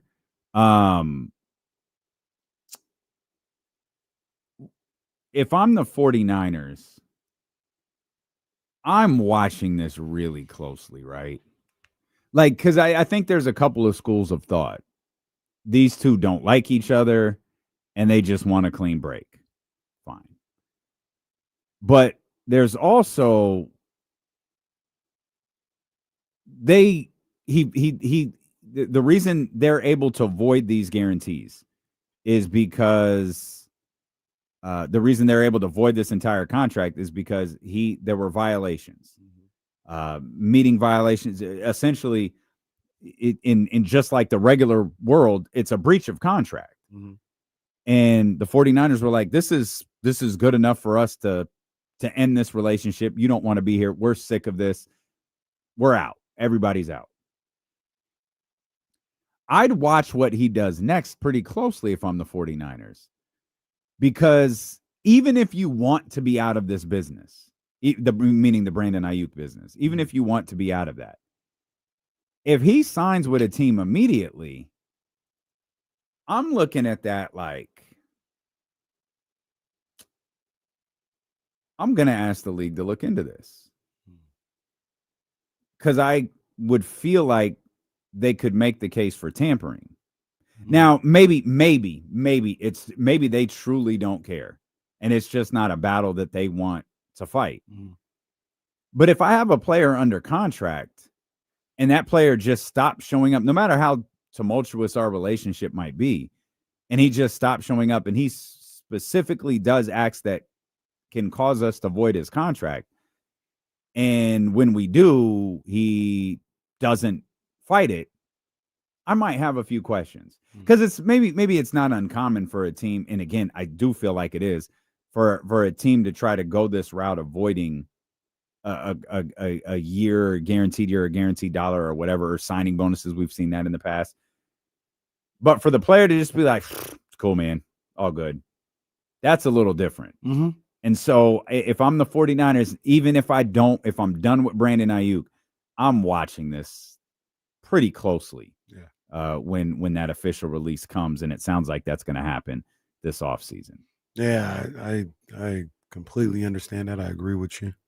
Brandon Aiyuk is just, and he's been a different cat, maybe for a long time, but like it really came to light when he was a free agent or going into contract negotiations, and he was just moving kind of weird. I'll never forget. And I was trying to think back to like what exactly was said in that pivot interview that shook me up so much. And I can't remember something specific, but I just remember how I felt after that. And I came in and I told you, I was like, yo, you see this pivot interview, Brandon? Like, this dude, I don't know about this cat. Yeah. There was something about that. And the only reason I got alerted to it, or I even watched this, because I was alerted to it by like a handful of people. When it came out, people that are 49ers fans that they just like, yo, you see this interview? Like, what's up with this dude? And I was like, man, that's too many people for me to just like not go and watch it. Let me see it myself. And I watched it, and I had the same reaction as everybody else. Yeah. And you combine that with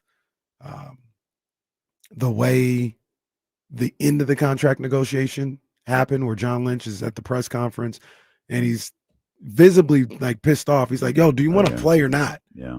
And then Aiyuk signs a day or two later. And then when he's asked about, like, yeah, I probably, could have signed this about 3 weeks ago. And what? And then you got all the social media stuff. And then it goes into him apparently missing meetings and doing all, even little stuff is down to, remember when he wore the different color shorts for no reason? And Kyle got I was mad. thinking about that over the weekend for some reason. Yeah, because that's what I remember, the exchange between those two. Yeah. On was it practice field? Yeah. Just for no reason. Like, knew he was, knew there was a rule against those shorts where warm anyway.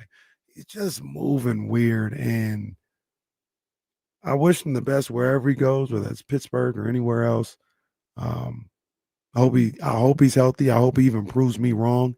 In the respect of, like, I don't think he's going to be able to recover fully from that knee injury. But, man, it feels like, and everything you said about watching it moving forward is 100% valid. man, it just feels like they dodged a bullet, like getting that guy out of the. And maybe they place. don't care. Like maybe they're just like, we don't. You tamper with whoever. You can go negotiate a contract right now, because when this season is over, we're out. So go do you. That could very well be a thing. I just feel like as a sports organization, as an organization in the NFL in particular, they're gonna be like, no, you can go. You could go play for whoever you want to negotiate. You're free and clear of us. But don't do it in a way that makes us look stupid. Right. Because if we cut you when you sign with a team that day, yeah, I'm going to have some questions. And it's not I care about where you signed. It's not that I care about the Brandon Aiyuk business. It's that I care about the integrity of San Francisco 49er business. Now, here's what I would argue if I was Brandon Aiyuk or his representation or anything. You guys made this, well, you made the announcement in November. The contract allegedly has been voided since July. Like, that's the other thing that came out. Like, it's been voided. I knew something. I read something happened in July. I didn't realize the contract was voided. Yeah, they let him know in July that this was going to be the case. You've been in breach of contract for missing meetings. When the hell did Kyle Shanahan say week 6? What month was that? What month was that? I don't know. That's what's crazier about it. Like, this has been happening since the summer. Brandon notified the Players Association in the summer. Don't fight it. It's good. And so I say that to say, yeah, he's known for a year that he's not going to be on the 49ers moving forward. So, like, my argument to the 49ers would be like, this wasn't a secret. Like, yeah, my agent might have been talking to people as far back as October. So you cut me on March 1st, and I signed with somebody later on March 1st. Like, come on now. That doesn't mean anything shady's been going on. That means you told me in July that you were cutting me. And I just have my people working on stuff. That would be the argument, but which I don't think is legal. No. I think what you just said still be. I mean, now we're not stupid. We know how it works in the NBA. I have no doubt that it works the same. We know it works. Albert Hainsworth signs a $200 million deal at 12:01. Right. We get it. Like, we know how this works. That was the real bizarre thing to me, that this is.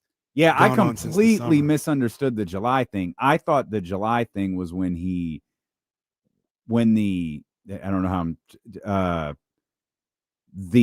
acts that caused them to want to void the contract occurred. That's what I thought. I didn't realize that everybody was informed in July. I missed that. I read that completely wrong. That's crazy. Yeah, I've never seen anything like this in any sport. Where, like, somebody was talking about Wilkinson with the Raiders earlier this year, but Wilkinson, as far as I know, was like, no, you're gonna give me my money. I never seen somebody say, nah, I'll walk away from it all. I'll go find another contract. Which probably is I'm good. I have something in Pittsburgh waiting for me. Something in New England. That's my thought as well. Somewhere waiting for me. It's not, because even if he knows that, he's in breach of contract and he probably lose, you still fight it. You would think, like, you still the Players Association. You fight the money. Yeah. You still fight it or put up some type of resistance to get it in front of an impartial judge or something and see what happens.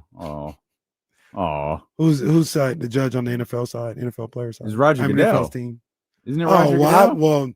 I was thinking like a judge. Oh, like an arbitrator. Yeah. Oh, but yeah, if it's, I wouldn't be surprised to learn Roger Goodell is also the arbitrator of the NFL. Yeah. Oh man. This is Christian McCaffrey's first game against the Panthers.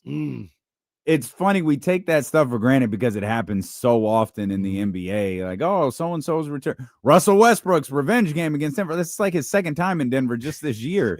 But that's not the way the NFL schedule works. And this is Christian McCaffrey's first game against the Panthers.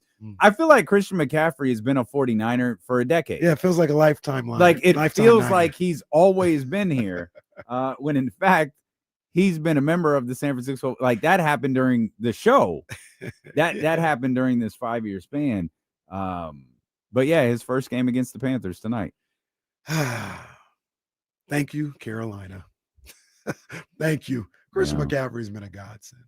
An Oh, my absolute God, godsend. absolutely. I used to always think that Raheem Mostert was the perfect running back for Kyle Shanahan.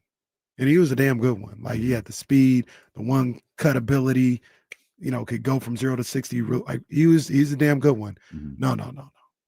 Christian McCaffrey is the perfect running back in a Kyle Shanahan system, especially around that 2022, 2023 time, because he had the burst ability, pause if need be. He had that. Yeah. Just making sure I'm covering all bases. It's fine. What's the one you guys always give him? The spurt ability. Spurt ability. Both of them are a little. No, burst ability is a little crazy. Burst ability is kind of crazy. Honestly, you're lucky I was on lunch right now. Yeah. I was locked in more. No, that one is kind of crazy. I didn't go lie. But he had that, and he was a receiving threat. He is perfect for Kyle Shanahan. I mean, and that was always the thing, right? He's the perfect player for a Kyle Shanahan offense. Yeah. It's been a joy to watch him with the 49ers. And people always, like, especially after, what was that, the Atlanta game, where they would be like, they ran the ball really well in that game for the first time. And that, Brendel had gotten hurt, and they brought in the backup at center, and they were ripping off all these runs. All those people that said Kyle or Christian McCaffrey had lost a step. What do you say about tonight? No, settle down. He has lost a step. That doesn't mean he's a bum. That doesn't mean he can't run effectively in the NFL. But you've seen every 49er game this year. Just watching Christian McCaffrey, there is a difference between 2022, 2023 McCaffrey and this year's McCaffrey. Still good. Still really, really, really good. But yeah, he lost a step. That dude in 2022 and then in the 2023 season, that was, I don't want to speak like crazy. That was one of the great running backs I had seen in recent memory. He was crazy. So, once again, thank you, Carolina. I'm glad he's a 49er. And he got maybe about 2 more really good seasons left. Did you hear him? I read about this over on Niners Wire. I assume this was during some of his media availability this week, and it brought back memories of that time frame. Did you hear him talk about who he thought he was going to be traded to? It was the Rams, right? He thought he was being traded to the Rams. Like he was preparing for a game with the Panthers, but he kept hearing. And I remember us talking about, you have to trade for him just so they don't get him. And the exact quote is, I had to lock back in and focus on what I had to do to play in an NFL game that Sunday. I said it, but I thought I was going to the Rams just because that's what I had heard. Then my agent called me and told me I was going to the 49ers. That's kind of how that week went. But I remember those rumors all of that week. And the 49ers, they got it because just imagine you're talking about Kyle Shanahan and Christian McCaffrey. It's virtually exactly the same if you're talking about Sean McVay and Christian McCaffrey. Jeez, goodness gracious. I think that was one of the first times we ever agreed, where you're like, you got to trade for him just so he doesn't get to LA. And it's like, yeah, pretty much do. I remember I didn't even think it was real, man. I didn't think it was going to happen. Like, I think you were in Jamaica when it happened, weren't you? I was on my way to the airport. I was in like San Francisco on my way to the airport. And no. I was in the air and I landed in New York and I got off got off the plane for I had a layover of like 10 hours and the phone starts blowing up. Christian McCaffrey, wait, what? Excuse me? I didn't think it was gonna happen. But they finally got it done. And I remember so much I remember this first game was with Kansas City. Played against Kansas City, and I watched that in a Fort Lauderdale airport, and the Niners kind of got ran. I was like, oh no. And then I don't think they lost for like 2.5 months. After that. They didn't lose till Brock shoulder just or excuse me, his elbow just obliterated. Destroyed. Sports Talk on ESPN 1320 is presented by Paramount Plus. You can't count on much these days, but you can always count on Sundays with the NFL on CBS and Paramount Plus. Watch your local NFL game every Sunday on CBS and Paramount Plus all season long. Visit ParamountPlus.com/NFL to get started today. Let's see what Mitch is talking about here. Hey. 916-909-1320. What's up, Mitch? D-Lo, Casey, Jesse, happy Thanksgiving. Thank you. Thank you. Appreciate you, man. Anytime. First, I don't want to see the Kings like Keon. I want him to be kept on the team. Mm-hmm. What about DeMar for John Collins? I saw that on Twitter, I guess. Mm-hmm. They're interested, getting older. And I think Collins is under 30. I guess he's not doing so well down there. I don't know what's going on. Got the size. What's happening with these players, all the money they're making. And I disagree. I think Dylan Gabriel and I think Shedeur Sanders, they're already better than Geno. They're already having a better year than Geno Smith. Oh, yeah, that's okay. right. I said it. Hold on, Mitch. Oh, no, hold on 1 second. Hold on. That's hold right. On, I said it. hold on 1 second, Mitch. You're sitting here. Wait a Yeah. minute. What about DeMar and John Collins and I think Dylan Gabriel. No. You've been talking USC for the last 3 weeks. What the hell happened in Oregon? I was gonna get to that. I feel that I feel like our defensive Give him line time, must have Kenny. had blindfolds. Jeez. Must have had blindfolds, right? They were blindfolded because they couldn't stop the run or even the pass. No sacks. The special teams. Who's teaching that? You don't jump over the receiver, Whoa. the lineman. That's supposed to. Otherwise, they've been done already. It's against the rules. Doesn't somebody tell them what to do and what you can't do? And then my boy Lane going after the team for football. There's plenty of footballs to go around. What was he worrying about? These stupid penalties. They missed a field goal. But when Lincoln rallied to earn his money, let him be there for like 6 years. My favorite part is I could just faintly hear him in the background. Hey, thanks, Mitch. Happy. We appreciate you, Mitch. We appreciate you. Happy. And since he came and he said what he had to say, because he's been talking about SC and all this other stuff, I will address the question. I actually like DeMar for John Collins, really, because John Collins is an expiring contract. That was the rumor. Sure. Yeah. That was the rumor this morning. A lot of people putting those tea leaves together. Yeah, and yeah, sure. There aren't a lot of deals where I'm going to be like, no, don't do that. It's if the end goal is, I mean, it's what did was it DJ Quick that said dollars and cents? It feels like for the Sacramento Kings, it's dollars and drafts, meaning dollars going out and draft picks coming in. I feel like that is there's no, I mean. And this is, the only other direction for this is, the warts. Do you want to go? Do you want to talk Ja? Do you want to talk Trey? Do you want to talk LaMelo? Do you want to talk one of the young stars question mark in the NBA? And if not, then it's dollars and it's draft picks. So part of, I think it was Jake Fisher's thing. What was you guys might help me out with this?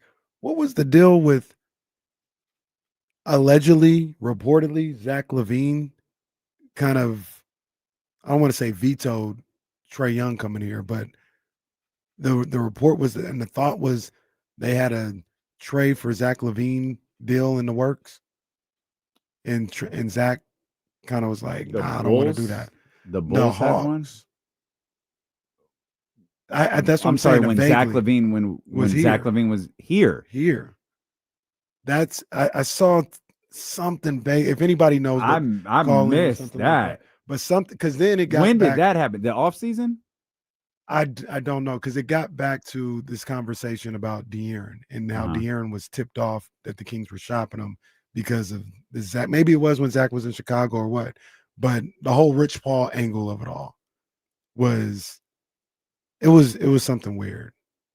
LaVine to the Hawks, it was it, KC? LaVine to the Hawks, I think Trae would have been here. And I don't know if this is before or after De'Aaron Fox or not, but yeah. Well, it had to have been after unless it was a 'cause- 3-teamer. That's the only reason why I say that. But yeah, So probably Levine would have gone to the Hawks. Oh yeah, there's no De'Aaron there. So yeah, it was yeah, I after. can't. Yeah. Okay. Hmm. Huh. That's interesting. I saw the Trey and Fox stuff. I think Jill had something on social media on Twitter about it. I didn't see the Levine thing at all. Coach Field, shout out Interesting. Monterey Trails. I think they got a win over the weekend. But he said he heard it was Fox for Trey, and that's how Fox got tipped off that they were shopping him. Which actually, I don't know if it lines up, so to speak, but Atlanta was old boy's old stopping grounds. Wes. I thought it was. I thought Fox got tipped off by Rich. I thought Rich was the one who found all of this. Well, maybe that's one and the same. Yeah. Maybe Rich found out, took it to Fox, and then in comes Wes. Oh, by the way, and that's how that whole thing got started. We'll come back. You want to get in on the phone lines, you can, 916-909-1320. We're going to talk a lot more Kings basketball when James Ham joins us at the top of the 3 o'clock hour. I think we'll talk some Kings basketball. I think Ruthie Bolton's going to come hang out here in the studio for a little bit, so we'll talk to her. And we talked a little bit about this with the insiders, but did the Rams solidify themselves as a top contender? And Jesse had another team in that conversation last week, and I'm eager to see how he feels about them today. Steelo and Casey on Sacramento Sports Leader, ESPN 1320. They only want to talk about your faults, you guys. Never forget that. Yeah, we'll go full 13th round today. He was, but he isn't anymore. I don't think he was then. No, I think he had already left. Yeah. 13th round, with your main man Kenny Caraway back at it again. Shout out to the dope ones. Shout out to Jordan Brand. Shout out to Cola Moss. We had a nice little card. You guys know how I feel about the turkey cards in Saudi Arabia. It's just bizarre. I'm not a fan of them there. The cards themselves, cool, that's great or whatever, even though got to keep my eye on Turkey and what he does sometimes. But if you want to have it in Los Angeles or Madison Square, fine. That's fine. But in Saudi Arabia, where these guys are allegedly, I think I heard the Haney Norman fight was taking place at like 4:20 a.m. out there. Like, no, it's whack. Either way, that's the one I want to talk about. Devin Haney taking on Brian Norman Jr., winning unanimous decision, almost knocking him out in the second round with a vicious left-right combination. That was a great performance by Devin Haney. Great performance by him. And somebody asked the question earlier, who had the better resume, who's had the better career between Haney and Tank Davis? And it's not even a debate. It's not even a question. Devin Haney, the names he's putting on that resume, when you talk about Loma, when you talk about taking on Ryan Garcia, even though he lost him, I'm not giving him credit for that, but he fought him. Taking on, what's the Australian guy, went and got the belts from him. You talk about Gamboa, and now you talk about Brian Norman Jr. I mean, the resume is certified and verified. And the way he was able to beat Brian Norman Jr. at 147 to become a 3 weight class champion was very impressive. Very, very impressive. So shout out to Devin Haney. Shout out to Devin Haney. I want to see him. I'd love to see him take on Conor Benn. Conor Benn was talking crazy after the fight. I'd love to see that fight happen at 147. I wouldn't mind if Devin took on the winner of the alleged fight that may be going on between Shakur and Teofimo Lopez. And yes, I said Teofimo. Devin Haney's that one right now, though. And it's always the same thing. If he can take the punch, ain't nobody going to outbox him. Nobody. So big ups to Devin Haney. He got that win. We'll talk about Benavidez and his domination of Yard on Wednesday. That's the 13th round. Jesse, did you watch the fights? I did not. I was out on Saturday.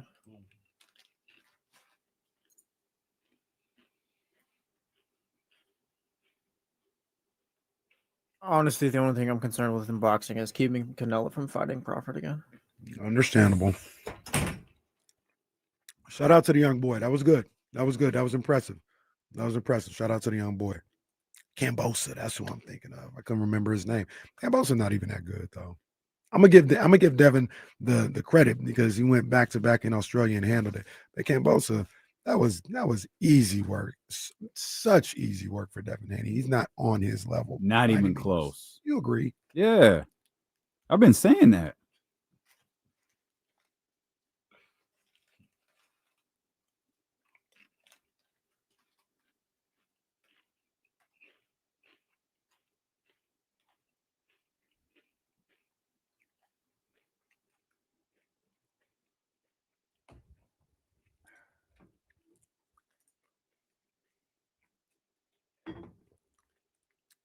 Cameron, you look like you got a lot of money. Don't even worry about it, man. You look like you don't even look at the price tag.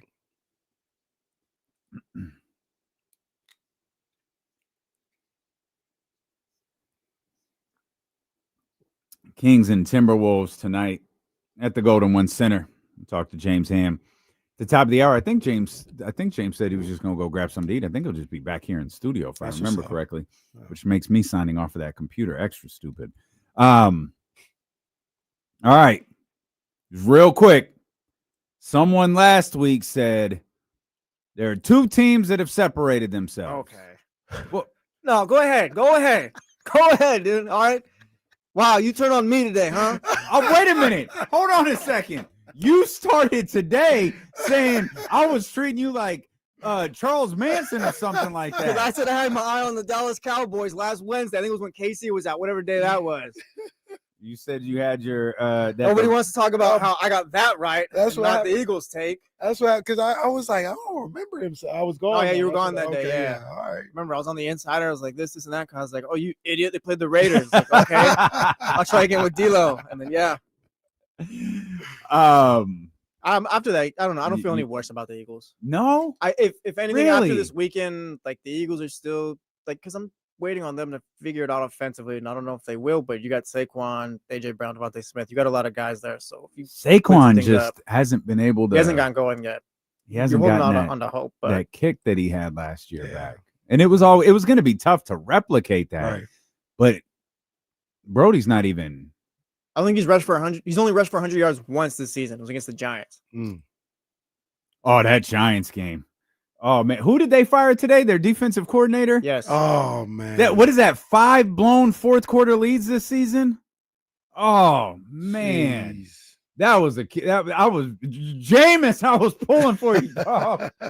Jameis. Yeah, but I still feel fine about the Eagles. I was kind of, like I said, kind of high on Dallas going into that week, and then the Rams just kind of separated themselves from everybody. That's what I was going to ask you. The Rams and the Eagles are not on the same level. No, it's like the Eagles can be on their own tier because I don't even know about the lines at this point, but the Rams are above everyone in the NFL right now. At this point, whoever, like if anyone were to beat them, whether it be the Super Bowl, NFC Championship, it'd be an upset to me. I don't know who matches them up right now. Yeah, the Rams look fantastic. They're nasty business, but 24 unanswered points against that defense. Like, come on, Philly, that's your 21-0. That should have been it. That's what we've said about Dallas all year is their offense. They can get the job done. I still can't get over that final 3 minutes in the fourth quarter, whatever it was. Come on, when I was just sure that the game was over, went to do something else, came back, and suddenly Philadelphia has the ball back, and the game is still tied. Come on, man. So did you? How did you not get? Oh, I rewound it and caught up to see what happened. Yeah, because I was genuinely confused. I was like, he had to have fumbled it. Like there had to have been a turnover. I didn't realize it was a turnover on downs. So I'm trying to match up the sequences because it was the offensive sequence after the the fumble on the kickoff. So that's what I'm saying. So what fumble? I thought it was a punt. Or it might have been a punt. Yeah, because wasn't that the play where the guy, that was an unbelievable effort. You seen that clip of the guy who forced the fumble? Yeah. That was on that. That's how the Cowboys got it back. So they get the ball back. because I saw they were like on 3rd and 20 or something like that, or 4th, and I was like, Cowboys got the punt. And I walked downstairs. I kind of did the same thing as you. I walked downstairs and was doing stuff, getting ready for the kids' party, and I turned the game on downstairs, and it's 1st and goal for the Cowboys. I said, huh? What? How do we get here? Mm-hmm. All right, well, they'll punch it in, and then or if nothing else, they'll get points. Right. They'll get points. So it's 3rd. Oh, man, they didn't convert on 3rd down. All right, get you. Oh, wait. I turn my back. I come back. Hey, Dak's lining up. He's gonna be that. He's gonna be that 80. Yeah. That 80. No. And then they snap the ball. I said, what the hell is he doing? And they don't get it. He almost ran into a sack on that play. Yeah. What are we doing? The Cowboys actively tried to lose that game yesterday. What are we doing? That was amazing. What are we doing? So, but they found a way to win it. George Pickens was fantastic in that game. To your Saquon point, Saquon 2.2 feels like I yards per never carry see him yesterday. fumble. He had a huge fumble in that game. Oh, he's fumbled a couple times this year. Mm. He's had a couple this year. Philly can be had. I absolutely agree. Philly can be had. There's something. By who though? I think they could be had by almost anybody. The entire in that, conference. Yeah, anybody that makes the playoffs. I don't feel that way yet. I just like the defense is still second. Philly just knows how to win, I guess. I feel. Not I yesterday, honestly of course, feel but- this way about the whole NFC playoff thing right now. I don't know who's going to win any of these games. There's not a team where I go. I would be right now today surprised if the Rams weren't in the NFC Championship. There is not an outcome. If the Cowboys make the playoffs and you told me they beat the Eagles in the playoffs, I wouldn't be surprised. The Bears won again. Yeah. That's a 3-loss football team. 8-3, huh? The Eagles haven't looked great, but I'm not buying any of those teams below them to oh yeah, they've been good enough to where I think they can knock off the Eagles in and the Bears playoffs. got the same record. Yeah, I'll still take Philly. Not Seattle can't beat Philly. Sam Darnold. Let me see how you're looking like in the playoffs first. Fair. I mean, I understand. And Philly too, as bad as they look, you look at their schedule this season, they beat all the good teams. I mean, they got a bad loss yesterday. I mean, they got 3 losses this season, but they beat the Lions and all those other teams. As bad as they've looked offensively. I just think the premise of it's just a one game, anything can happen in one game has never been more vital to the outcome of a game. I think all those teams can beat the Eagles on one day. You know what I'm saying? Sure. I don't think all those sure. teams. I don't think. Can they go into Philly and do that? Yeah, because who knows? Jalen Hurts might miss 4 touchdowns again, like he did. Like the game was right there for the Lions. That said a little bit more about the Lions than it did the Eagles. Jalen Hurts was missing plays left and right. They were stuck on 13 points for the whole second half, and the Lions couldn't do anything. Couldn't convert a 4th down. That game said more to me about the Lions than it did the Eagles. I don't think the Eagles. Philly is the dominated. 2 seed right now, by the way. Woo! Ooh! Chicago is next. Let's Where's go. that You said where? Yeah. It is I think in it's a Philly. Black Friday game. It is Black Friday. Yeah, it's in Philly. I'd be surprised if Philly lost that one. They got I don't know what to make of this. They got Chicago Friday. Then they'll have the Chargers in Los Angeles, the Raiders, the Commanders at Buffalo, and then the Commanders. Damn. Haven't played the Commanders at all yet. Lucky. 2 of the last 3. Lucky. Yeah, I don't know. I think Split with the Cowboys. Split with the Giants. Kind of to what you're talking about. I think the Eagles will be favored against pretty much all these teams, but I wouldn't be surprised if they lost those games. The league as a whole, I think, I don't know if we're in a transition period or whatever, but there's no real true strong teams besides the Rams right now, I feel. Mm-hmm. I'm not picking And the that's Broncos. just our perception, right? What do you mean? We think the Rams are strong. Have they really separated themselves? Yeah, I think they've proven it. I feel like they're they have. dominant right now. And I feel like Stafford is the closest thing you can define to in week what did we just finish 12 is the MVP. Like the year he's having is incredible.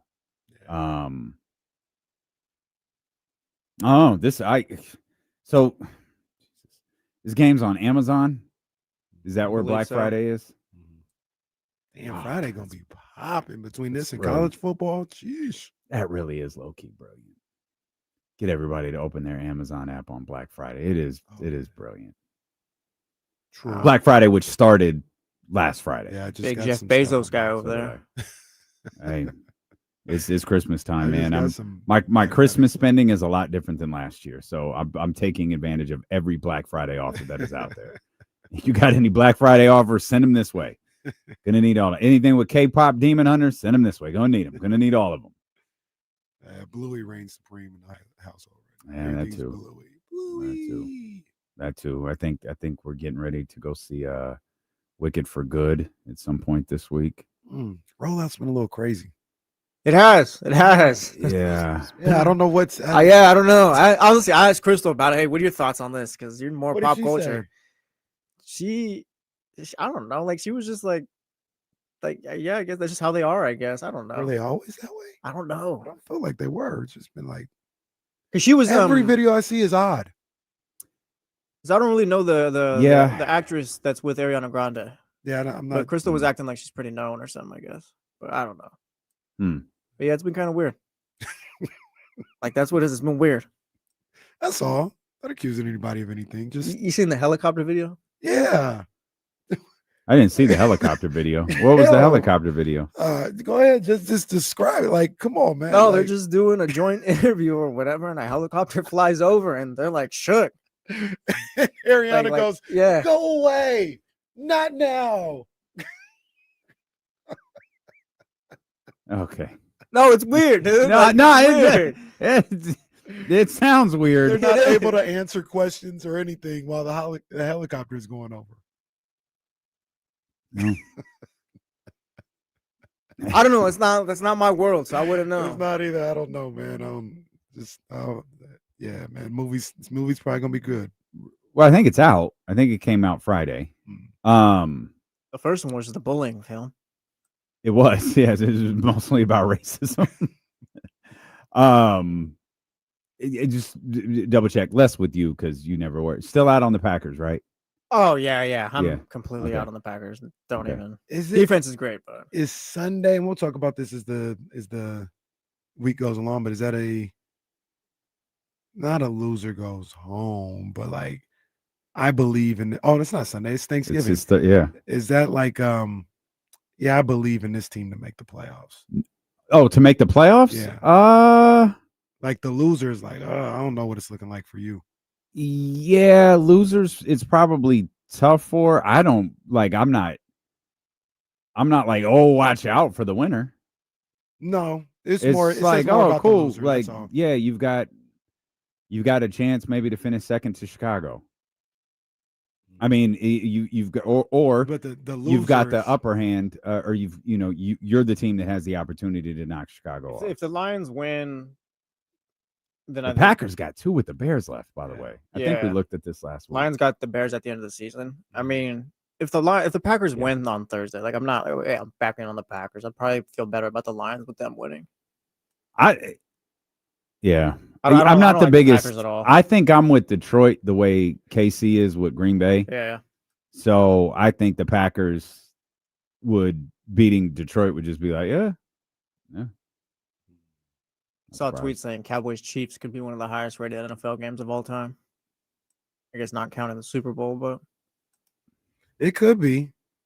I mean, not on that. Yeah, Thanksgiving. Yeah. Watching that one. No. I'll tap in for that. I'm watching. Ain't nothing else on. I'll be watching. Well, it's feast week. it's bigger than. I don't even know it's a where bigger I'm. game I don't than nothing even. else is on. Yeah, I don't even know where I'm going to be at 1:30. So that could depend on. The Cowboys have not been appointment television on Thanksgiving for me for a long time. You They're- hate the Cowboys. But they hadn't even played a game The like Cowboys that. are going to to give you an entertaining football game, though. But they've either been good and their opponent has been sorry, or they've been sorry for a long time on Thanksgiving. So Well, that's not what this is, though. to Jesse's point, like that's not what this A is. little better than sorry. Like Cowboys are not. That's not. You had your eye on them this morning. I know I had an eye because they're just another team I got to deal with now. I don't think they're good. I don't think they're To making be clear, the you playoffs. don't have to deal with any of these No, teams. I do. You know what? Let's all just take a moment. Jerry Jones, just talk to us about the Cowboys on Thanksgiving and just the run you guys have been on lately. Well, Jesse, Winners of two in a row. Jesse, I wanna thank you for giving me this platform. I love because, Jerry Jones. Well, shout out to KC, okay, and shout out to D'Lo who says There is no one better than Jerry Jones. that's right. That's right. Now, the funny thing about that is what he doesn't tell you is we had that discussion at Morton's. He says he doesn't like it, but boy, that Cajun ribeye, it was gone in the knee slap of a jaguar. Jerry, what the hell does that mean? Jerry, sit down, man. I'm not gonna lie, damn, this one's tough too. There is no one better than Jerry Jones. So the difference That one's crazy. the difference between me and KC is It's I know emphatic. how to delete that out of the system. What the hell were we talking about? It had to be around the documentary time, I think. It was probably there's no one better than Jerry Jones when it comes to manipulating people or like something awful. And What is a knee slap of a jaguar? yeah, bro? what is It's an old Southern fork tail. what? Fork It's a lore. fork I don't tail. know. A fork tail? Folk tail, right? It's a fork Folk tail. Am I saying that right? What? Folk tail. That's exactly what it is. Go into Studio 4 and watch episodes of Hee Haw if you're going to make references like that, or Bonanza or whatever. Is that what goes down in Studio Whatever, 4? whatever show we filmed was aimed at us when we were in there. That sounds like something a Southerner would say. Like, yeah, because when you catch you a jaguar, you slap him on the knee, and that's how you know you got him. All right. You say so, pal. Whatever you say, man. Keep the jaguar away from me. Please keep it away. Well, slobberknocker. Nope, that's wrong too. No, slobber knocker. What'd I say? I think you said slobber knuckle. Yeah, he said knuckle. Oh, my bad. I meant knocker. Come on, man. Up here in a Louis Vuitton crew neck talking about slobber knuckle. Do we have opinions on what went on with John Morant and Klay Thompson this weekend? I had harsh opinions on Jaw, and then I think I'm just kind of like, it's trash talk, right? Legends got the clip. Oh. Morant, shut your ass up, little ass. I guess that's what he said. You're not even playing, Klay said. Morant, you a bum. Yeah. Then Santi gets involved. I don't know. Santi says, you a bitch. Oh. And then Klay responds, and this is terrific. Klay responds, I'm a bitch. Who is Santi Aldama? Like he asks him, I'm a bitch, me? And Santi says, yeah, you're funny. Oh, for goodness sakes. I don't even know what the origins of it is, though. I don't either. Was it a play? I think I saw that Klay was talking to Jaren Jackson Jr. or something like that. Then Like, Ja why stepped is up. Ja even on that part of the floor? I don't know. So I thought it was by their bench. So I think this starts with the Cooper flag trip. Oh, yeah.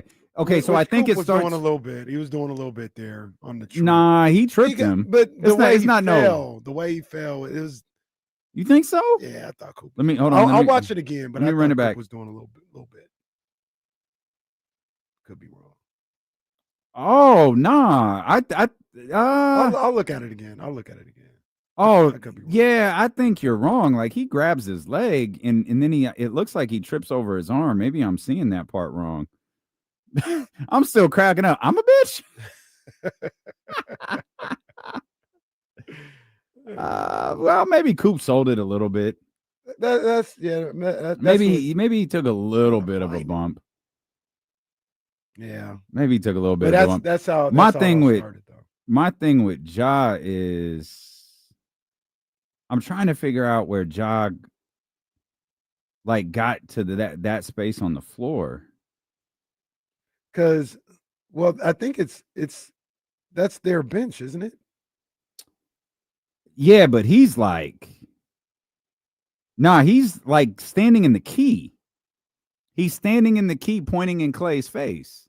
Because it was during It was during a timeout. Yeah. he just he walks out on the court during the timeout like Spo. Clay's done the same before too, by the way. So like, oh no, hold on, man. Not directly. No, hold on, man. Yeah, cool. All right, cool. Like, all right, man. he took He grabbed him. You know what I mean? He grabbed him, but he sold it a little bit. He took a little bit of a bump. But Santi shouldn't be doing that. I get it, but it does look like he that's a solid trip, no? I'm gonna look at it again. Hold on, let me see. Like he grabbed his leg. And I don't know what Santi's doing, going like, oh no, he's falling. Like, oh no. Who knew this was gonna happen? Like, come on, man. What is that? Wait a minute. How does Coop fall so head first? And he wasn't even moving. It was his first step. It'd be one thing if he was like moving. Well, it's like when steps. Draymond Green was trying to run from Domantas Sabonis, and Domas hooked his leg like Ken Shamrock used to do back in the day. That's exactly what. Imagine if Draymond would have felt like Cooper Flag in that moment. He would have been like, all right, bro. Well, he couldn't fall because he was jumping up to stomp down. That's true. Shout out to Kenyon Martin, by the way. Did you? That was a long. Was that the Instagram live thing? Yeah, like Draymond's. I'm not even done with the whole thing. Draymond's was like 11 minutes. Kenyon Martin's was like 27 minutes. I'm only 15 minutes in.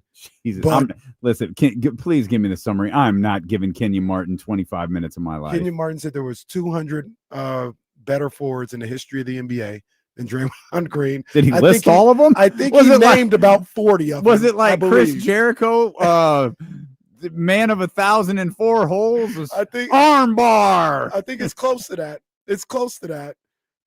He also gave Draymond's record without Steph Curry, which is like, oh, that's funny, like 25 games under. That's and he funny. gave Steph's record without Draymond, which is like 25 games over. Can I tell you, I don't like Ja Morant. I think that's just, I don't like him. I'm not like riding for Clay. It's like, if I'm not like picking side, I realized watching this, I don't like Ja. There's the clip that, either Jesse or Leezy put out there about the Ja Morant stuff when rumblings started to happen in Memphis.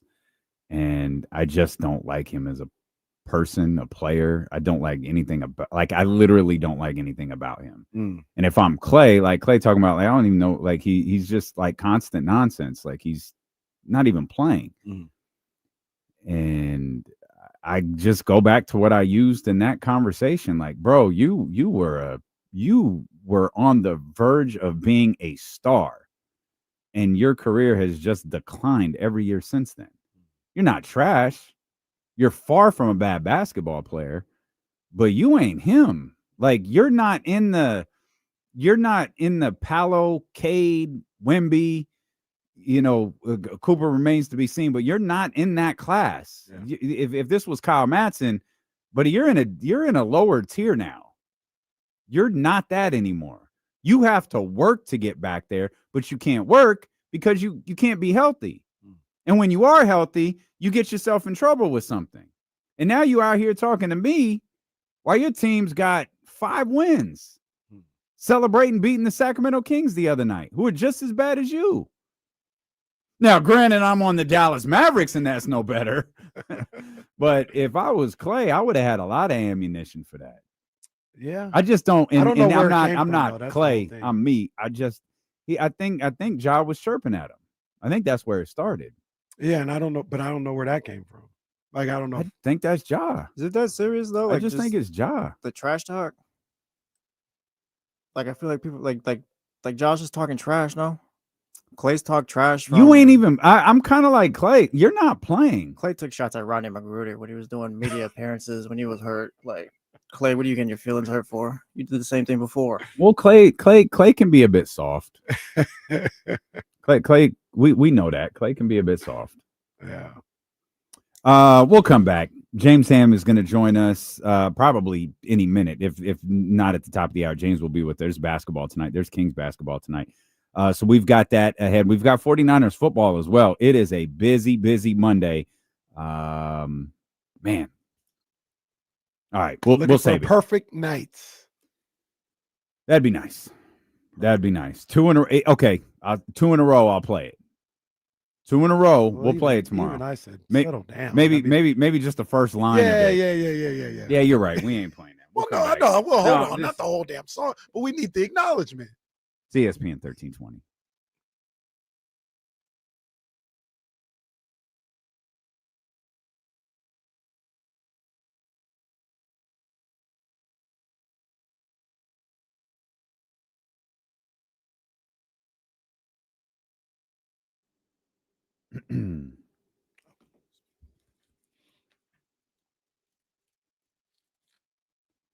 KC, you think Mason Blue can do it again? No, Chris, they can't.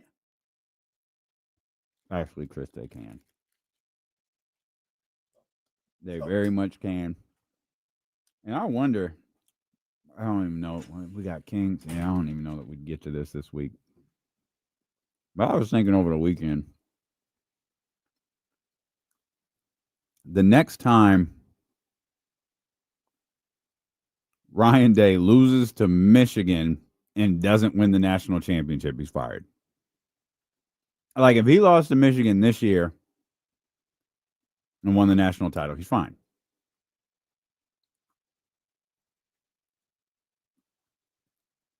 If he loses to Michigan and then loses in the national championship, he's fired. They will only put up with him continuing to lose to Michigan if he continues to win national championships.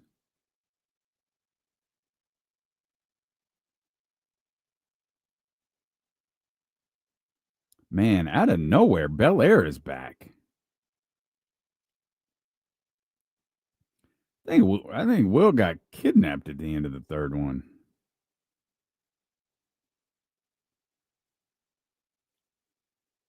Man, I just had to order 9 personalized stockings. Part of that's my fault, though, because I still get a stocking for Smoothie, and Sprout obviously gets one. I think I'll get those forever.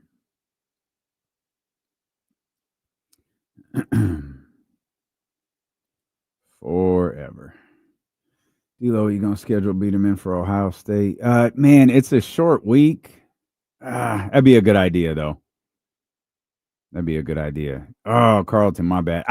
Carlton, it might not even be true, Carlton. Like, no, as a shoot, that might not be right, but something. Yes, Scooter, 9, not 90. 9 was too damn expensive to make that mistake. Trust me. Man, how about that? I didn't expect that. Good for them. I'll never care, but good for them.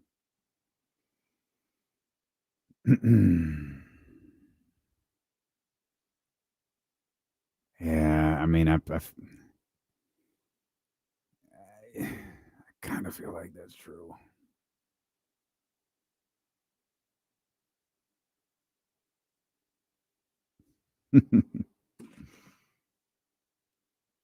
There you go, John. The boat sank.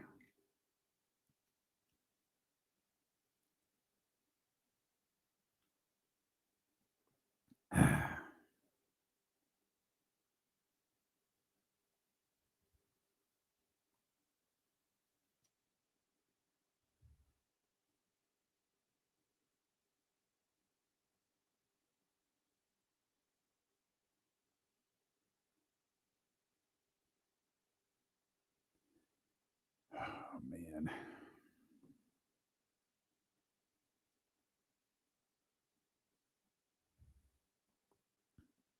Oh, Zabo, is tonight the show?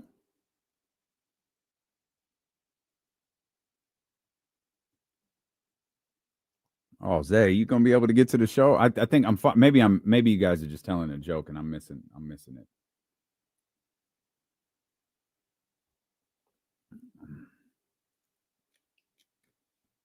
Oh, Zay, you gonna be able to make it?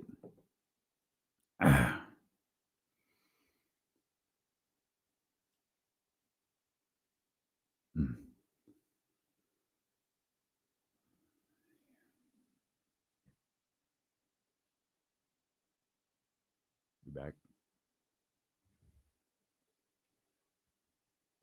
All right. James Ham going to join us here in just a few minutes. Ruthie, what's up, buddy? You go go ahead, get on that one right there. You're gonna have to sign her back in, man. That's my fault. I signed her out. Okay, yeah, we can put her right there.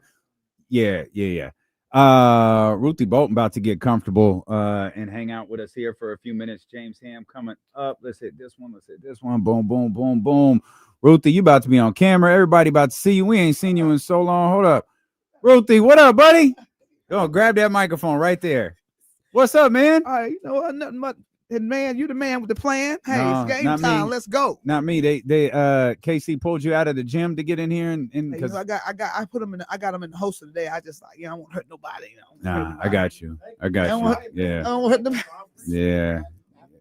Flex looks good on me, baby. Yeah, always. Yo, where are you at? What are you up to? Just everything, man. Just working with a lot of kids, coaching.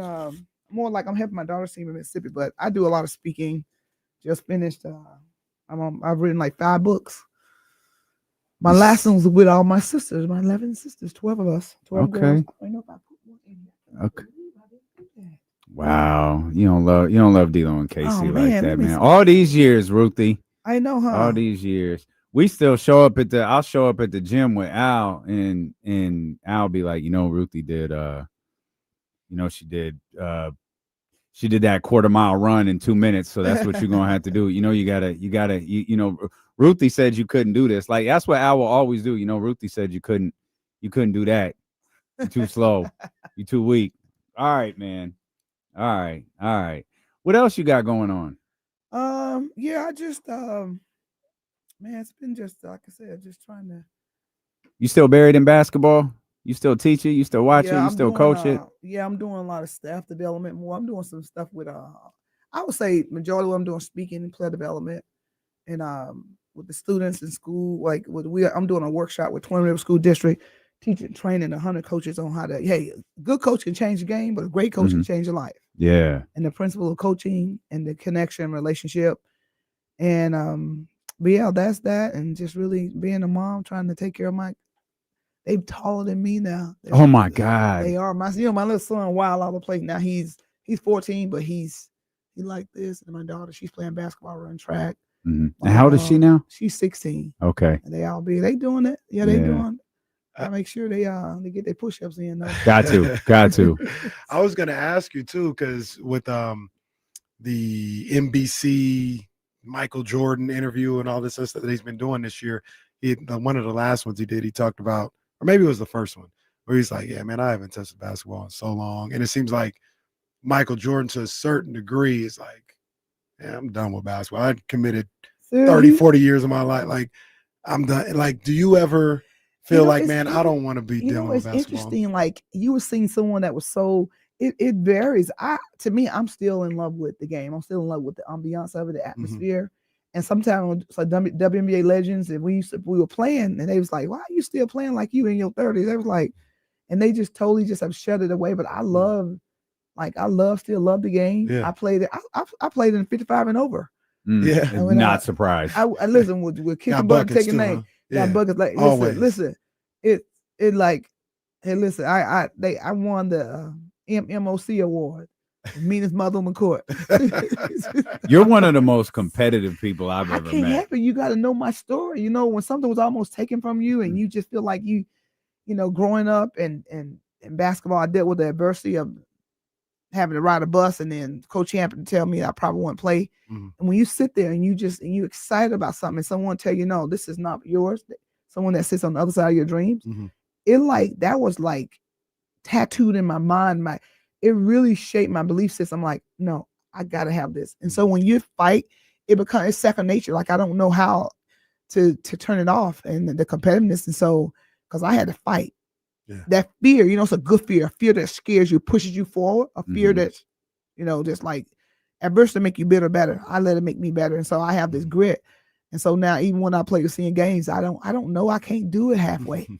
If I'm out there, I'm like, you think you just gonna stop dribbling and gonna look at me and hold the ball and I'm not gonna take it from you? Oh, they said I was playing like I was still in WNBA. I said, when I play, I play. Yeah. So if you I can't go halfway. So if I'm like, if you're in a triple threat, you have to make sure you don't show me that ball if I take it. So I don't care if you are in your 50s. I played in my 30s, I'm playing now. So when I'm out there, I'm playing for the love of the game. That's just how I am. I don't know any other way. Yeah. Have you been following the league and all of the changes that it's going through? Because you was one of the OGs. Oh, man, listen here. We were just talking about that. It has changed so much, and our change have changed for the better. That's what you want. What we did in '96. We knew it was big, but we didn't really realize how big, like how the game has grown. I'm excited. I know people the adversity in sports. They talk about who getting the most attention. At least it's getting attention. Some people watching it, they've never watched it before, even men. So I'm excited where it's gone. Even from a financial standpoint, they getting like it's crazy. But I'm happy for the game, the women game, embracing it, and I want the honesty of the game though to stay, like not to lose the integrity of the game. Other than that, some of the different things, the conflicts are not always bad. There's some healthy conflicts. There's things that becomes an issue, but it's healthy to talk about. But I'm just happy the big picture. Women game is getting more notoriety that it should have always getting. Earlier today, we, were giving a rundown of the show, and we said James Ham is joining. We're talking Kings, we're talking football and all that. Oh, and Ruthie Bolton is going to be on the show. And still to this day, like, people in the chat. And Ruthie's here. The connection that you still have with the city of Sacramento seems pretty special. And it's got to be special on your end, right?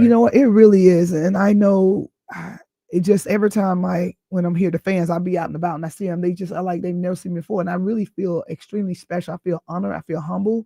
No matter where I'm at, and I'm out and about, and a lot of fans, oh my God, I want you to sign this. And it's just about, to me, I love the community.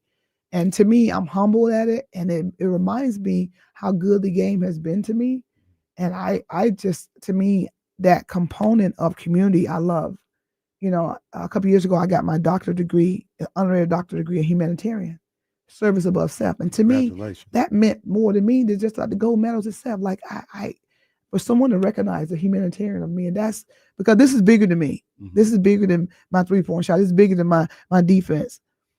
The effects, the impact that this game has done for me, and being able to relay it to the young people that I speak to, just like, hey, the game is great. Embrace it.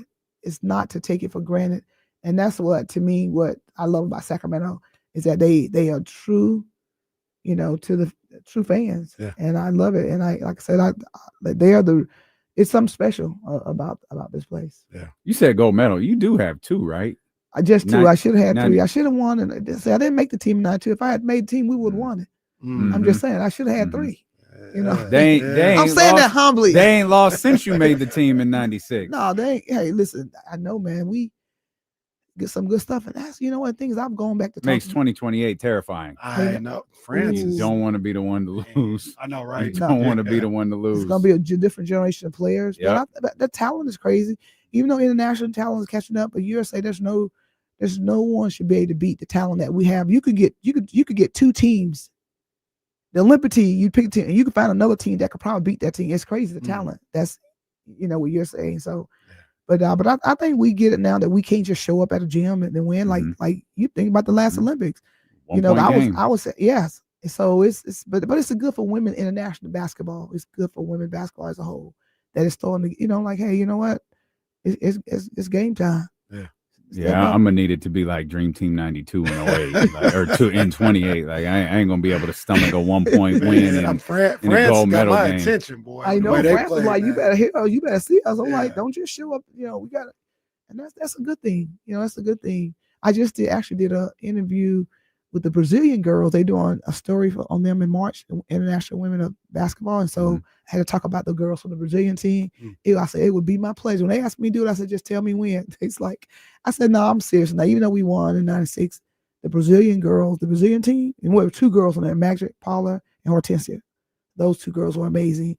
But it feels good. Like I said, I want to say thank you to them for challenging us, for making us rise, because they were like, hey, don't just show up at a game and think y'all gonna beat us. So we had to step up to the plate. So, but they are definitely 2 of the best basketball players in the world. Hortensia and Paula from Brazil. Do you follow?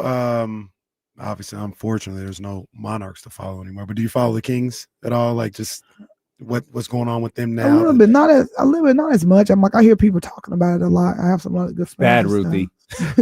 I know they got Westbrook. They do got Russ. That's my man. Yeah, they got Russ. So, but yeah, I heard people talk about. Yeah, I'm going to the game tonight. Actually. Okay, there you go. Yeah, I'm going to the game tonight with. So I see the. It's Minnesota and Sacramento tonight, Minnesota, so you can Sacramento. see, yeah, Ant-Man. Like Minnesota's got some guys over there, and then we got Russ. The thing that confuses all 3 of us is James Ham joins us here too. The thing that confuses us is there's talent on the team. Who? There's talent. Like DeMar DeRozan is a Hall of Famer. Like Zach LaVine is a talented scorer. They just can't put it all together. Put it all together. Yeah, just can't. And that's one of the things. That's one of the things that you would know about too, Ruthie. Is just like, yeah, you could have talented people on the team, but there's a level of chemistry and there's a level of trust with your teammates that can only be learned. Like you can't just put teams together and everything will be good. There's a process to it. Yeah, and I think about it, I thought the Kings were getting that for a minute. It was like their team where usually you got to show up because they could beat you. A couple of years ago they had a team that was solid. Absolutely. But it is that trust and that plan for each other, and not me. Mm-hmm. It takes team first, and so yeah, I think if it's amazing, you could do a lot with less talent, but players that believe in each other and say, what, we're trying to win no matter whatever it takes as a group, as a whole. Yeah. And you could sky's the limit when that happens. What NBA player, past or present, would you compare your game to? Ooh. Oh man. It's crazy. I actually felt like my energy. Believe it or not, Bobby Jackson. Okay. I like Bobby Jackson. I love how he played. You could never tell the score of the game by his energy, by how he played. He played whether he was up 20, down 20, and he played for the love of the game. Yeah. And I definitely. I love Bobby. You were better than Bobby, though. No, I didn't mean it like. But the equivalency, yeah. Yeah, like you were better than Bobby. So I always thought it was just like divine intervention, the symmetry and the similarities between the Kings franchise in the Monarchs for 7 years, right? I thought Ruthie and Mitch married each other. Yeah. Yeah, I thought they were the same type of player, same type of situation. Like you didn't have the greatest teammates around you, but still found a way to be successful. That's a good observation. And yeah, then, Ruthie was a 20 point per game scorer. Yeah, and shooting guard, all this stuff. I actually mentioned Mitch here. I beat Mitch in a little shootout one time. We were just messing around. I think there was some kind of media thing. We get ready for interviews. I said, let's shoot around. So we were shooting. And they said, why don't y'all do a real game? And we were shooting NBA 3. I was like, man, that ain't nothing. I was just talking smack. Cornbread and black eyed peas. Oh, yeah. Remember the bottom of the net. But I ended up beating him. He'll tell you today. He said, you beat me fair and square. Yeah, I sure did. And I wasn't a shooter in college. I was a defensive player. That was so I was a late bloomer in shooting, but defense was my thing. Yeah, it was still your thing in the league too. Defense is my thing, like zig, but shooting became fun too. I'm like, scoring is fun, so. Absolutely. But Mitch, that was a good time. I like Mitch, and she had a sharp shooter. Ruthie, I know you got a gang of things going on today. They're running you all over the place, but just real quick, you're doing some things tonight at the game and working with Echo Alpha on some things, huh? It's fun, I love, when I was asked to come and, be a part of the tonight with them. I love people that know how to win, that want to win. I love people that are community conscious, and I feel like that's what they are. And excited about Melanie. She's actually as a fan of me. You know, she a fan of me in basketball. But I just think their company is a small company, but growing, and just got to me as a teamwork make the dream work. Yeah. And they're in pursuit of greatness. And so to be a part of that, I love being a part of people that know how to win. You might not win every game, but if you want to win, hey, and you got the mindset, you're gonna win more games than you lose. So Yeah. I love that, and I'm excited about going to a Kings game. I haven't been this season, so Good. it'll be fun to be up there. Yeah. Hopefully, see the beam tonight. Huh? See the beam, light the beam. Where can we get your books? Can we get those on Amazon? Yeah, the Amazon, the 12 Sisters, 12 Stories, 12 Triumphs. Yeah, and actually, I can't believe There's still bookstores. We learned they're building. They're still building bookstores. Yeah. We didn't even know they was doing that. Yeah, this book is I would say it's a faith. It's my sister's, big family. My dad was a minister, Mm-hmm. and we're all and I was getting ready to do like my fifth book, and I said I want to do it with my sisters, and they was like, "Why you want to do it with us?" I said, "Y'all have a story too, even though you're not an Olympian, you have a story." So they were like, I said because, and so I'm big on women empowerment. And so as they would process of doing the book, they was just like they was like growing, like, man, it was liberation for them because a lot of things they hadn't shared that they share in the book. And so I was excited to do this project with them. We were just at a conference a couple of weeks ago, and it was amazing to be able to see my sisters and be able to, for them to sometimes finally heal and some things they've gone through for years. Mm-hmm. And so it's amazing when you start to use your voice, when you start to be transparent with yourself, meet yourself where you are.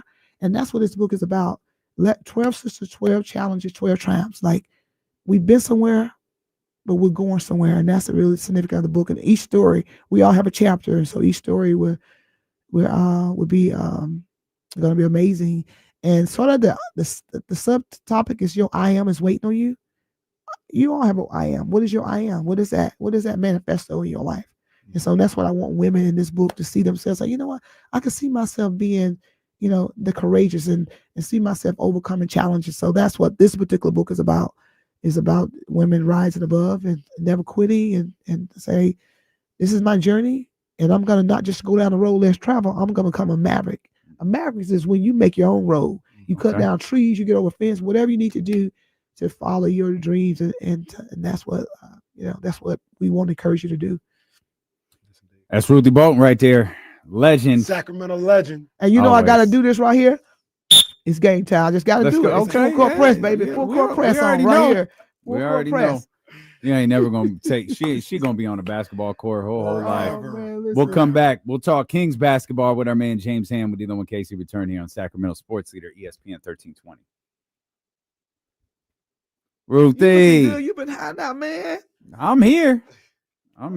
They keep your boy busy. That's all. They keep you busy, huh? Busy.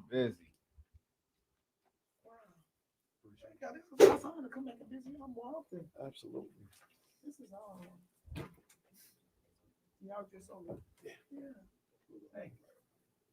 Let's do a shot. Can you take a picture with him? Let's do it. We gotta get out the way. You good? Oh, we need to say Hey.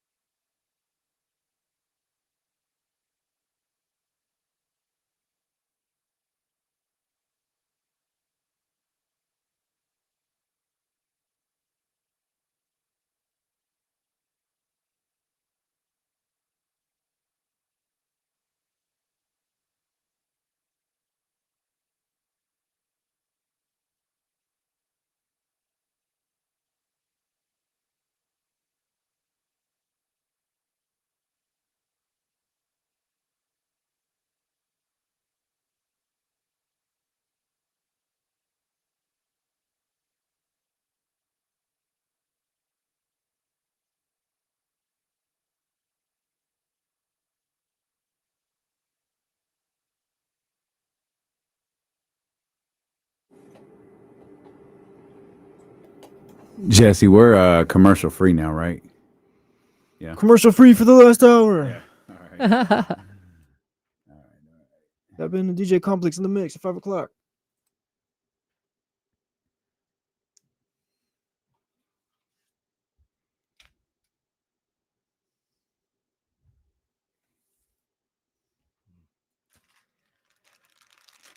Hey, shout out to whoever speakers got blown out after that whistle. Oh. That Oh. was awesome. Yeah, that was funny. Say, you know, I got to do it. I was like, what? Yeah, Oh. I didn't know that's what you had. Oh, I did. I didn't, Ruthie, but all right. Go.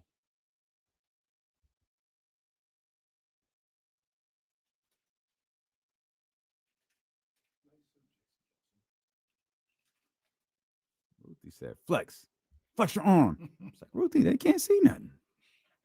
She said it's a mindset. Yeah. My bad.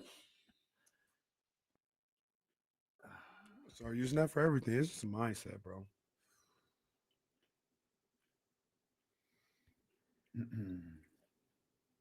Wi-Fi is acting super slow.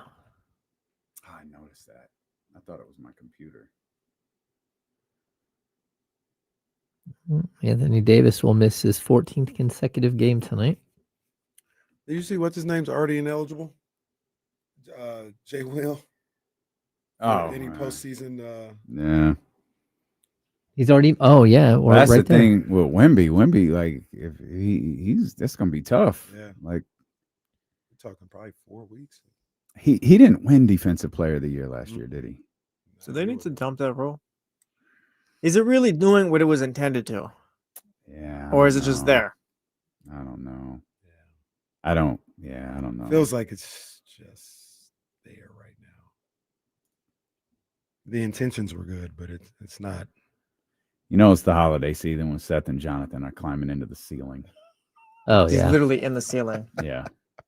You see this? Oh, he is on the. Yeah, look, he's very his literally foot. in the ceiling. There's his foot He's right not here. supposed to stand there. What the hell? He's He in the is, ceiling. like- we're back. Like Seth is up there.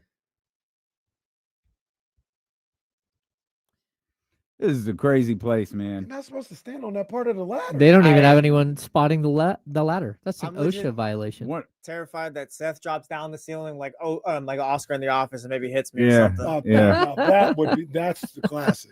Yeah, Kenny, it's a class. You remember when that happened? Yeah. Yeah. Why did it Yeah. happen, Kenny? Why? Because Why was he in the ceiling? they were having the potluck with the chili and the No. he had to You go back to that same. God damn it, man. Goodness gracious. I might watch some Office over the Thanksgiving. I can break. literally hear Seth walking around up in the Yeah, that's ceiling. crazy. I don't know how I feel Seth about is that, up though. there. Like, that's Stop walking crazy. around, big We just guy. looked over, like, you know, it's the holidays because one of our engineers is climbing through the roof right now, probably moving wires around Can you or God imagine knows him what. interviewing for this job? Oh yeah, I just need to reset some computers and just normal IT stuff. Okay, yeah, day one. Get in the ceiling. Shout out to our engineers, man. He's going through the ceiling like Sammy Sosa's boy who tried to get the cork bat from the umpires. Oh, goodness. Tried to steal it from the umpire's office. Big thanks to Ruthie Bolton for being here. And we are commercial free to the top of the 4 o'clock hour, man. We've got 49ers football tonight, Monday Night Football, 49ers and Panthers. And, of course, we got Kings basketball tonight as they take on the Minnesota Timberwolves. You know, lost in all of this, James, talk about owners, general managers, wins, what to take away. That is the end of a very long road trip. They're home here for the first time in about a week and some change to take on the Minnesota Timberwolves. Again, by the way, taking on the Minnesota Timberwolves. If you actually look at the schedule closely, they haven't played anyone other than the Timberwolves, Nuggets, and Thunder. That's it. Yeah, it's like That's a been the whole revolving. Yeah, This is And this is the end of that, though. it's the- 3 versus Denver or 2, no, this Three. That's the, three. and this is the 3rd versus Minnesota. Yeah. yeah. They called it a round robin tournament on the broadcast. I thought that was accurate. That's a It good does call. feel like a round robin, except for the Kings would have I been. was going to say the eliminated. Kings. Yeah, they didn't. They got bounced. They didn't from make it round around robin. that robin too often. Yeah. What are they, 1-8? Yeah. Yep. Damn. Yeah. Yeah. Hey, No, but they one put at- up a good effort a couple of times, guys. 1-7 Chaminade going in into this- tonight, I think. Oh, right. Chaminade in 1-7. this Maui invitation. Yeah, That's who they are. it's tough, Yeah. Hammer, because the Kings actually did play pretty well against the Denver Nuggets on Saturday. I just don't think anyone has any like takeaways from it. It's like, oh, good, they played well, nice, and it's like, all right, like it's a whole new game tonight, a whole new opponent, and no one has any clue what they're going to see from the Sacramento Kings tonight. No, I mean, I think that's the problem the entire season. You just don't know what to expect, right? And for the most part, what you do expect is not very good basketball. So to watch good basketball, that's a good thing. To see them kind of come through whatever it is they're going through, you just hope they can continue it with some way. I thought they played really well against OKC last week before they got, the doors blown off them by Memphis. So you are seeing like better basketball, but it comes back to that thing that Doug Christie kept saying early in the season, like, I don't want to hear that you can't do it because I've seen you do it. I saw you do it in the first couple of games of the season. I saw you do it in the win over Milwaukee. So don't tell me you can't do something when I've seen you do it. So go out there and just play harder, extend, whatever effort and energy you're doing for 48 minutes and you might have something. Man, you look at the box score from this game, and I think if you really dive into it, there are a lot of things that we would have been yelling about here today if they would have lost. The fact that Dennis Schroeder didn't play in the fourth quarter after going 6 of 8 from the field and having 7 assists and leading the team with 21 points. Doesn't play. He played 10 seconds in the fourth quarter. The fact that, Keon Ellis didn't play at all. The fact that Keegan Murray got hot in the third quarter, they went away from him. You're like, what are you doing? But it doesn't matter when you win. That's kind of the way it goes. All of those things kind of melt away, and we'll save those questions probably for tomorrow or maybe for Thursday or something. Well, we don't have a show on Thursday.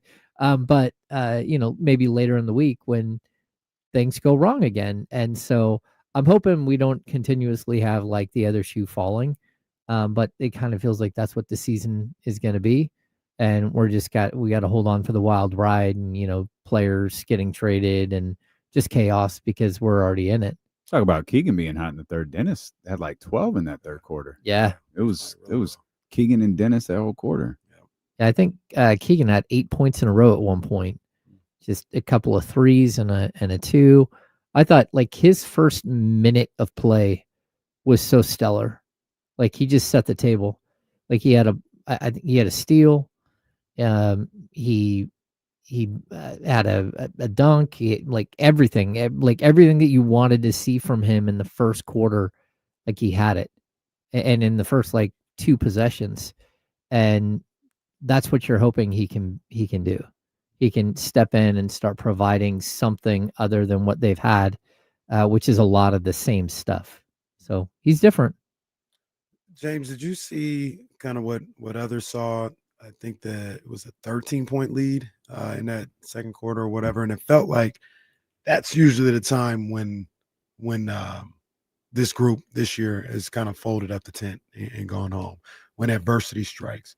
And to be able to respond to that by battling back, that's something that we probably haven't seen, it feels like, since the Milwaukee game. You know what I mean? And did you kind of get that same sense that the game was kind of teetering at that point and they were able to compose themselves and stay locked in and eventually end up getting a win on that game on Saturday night? Yeah, to be honest with you, it was like right in the middle of the third quarter when that happened. And, Drew Eubanks got the tech. That's when Jamal Murray stepped to the line, hit the free throw, and made it a 13-point game with like 7.5 minutes left in the third. And then it hovered around there. Jokic had a pair of free throws, put it back up to 12, and was like, uh-oh.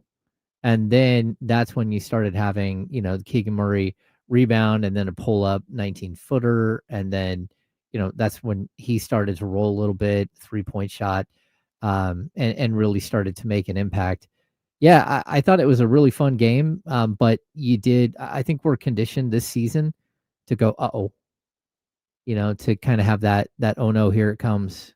They're about to fall apart. And specifically the third quarter hasn't been good. But for them to bounce back and not only, tie the game, but actually take a lead in that quarter was really impressive when they're down by 13. And then just to play really well in the fourth. Like, all right, like if that's what you're going to do, keep doing it. It's fine. No one's going to get mad at you if you win some ball games here. Yeah, played really well in the second half overall. But you mentioned winning does kind of fix everything. It changes the narrative of the conversation. But there would be things that were up for discussion. There would be things that people would yell about had this game not gone Sacramento's way. And the one that would be at the top of the list is Keon Ellis. Keon Ellis got a DNP CD, and this is on the heels of Jake Fisher and Mark Stein reporting that everybody's available. And I don't know how much of a report that actually is, as much as it's just common sense. Not suggesting that those guys aren't sourced or anything like that. It's just everybody in Sacramento was saying trade everybody the day before. So it's like, yeah, okay. In all likelihood, there's going to be a lot of players available, except for, according to the reports, Keegan Murray and Neat Clifford. Again, makes sense. It's the young guys, but one thing that got a lot of Kings fans distraught was the fact that Keon Ellis wasn't on that list. What do you make of Keon's DMP and what it's starting to appear like this franchise feels about him as a player? Yeah, I don't know that we can take one game and just look at it and say, hey, this is why. This is what's going to happen, or this is how they feel about him. But I would say, like, look, the Kings are open for business. Like we talked about this 2 weeks ago, week and a half ago, well before Jake Fisher brought it up, that they are going to take phone calls. They don't have, it's not a garage sale. There isn't like a table out front with price tags on everybody's name, on everybody, on their jerseys. But it's close to that. And like, look at there are a couple of players that, number one, they love Neat Clifford. That's why they drafted. And number two, they just paid Keegan Murray, and there's really no way to trade him with all the base year compensation rules and everything that go into signing an extension with the player. But outside of that, I mean, like, you're a broken franchise at this point, and I would love to tell you that Keon Ellis will be a part of this, but they kind of made their bed with Keon this summer, and then this is just like a furthering of the point, that you're gonna have a difficult time keeping him. And if like what Jake Fisher brought up, you might be able to get a first round pick for Keon. Okay, then the Kings need to trade Keon. I mean, I'm a big Keon supporter here. I think the Kings need more Keon Ellises, but they need to flip this entire roster. And what one future first round pick can get you is a lot in this league. It can really help you not only find another young player potentially, but it can also help you maybe move off of a big contract that you couldn't move off of. If you have to use Keon to get rid of a bigger contract, I hate that idea, but you would still have to listen. And so I'm intrigued to see where they go from here. Again, as someone who thinks that you should be building a team around players like Keon Ellis, I understand that you just have this massive logjam in the backcourt. And, Doug Christie's struggling with playing guys like Russell Westbrook and Dennis Schroeder together on the court. And then you've got Malik Monk, and then you've got a $47 million Zach LaVine. Like, where are you supposed to fit Keon Ellis in? And I guess the answer is it could be at the expense of Neat Clifford, but you also have Neat Clifford under contract for 4 years. So that's where it separates itself. And if you do have to end up trading Keon Ellis, I could definitely see Neat Clifford being the shooting guard of the future on this team. And maybe that's what it comes down to. But I really hope that it doesn't. I hope that they figure things out and that Keon is going to be here long term. But like, this is the NBA, And to be honest with you, no shade to Keon or anything else like that, but he's not untouchable. Like, what are we talking about? Yeah, Keon Ellis is not untouchable. That doesn't mean they want to trade him. That doesn't mean they'll give him away. But I don't even think, and you laid out, some of the reasons why they may feel that way, but I don't even think Keegan Murray and Neat Clifford are or should be untouchable. Like if you're Scott Perry, you're looking at every scenario that'll allow you to help turn this thing around. The prices may not be the same for guys like Keegan and Neek as it is for DeMar DeRozan, but everybody's an option. Like you're in such dire straits with this roster. Everybody and everything is at the very least an option. There is no untradeable guys, in my opinion. Yeah, you're probably right. I would just tell you that Keegan and Neek probably have more value on the open trade market right now than any other player on the roster. Like way more than DeMar DeRozan or Zach LaVine, who again is close to untradeable at this point. And not, same with Sabonis. I don't think Sabonis is untradeable, but you're gonna have to wait till Sabonis is healthy before anyone makes any move there. And they're not in a good position. But we kind of should have seen all of this coming because, again, Scott Perry flipped the entire Knicks roster in a year, like almost every single piece. So there might be some residuals here left when it's all said and done. But the reason why you're flipping a roster is because it's not built in his image, for one, but also it's just flat out broken. So like there isn't a bunch of reasons to hold on to this roster unless you can have some really nice like shakeup moments. I could see a way. We're talking about DeMar DeRozan, but the Clippers have called on DeMar DeRozan from what Sam Amick said today, but also like I've heard the same thing, that there's interest there from the Clippers. They're not super happy with John Collins. I don't love John Collins as a long-term fix in Sacramento, but maybe he is a long-term fix. You go out and you get a guy like John Collins, you put him next to Keegan Murray and Domantas Sabonis on the front line, and maybe you have something. He is like the prototypical guy that they've been looking for, a guy who can stretch the floor, a guy who can rebound, a guy who can be a rim runner and finish above the rim, a guy who blocks shots. And, maybe that is the type of player that they've been looking for and could sort of complete what you have. Then again, he's on an expiring $26 million deal. So worst case scenario, you get to try somebody out for a couple of months. You might get to save the $10 million on DeMar DeRozan that you owe for next season. And you can at least try something different that roster-wise makes a whole lot more sense than what they have right now. And it would also allow you, again, to move Keegan to the 3, which I think everybody is kind of pulling for in Sacramento, sort of that natural position that if you can get him there, you might be able to have a size advantage at that position moving forward. And that would be a nice like luxury for this team to have. It feels like I asked the question earlier. It feels like when it comes to Keon, someone's wrong. The fan base is wrong or the organization is wrong. Someone is wrong in their assessment of Keon Ellis. You mentioned Sam Amick.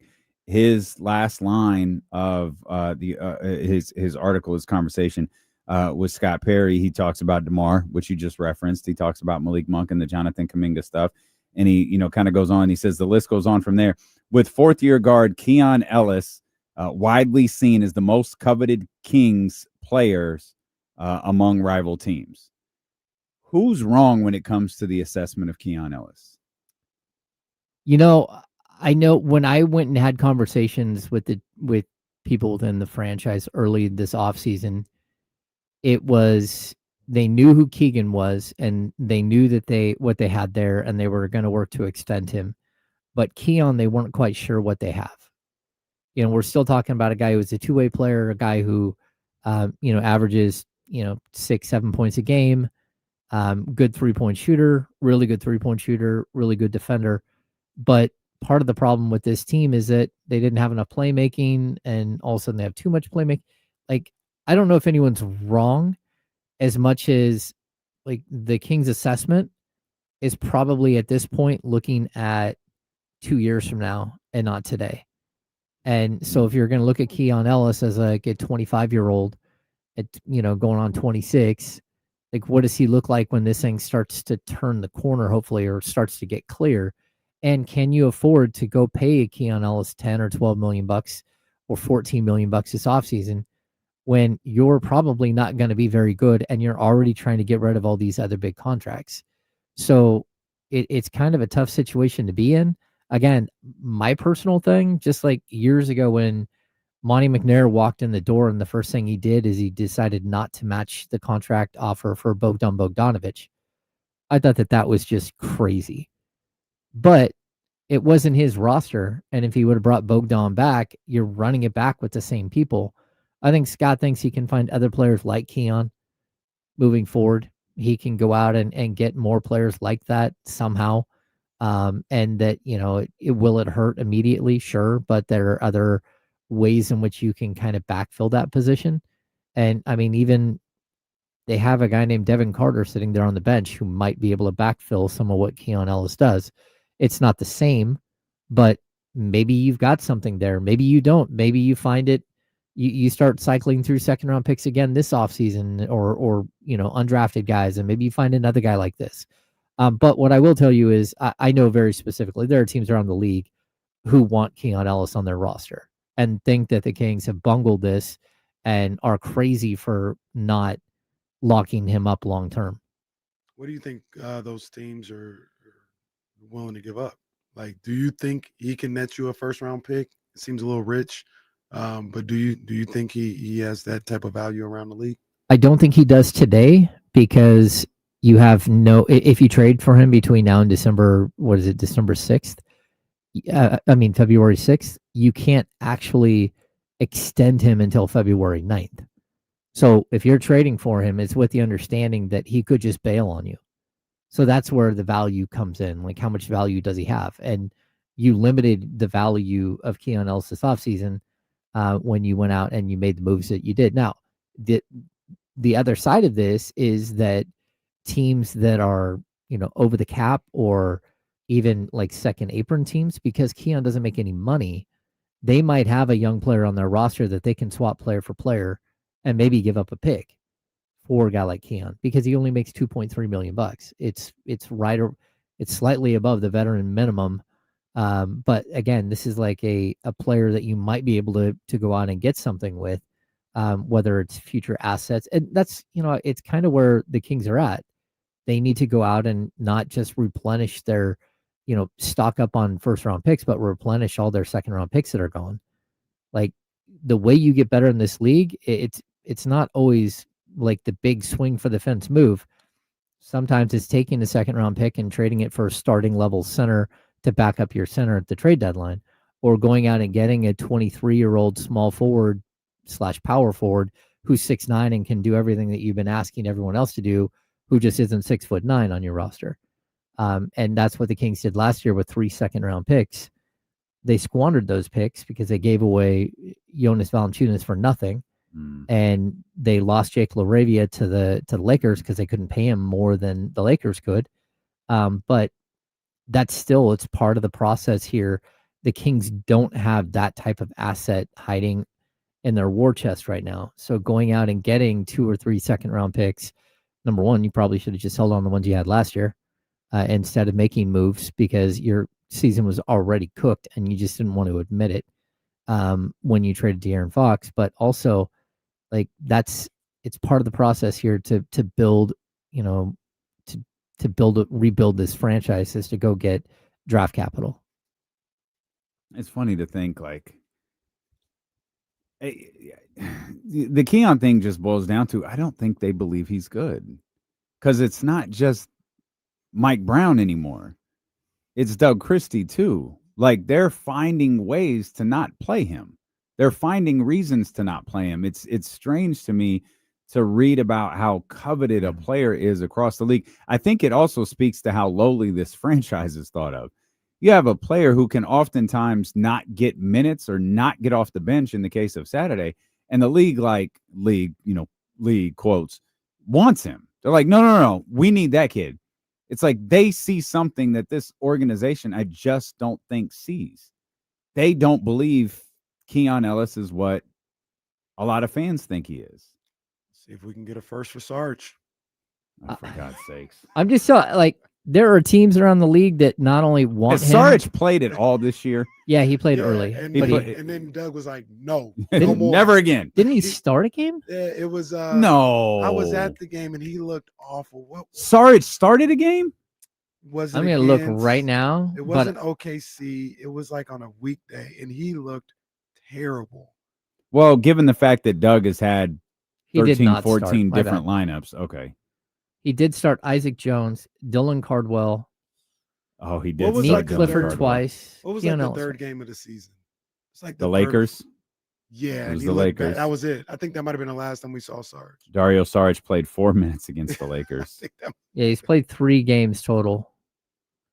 Let's take a quick peek Mm. here. Was Casey right? It appears he was, and Dario Saric played the first 3 games of the Oh. season and never played again. no, it was so that Lakers game was so bad. Yeah, that was a bad Doug one. said, "Never again. I don't care. I will put Devin Carter at the 4. I ain't playing him." Didn't he hit like 5 threes in a preseason game, or at least 3 threes in a preseason game? Actually, sounds about right. Yeah, it was it's like, Portland, hey. maybe. I Yeah, think it was the Portland game. Here we go, guys. Dario's hitting threes. Nobody bought that. Literally, no one. No one bought that at all. no, but you have to look at Dario Saric and the way that they have Dario Saric as like a potential, like when you go to make trades, there could be a reason why you have a $5.4 million contract on your roster. Yeah. You know, they had up until like I think the end of August to buy him out and use the stretch provision. Now it's too late. They may regret that now, just because it would have saved them a couple of $1 million. And if they can't pull off a big deal, then what are you going to do? Just waive Dario Saric after February 6th? Probably. But at the same time, like, look, it is kind of like you need these little placeholders for salary matching purposes. And there's always a possibility something bigger pops up here in the next, 6 weeks as we build up to the trade deadline. I completely understand it. To Damien's point, though, what do you think that? Okay, is that I think it's Seth in the Yeah, walls. Don't I worry just- about it. It's, I thought he was I gonna don't fall think through anyone. here, I don't just- think anyone can hear it except for us. You got a ghost? It's a gust of wind. Our engineer is literally in the walls of our building, Right just like here. walking around and drilling. Yeah, that's the crazy thing. He might. There's one thing to be in the ceiling. He might be in the walls. That's the crazy part. Well, the noise I heard was back here, so he's. Sound like an owl. Yeah. Oh, you could hear that? I didn't think anyone could hear it. No, I could hear that. I was like, wait, we got a ghost? Yeah. To David's point, though, do you think Scott Perry, Doug Christie, these guys look at Keon Ellis as being a good basketball player and somebody that they need if they're trying to win or turn the culture around? Because to his point, like, if they do, they got a funny way of showing it sometimes. Yeah, I mean, like, look, I do think they like Keon. I do, and I know Doug really likes Keon, but Man. I know it's tough, but like, look, the idea here is you do have to continue to show teams around the league that some of these players are still active and can play, because you might trade one of these players. It's not like here's how I would say it's totally different than, because the 49ers game is coming on tonight. The Brandon Aiyuk situation is just the most bizarre thing I've ever seen in the NFL, right? Where they basically violated his contract this summer and didn't say anything about it to anybody. Aiyuk didn't say anything about it to anyone and didn't even fight with the players union when the 49ers, they wiped out $24 or $26 million in guaranteed money for next season. That to me is absolutely crazy. And then you hear Shanahan, this is how I'll tie it back to Keon. You hear Shanahan sitting here saying, oh, well, yeah, we might, we'd like to still get him on the field. It's like BS, bro. You're never putting him on the field ever again. You're never bringing him in your facility. Why would you possibly put him on the field, have him get hurt again, a guy who's coming back off a catastrophic, like, multi-ligament knee injury, have him get hurt again, and now you owe him like a payout for? No, you're not doing that. Remember when the Raiders sent Derek Carr home and said, yeah, we're good, bro. Yeah. We'll see you. We'll waive you on July 1st, whenever the deadline is. Like, we'll send you out then, but you don't need to come back. We don't need you in the building at all. And so that's where, like, I think the Kings are kind of in this weird situation where you've got to deal with some of these other guys, and you don't know if Keon's going to be part of that or not. But at the same time, like if Doug Christie loses 18 games in a row, it doesn't matter how much everyone likes him, he's getting fired. You have to actually win games. You can't just like put the season and coast and say, hey, we're just going to lose. We have 4 wins now. We're going to go 4-78. You can't. You got to keep going out there and fighting. And sometimes that means you got to put some of these veterans on the court so you can move those veterans down the road. You can't lose games in the NBA and win. Yeah. That's Sounds about right. Yeah. Paraphrasing old Trent Dilfer. How do you think Maxime Reynaud did on Saturday? He had a hell of a job with no Domantas Sabonis. Him and Drew Eubanks had to guard both Nikola Jokic and Jonas Valanciunas for 48 minutes, and I thought he did fine, like as well as he possibly can. Got in foul trouble. Yeah, I mean, I think he's been in foul trouble virtually every game he's played more than 3 minutes. But how do you think Max is looking so far early in this season when he plays? I thought he was excellent in the first half, and I don't believe that he played in the second half. Okay. So I thought, again, it is one of the most difficult covers you're ever going to have if you're a rookie. If you're looking out there, and not only is it, the best player in basketball, Nikola Jokic, who went for 31 in the second half alone. When Reynaud, again, did not play. Reynaud played 0 minutes, 0 seconds in the second half. Look, I thought he held his own, but then when they go to their bench, it's Jonas Valanciunas. Yeah. And I think Max is learning. Like, first of all, he's a super smart guy. That offensive foul that Drew Eubanks picked up, where Valanciunas is just, it really was Butcher Boy's shoulder, and then Drew Eubanks takes the bump backwards, and the Kings get the call. Yeah. I was like, JV, what are you doing? Like, it wasn't even subtle. Like, he was like daring the officials to blow the whistle, and it wasn't until Drew Eubanks took the bump that they blew the whistle. But that was fun. I love Valanciunas. It's terrific. But that play was the nasty hysterical. boy. I do too. No. But look, they have like 14 feet of like physical, crazy European centers, and you don't. You've got, I guess, one European 7-foot center. No, I guess you do have 2. You just didn't have the other one there. No. But like, look, that team is just built to go so deep in the playoffs. It's ridiculous. That Denver Nuggets team, and I think Max did a great job of learning, because that's what this is about. He made my 6 quick thoughts because the first half, I thought he was superb. Like, did he do everything right? No. Did he have fouls and stuff? Yeah. But when you look across the board and he goes 3 of 5 from the field at 6 points and 3 rebounds and an assist and a steal, it's like, okay, like that's a good first half for a rookie playing against like a superstar and a very, very good center in Valanciunas. Yeah, I look at Max and I feel like we're still in that stage where he's kind of like a baby giraffe. Like, he's just, he doesn't have his legs under him. I don't know if that's going to happen this year, or maybe, a summer of working out and strength training and all this other stuff. But he's getting, baptized by fire when it comes to the NBA, and he's going to have his good minutes. I thought he played well in that first half as well, but he got into a situation where he couldn't defend without fouling. I think he had 3, maybe 4 fouls in the first half.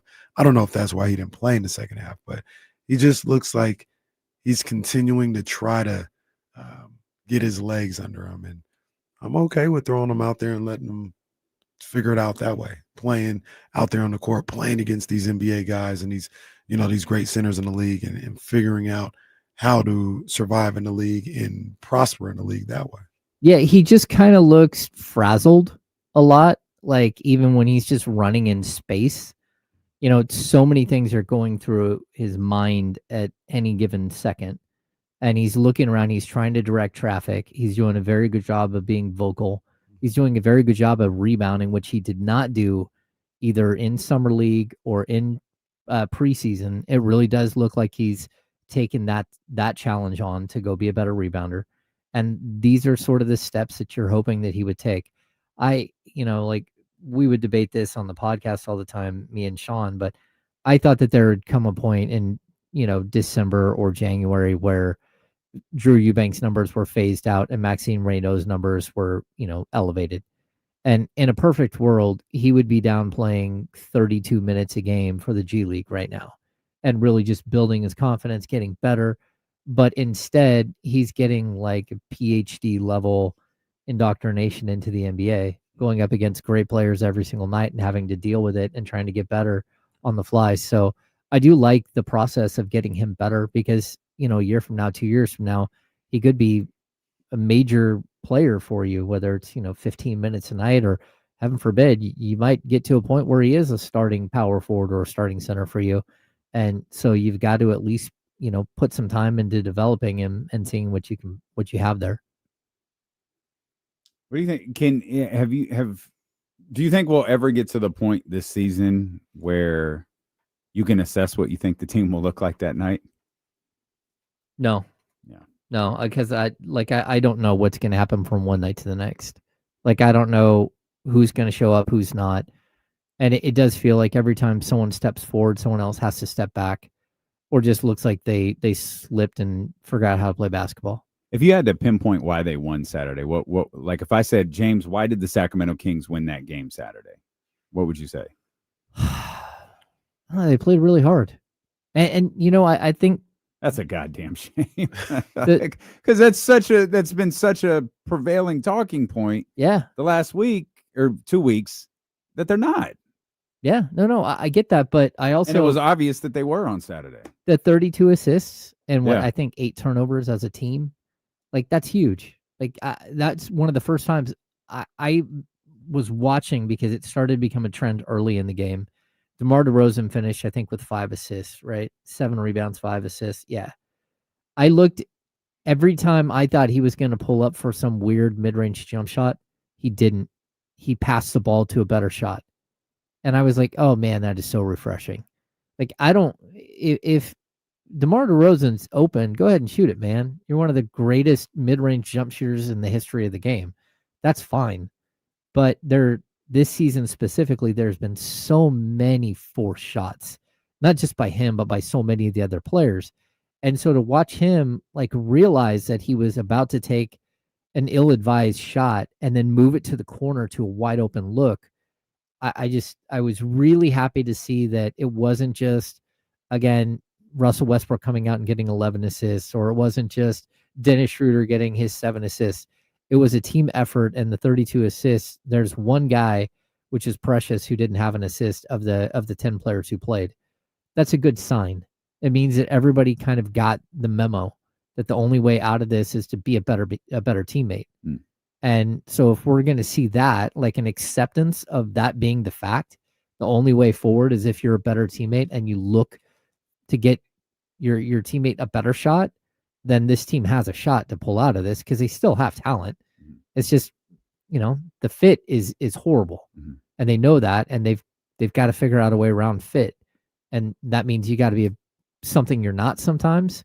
And that's okay. These guys are actual basketball players. They can do a lot more than just score the ball. It's just that's what they prefer to do.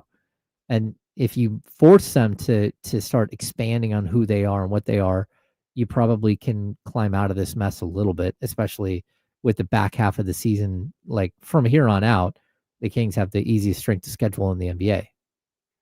Do you think, well, we kind of talked about it earlier, but I think one of the reasons they were able to turn things around on Saturday and win that game was for the first time in a few weeks, when adversity hit, they didn't fold. They didn't quit. Mm-hmm. They didn't have a different mindset. It was like, oh, man, I'm going to get us out of it, whatever the case may be. They stayed together. They stayed focused on the task, and they stayed engaged on the game and winning the game. And we go back to that time in the third quarter when, for the most part, it would happen a little earlier in some of these other games, but for the most part, they'd be hit with one of those moments when, what are you going to do? Are you going to fight back? Are you going to wilt under the pressure? Or are you going to continue to fight forward and try to win this game? And on Saturday, I don't know who it was, if it was one individual or a group of guys or whatever, they decided to continue to fight forward and not let that deter them. And to me, that's when they won the game, when they decided to compete, decided to fight. Yeah, and I think like a lot of Kings fans, they're hoping for the tank at this point, right? We have our friend Mark Robertson in the chat, who's the tank commander. Like he's all in, but that's just not good for the soul of a franchise. Like we're not to game 20 yet. Like you can't just go, hey, let's lose them all. This is good. No, man, you don't come back from that. You don't. In that case, every player has to go, because like trying to like rehab somebody after a season like that is nearly impossible. You talk about, are you a hostage or are you a volunteer? At that point, what's the other like alternative to like being a hostage? You're just like a hostage who doesn't care anymore, like an ambivalent hostage. Like, yeah, I'm a hostage. I don't really care if I ever get home. Like, all right, this is what's happening. I guess I'm just going to live here in the dirt forever and eat whatever scraps of food you give me as a hostage. Jesus. I'm okay with it. You got Stockholm syndrome. That's what Yeah. it's called, right? Yeah. I don't. The psych. I think I've said this before. The psychology of sports it's a fascinating thing. Both I think for athletes, but really I think for fans also. And there's something about tanking that I think protects fans' hearts. It's because right now they're not trying to be bad, and it hurts. It's like this isn't the way it was supposed to be. This sucks. But if we trade all of these guys and we have Max playing 40 minutes and Neek and Keon and I don't know, apparently Dario Saric playing 40 minutes, then it's like, well, we weren't supposed to win. It's easier to accept losing when you think, no, this is what we're supposed to do. We're supposed to lose. Yay. That's a good thing. With Russell Westbrook, DeMar DeRozan, and Zach LaVine, we're not supposed to lose. That's not fun. When you put a title on it, you can protect it. And it's like tanking. Yeah, I know we're losing, but we're supposed to lose. And it's okay. No, this is part of the plan. It's part of the plan. Duh. Everybody knows that. It's okay. And then it's just the psychological component, I think, of being a sports fan. No, I'm with you 100%. Like if you were to just say, okay, from here on out, we're going to play every young player 30 plus minutes per game. Be like, okay. Like, I think fans would get behind it. It's like, oh man, look, Maxime Reynaud didn't foul out tonight, and he ended up with another double-double, and you're watching him grow. You're watching him get better. All of a sudden, somewhere there'll be a stretch of games for 8 games where he's hitting a bunch of three-point shots, and everyone's like, oh my gosh, he can shoot the threes. Like, yeah, that's what he did at the college level. He shot a ton of threes. But then you're watching the maturation of a player. But when it is sort of like this older group of players that aren't like sort of living up to their responsibilities, it just becomes really frustrating to watch, because it's like you're looking at some of these guys, and we had that one game, I think it might have been the Memphis game, where 3 plays in a row they had turnovers, and it was Domas, it was Russ, and it was DeMar, and all 3 of them were live ball turnovers that led to dunks on the other end. All 3 of them were egregious, and you just sat there shaking your head like, man, it almost looks like you're trying to be that bad. Like you are too good of a basketball player to do that, and then to watch your teammate do it, and then you do it right afterwards, and then the next guy does it. You're like, I know it can become contagious, but man, like that's just not good basketball. I mean, like you're a better basketball player than that. And so I think that's where like we're sort of caught here between what's going to be next and what we're currently watching. And that's also like a really, really tough position to be in. And it's a tough position to be in as players. We saw DeMar DeRozan talk about how he had never been through a coach getting fired in the first, midway through the season. And it's like, man, how is that possible in 17 years? Like I've been through it like 5 times. I don't get it. At least 5 times, probably more. But for DeMar, he's also now hearing his name mentioned in trade rumors. I don't believe he's ever been traded mid-season. And so now you have that situation as well, where he's starting to get a little bit like, oh, well, this is uncomfortable. What is happening? What does that even look like? Like, what do I do about the place that I live in here? Where does all my stuff go? Like, how do I, like, that's what, and am I going to get sent to LA where my family is? Or am I going to get sent to Miami? Or am I going to get sent to New York or somewhere else? And I'm going to have to pick up and move and be chaotic for 3 months where, I might not see, family and friends for a couple of months. Like, it's a very weird situation to be in, especially for some of these veterans who haven't had this sort of, move around, bounce around the country type thing. Sounds like a crazy question, but I'll ask it anyway. Do you have a pulse on what type of Kings team you might see tonight? Absolutely not. Yeah. Yeah, I would like to tell you. 124, 110 the last time these two teams played, 144 to 117 the time before that. So 124, 110, is that what you said? 124, 110 was on November 14th, and 144 to 117. That was the game that really altered how I was feeling about this team, was November 9th. Domas played in both of them, didn't play particularly well. In the first one, definitely, played really well in the second one. But Keegan Murray didn't play in either one of those either. So we're not allowed to have all 5 starters available at once. So them are the rules. Those are the rules, man. Those are the rules. So it did look like it would be nice, if nothing else, to see Keegan get in a flow and maybe, as much as Keegan Murray can, like, take charge a little bit. Oh, okay, you the guy out here. I've liked what I've seen so far. Like, and it felt like he was really comfortable yesterday as the game started. You noted the first few minutes of it. He looked like he was really comfortable yesterday. And given that was his second game, the idea that continues to grow. Again, it's always going to be difficult because it's like, all right, great, the Kings won, and then realization, it's Minnesota tonight. Domas isn't there, and that's just going to be the case for the next week and some change or whatever it is. But I'd like to see Keegan kind of puff his chest out a little bit over the course of the next 8 to 10 days. Yeah, me too. I mean, it's game on time. He's healthy, he can play.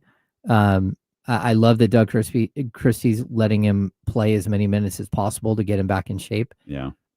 He does look like he's a little out of shape just overall. But yeah, I'm intrigued to see where this goes because, again, the one way out of this whole mess, one thing that you might be able to pin your hopes to for the future is Keegan Murray. Mm-hmm. And you need it now. You need him to start showing that that's who he's going to be. First home game of the season for Keegan Murray. That's right. So get a nice little ovation. Yeah. That's right. Yeah. That's right. As always, we appreciate you for being with us. It is a busy night tonight with your Sacramento Kings in action at the Golden One Center versus the Minnesota Timberwolves. And your San Francisco 49ers are hosting the Carolina Panthers. We'll be back here to cover it all beginning at 10 a.m. with the Insiders here on Sacramento Sports Leader, ESPN 1320. Vamos Kings, light the beam. Let's go Niners.